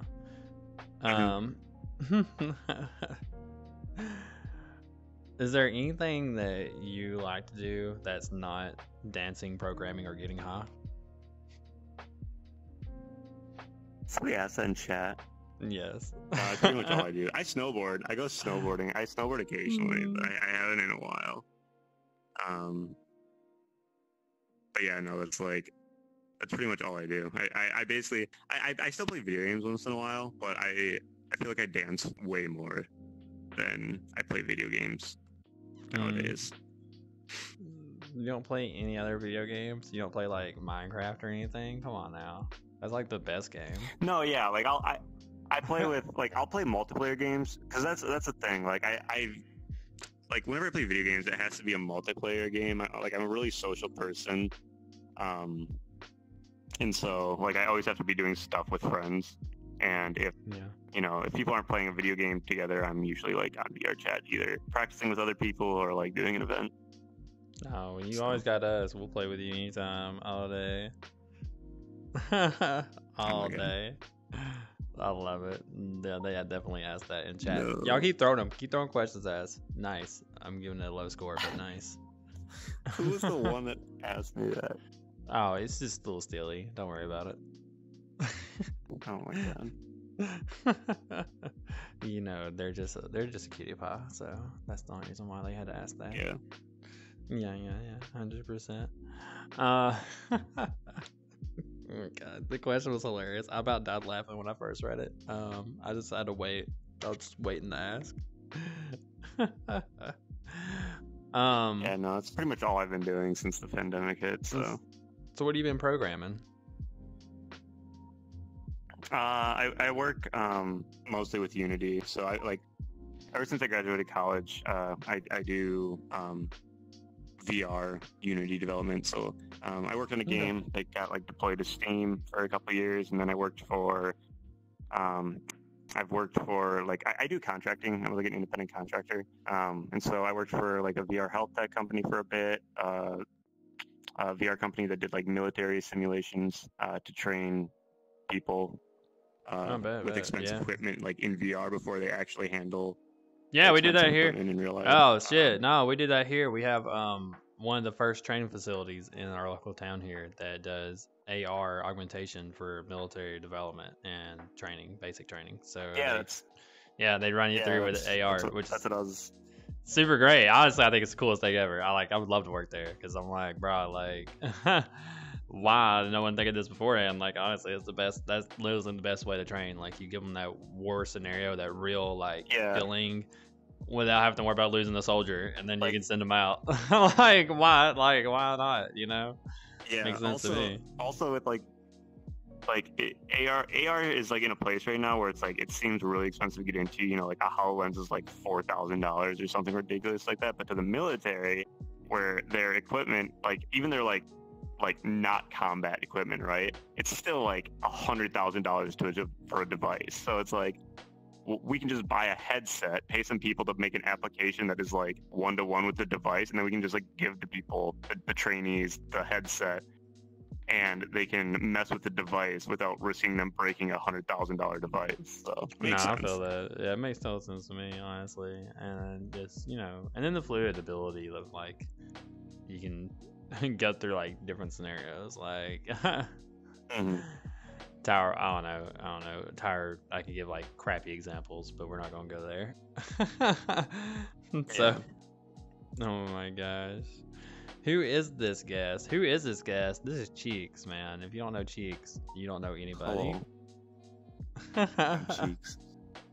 I'm Cheeks. Why Cheeks? Why'd you come up with the name Cheeks? Because you don't have the biggest. You don't have the biggest set of cheeks on that avatar, so that's why I'm wondering. So, it came from. It kind of came from like three things. So, there was a period of time where me and my friends, we would say like, dude, that's so cheeks, whenever we meant like, oh, that's ass. Like it kind of like evolved as like, oh, that's so ass, to like, oh, that's ass cheeks, and then it just became that's so cheeks. And then there was, so like, this is actually like my third VR chat account. But there was like every time I kind of like start a new, I don't know, like focus on VR chat, I'll create a different account for it because I don't know if I want people to like, you know, be able to like connect the dots between other stuff that I've done. And so when I created this one, it was initially for doing, I guess, like less safe for work avatar commission stuff. And I was like, oh, I'm gonna make it, I'm gonna give it a funny name. So I named it Salmon Cheeks, because that's like, you know, that's the name, that's like the color that, you know, your ass cheeks turn if you slap it. It's like a salmon color. And when I first started, that was the name of the account. But everyone started calling me Salmon, and I was like, I don't want to be known as a fish. So Salmon. I cut up Salmon. Yeah. Yo, is that salmon? People didn't say salmon; they were like salmon, and I was like, oh, salmon. God, please. Yo, welcome to the South, baby. Salmon. We got salmon coming on stage next. We have the flopping up for stream. Here comes salmon. Yeah. It was stuff like that, and I was like, it was like one week after I started doing events, I was like, this cannot be my name. I just cut off the front. It's okay. I confuse everybody when I come on stage because my stage name is Kitty. So everyone just they'll literally pull guests on stage and make them make cat noises or purr to get me to come on stage all the time. Mm-hmm. And then when I come on stage, they see my name and the crowd's like confused. But like, you know, I can't help it. It's stage name. I've been going by for years. There's one time I got pulled on stage and they got everyone in the crowd to like slap their cheeks, like make slapping noises. Oh shit. And that was a weird thing to walk out on. You know, I'm down for it. But, you know, Jesus. So, so tell me this. What's it like being a stanky boy? Who the fuck asked that? Oh my god. I plead the fifth. No, whenever I'm done with an event, I'm assuming that was someone that like knows me. But like, whenever I'm done with an event, I'm always like, I need to go shower, I stink. So I think that's why they're asking that. I need to go shower, I stink. I love it. Alright, so here's a question. Do you have a favorite style of dancing? I mean, so when I first started, I was really like weak and not flexible, and I kind of fell in love with like doing burlesque dancing because it was like you could still be very, you know, expressive with it, flowy. It didn't require a ton of strength or flexibility. You can make it look better with flexibility and strength, but I would say like for doing like the lap dancing stuff, like more of a burlesque is fun. More recently though, I've been getting into like b-boying, and so like I really want to try to learn. I want to get strong enough to be able to do like breakdancing, and I incorporate some breakdancing moves with like my stage performances right now. But I definitely have to strengthen my arms and legs more. I'm kind of at like a plateau because I'm not strong enough. I'm flexible enough to do a lot of this stuff. I'm just not strong enough to do a lot of stuff.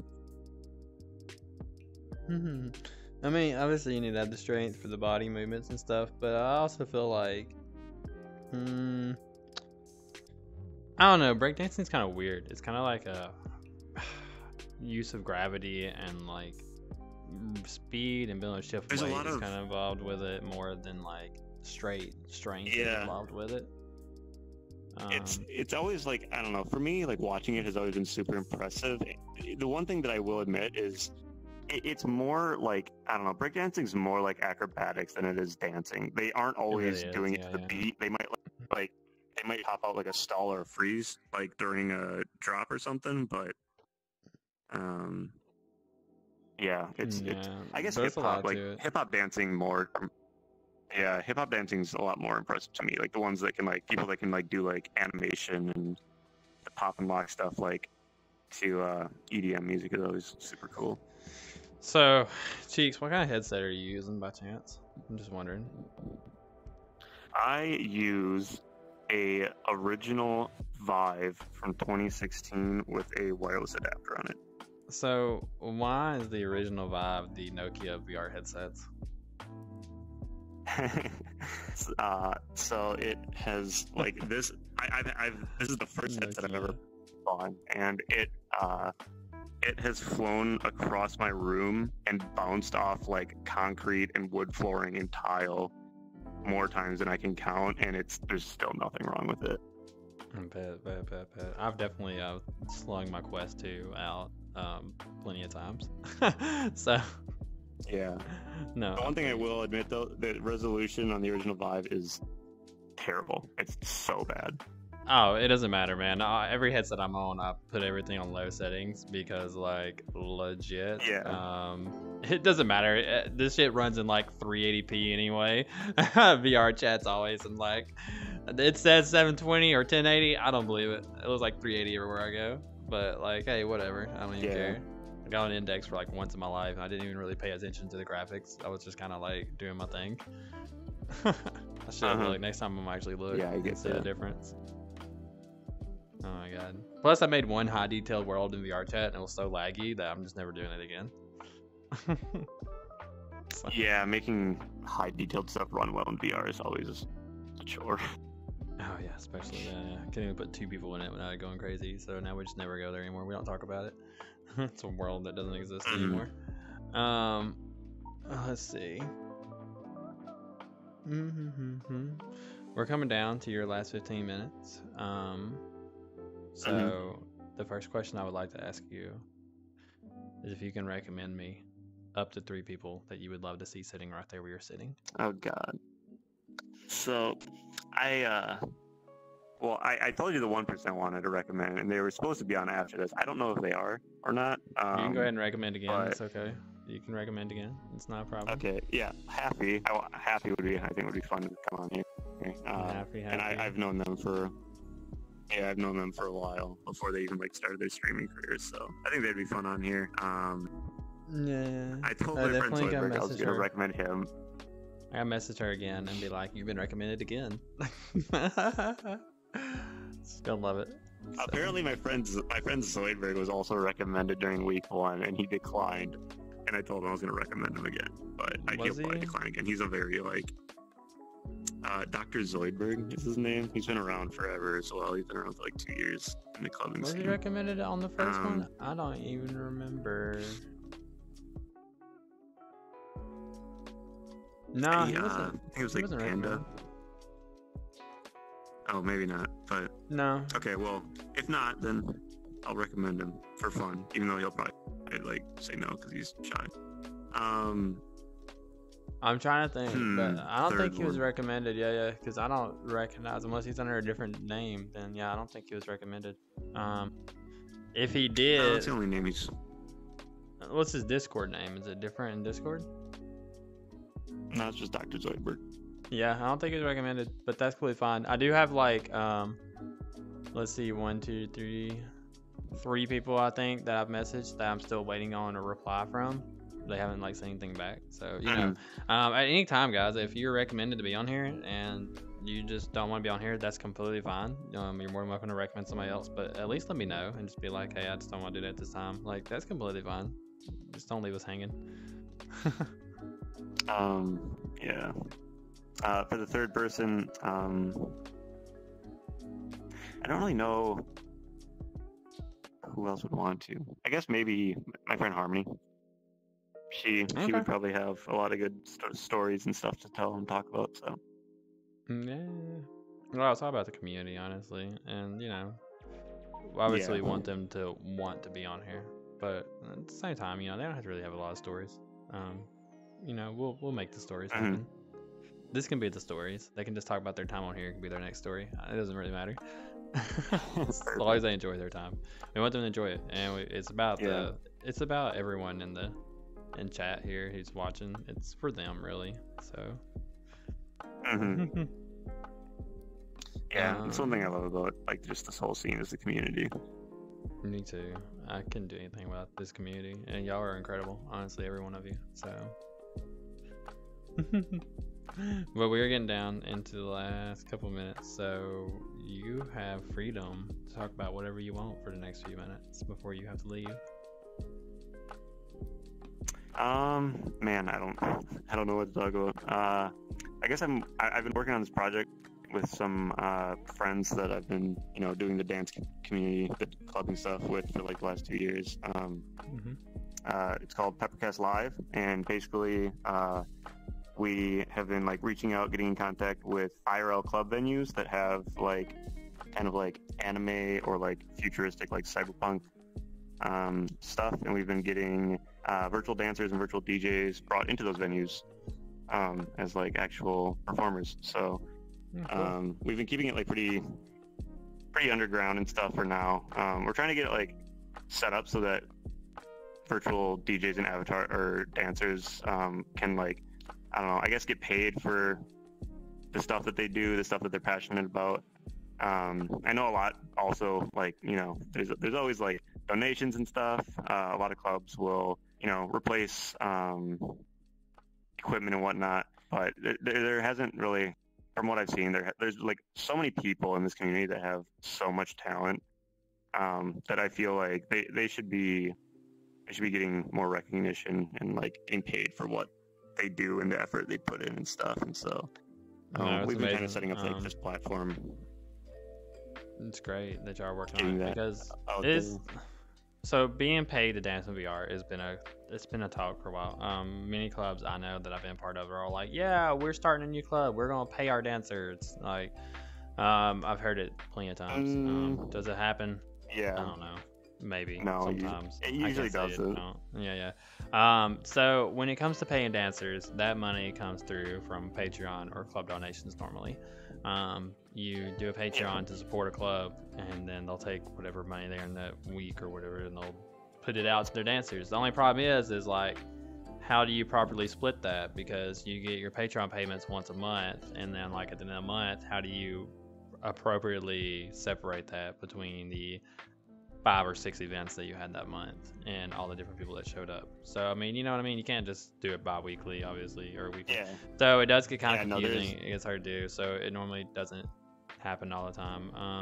And then there's the donation system. A lot of dancers run like PayPal or Cash Apps inside their bio, but at the same time, it's weird because it's like, who wants to put that in their bio? I mean, some people don't mind, but some people have a lot of like morals. I have a lot of morals. I never would. I said I'm never gonna ask for money in VR chat ever. And then I watched one of my friends get donated $1,000 on stage for just having a PayPal in their bio, and I was like, well, here's my Cash App. I'm just gonna put it in my bio, and we'll just see what happens. And I've never gotten anything from it, but But well, that's a lie. I've gotten it one time. I've gotten paid one time for dancing.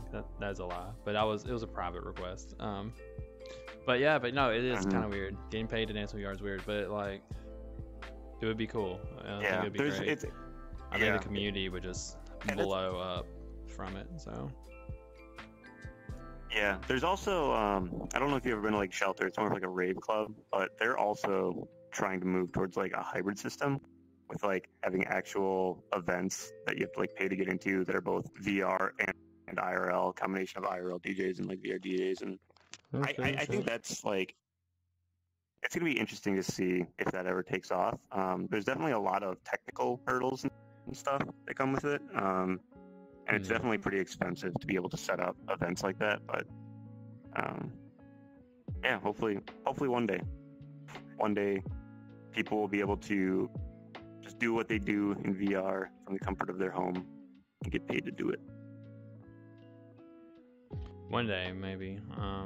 It's something we can always look forward to, because it is like, again, like you said, there's so many people that put their heart and all their time into this. I know for like me myself, like I wake up at 5 a.m. for work, and then I go and I come home, and then immediately after 14 hours of work, and I'm like straight in the VR, and then I'm busting ass for like 2 hours straight in VR, killing myself physically.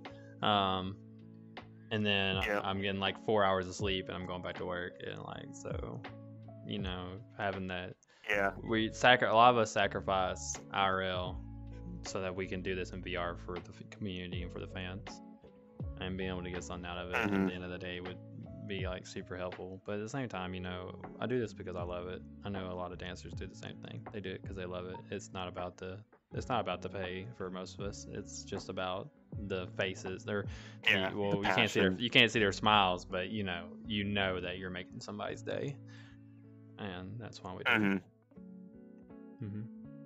Yeah, for sure. Oh my gosh, Cheeks, you still got 7 minutes left, honey. Anything else you want to do? You can dance if you want to. Yeah, you can dance if you want to.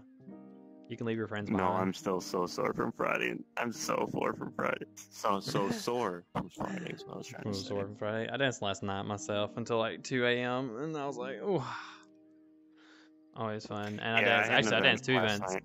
I did 2 events last night. So normally I only do 1 on Saturday, but I did 2 straight in a row. So, excuse me, always fun. Yeah, I used to when I first got started. There was a period of time when I was like dancing where I was unemployed for like 5 months, just because the pandemic was like the company that I was working for at the time was like a startup and it was taking a huge hit from the pandemic. Like all of its investors pulled out and shit, and so they laid off people. So I was just like unemployed for 5 months and just like used that as an opportunity to just like dance full time basically while I was like casually applying for other jobs. And yeah, like it's like me doing that full time was crazy. Like I don't understand how people are able to like dance multiple, 3 to 5 events a week and hold a full-time job. Cause like I was, during that time, I was dancing like, I don't know, somewhere between like, yeah, during that time I was doing like 5 to 8, but like I was also treating it like a full-time job. So it's like 3 to 5 with a full-time job. It's like I would lose my mind. I like my free time too much. Oh my god. So I was definitely, back when I was a popular dancer, I don't think many people know my name anymore because I'm just a club owner now. But back in the day, I was definitely dancing 5 to 7 events per day, 6-7 days a week. 7 days a week. Jesus. Definitely. Yeah. Tuesdays I danced 7 events. Monday I danced 3 events. Wednesday I danced 2 events. Thursday I danced 1 event. Friday I danced 5 events. Saturday I danced 7 to 9 events. And Sunday I would dance at 2 clubs. So yeah. Along with streaming trying to stream 20 to 25 hours a week if I could, and working a full 40-hour shift, 40 hours a week job. So yeah, no, it was definitely a time. I've been there. Damn. I've been there. Yeah, it sucks. Yeah, 4 events in a day is pretty dumbfounding. Y'all are correct, guys. For real, like it's hard, honestly, and I don't think anyone should do it. I think dancers, please, for the love of God, like drop some clubs. Drop some clubs. I hate that. Yeah. I know the clubs, you're gonna miss them, and I know you love these communities, but just drop some clubs for real, or stop trying to be like daily, every week, be at all these clubs. Like, calm down a little bit. 2 clubs in 1 day should be a good max. I don't think you should go ever more. The rest is important. It also like it helps with like the clubs too, because it's better to have like a core of people that are able to show up, regularly than like have people just sporadically coming like once every 1 or 2 months because they dance for a billion clubs. Yeah, I think that's the thing about it too. I do think it needs to kind of be dropped down, because people do just have too many clubs, and I get it. They get in that fame, that glory, everybody wants them, and they do want to show off and everything, and that's cool. But like, I mean, I love to dance too, but you can dance. You can open dance at Publix and other places, and you can guest dance with some clubs if you're lucky enough. They'll put you in as like, you don't have to actually be there. Totally. So you got There's a lot of great communities too to like go and just hop into a training session or practice session with no real goal in mind other than just like working on yourself. This has nothing to do with your time, unfortunately, but this boy trying to drop clubs, and he only dances for 1 club in chat right now. Like, calm down.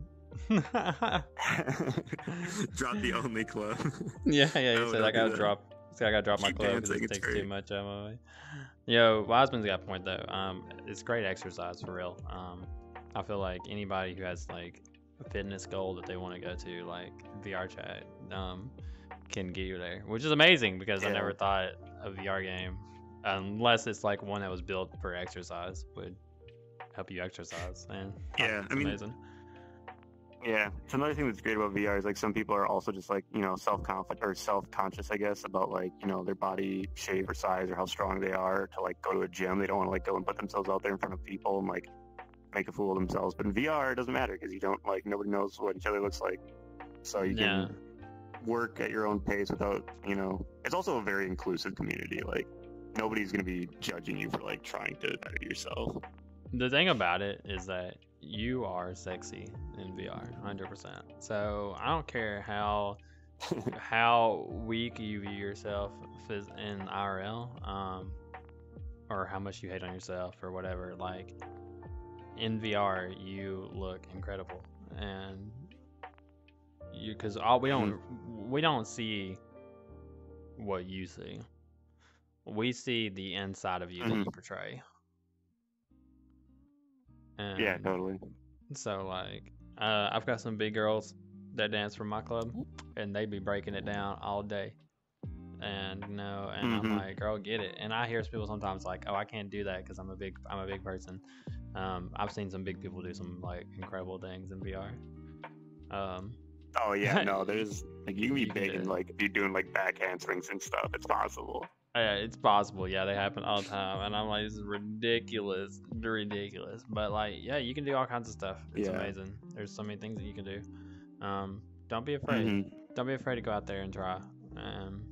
Don't worry about what you look like IRL or what your body's like. Just get out there and enjoy yourself. Yeah, you just gotta start. It's the biggest hurdle. The biggest step. So, what shoot, I guess that's about it. It's 6:30. That's it for tonight. That gets us done with ours. Am I gonna get a hug out of you? Because I didn't get a hug in the last one. Oh yeah, you can get a hug out of me. That's fine. I'm just kidding. Thank you No, for they having me, messaged me too. ahead of time. They were like, I'm not a hugger, and I'm like, it's okay. I'll be sad, but I'll work around it. 'Cause, I definitely am. Yeah, some people get like personal. Oh my god, you have heard so much bigger than me. I'll No, float wait. up a little bit. Look, I went down. Don't worry about it. I can bend over. I mean, people probably like to see Okay. it. I have no pants on behind me. That's why I'm angled this way. Oh my god, thank you for There's my having me, dancing though. at me This has because been you see, fun. so, like, there's nothing back there. Oh yeah. No, I'm glad you. Standard I'm glad you dancing came. after. You know, whatever. I'm glad you came. I'm glad you enjoyed it, and yeah, hopefully I get to see you again. It was incredible meeting you. I got to watch you dance Wednesday at Raptor. I wanted to come see y'all Friday, but we worked overtime and ended up doing Sunday. Oh, so yeah. I do not know what just happened. Oh, we changed cameras. That's what happened. Yeah. So we about to wait. All right, cool. So let me check this message because I think somebody's just tried to join last minute. You know what? We're online right now. Let me check this person and see if they want to come in. You know what? Actually, you know what? We're done for the day. We did have one more guest. Yeah, we did have one more guest. You're good. You're good to go. You can do whatever you want to do. You can take a picture, cute picture of yourself, and send it to me. I'll put you on the wall back here. All right. Yeah, wherever you want. But Sounds good. Thank you so much for coming. Thank you for in. having me. Yeah. As for all of you back there, we had one more guest tonight, which was Half and Half Madam. She did message me. She's a little sick today, so she is not going to be joining us today. But hopefully we'll have her here next week, so we'll look forward to that. It's okay. Importance, guys, when you're dancing, it's definitely know your body, know who you are, and know what you're capable of, and know your limitations. And do not push yourself beyond. If you're not feeling good, or if you're feeling sick, or if you're injured somewhere, talk to your club owners, talk to the hosts that are working with you, talk to your dance captains, talk to your team. Nobody's gonna be upset with you because you couldn't show up, or no one's gonna be upset with you because you don't feel like doing it today, or something's wrong, or something IRL happened. You know, we want you to take care of yourselves, and we want you to be careful. Obviously, if you don't feel good and then you come out to the club and you hurt yourself even more, not only is there a chance that it could become a permanent injury or become something more than it really is, but there's always that chance that you could end up resenting the club and being mad at like yourself or at the people for allowing you to push that condition further. So for real, definitely take care of yourselves. Happy will be on here one day. I promise, guys. I'm so sorry. I was so looking forward to it. Trust me, I'm a huge fan of Happy. I know y'all in the child or in the crowd or in the chat and everything are fans of her too. So we'll get her up here next week, especially when I keep plugging her that all these people recommend her. So, but guys, we're gonna end it today. It's been a crazy week in VR. Thank you all for coming out for another episode of Tales from the Dance Floor. Episode 3, baby. Episode 4 next week. We got a huge lineup coming. We got tons of guests that have been recommended to us. I can't wait to see how far and how many episodes we can keep pushing out and how many new dancers we can meet. In the meantime, I love each and every one of y'all. Thank you again. This is another episode of Tales from the Dance Floor with your hosts, Ace and Rise and Club Ascension. Thank you.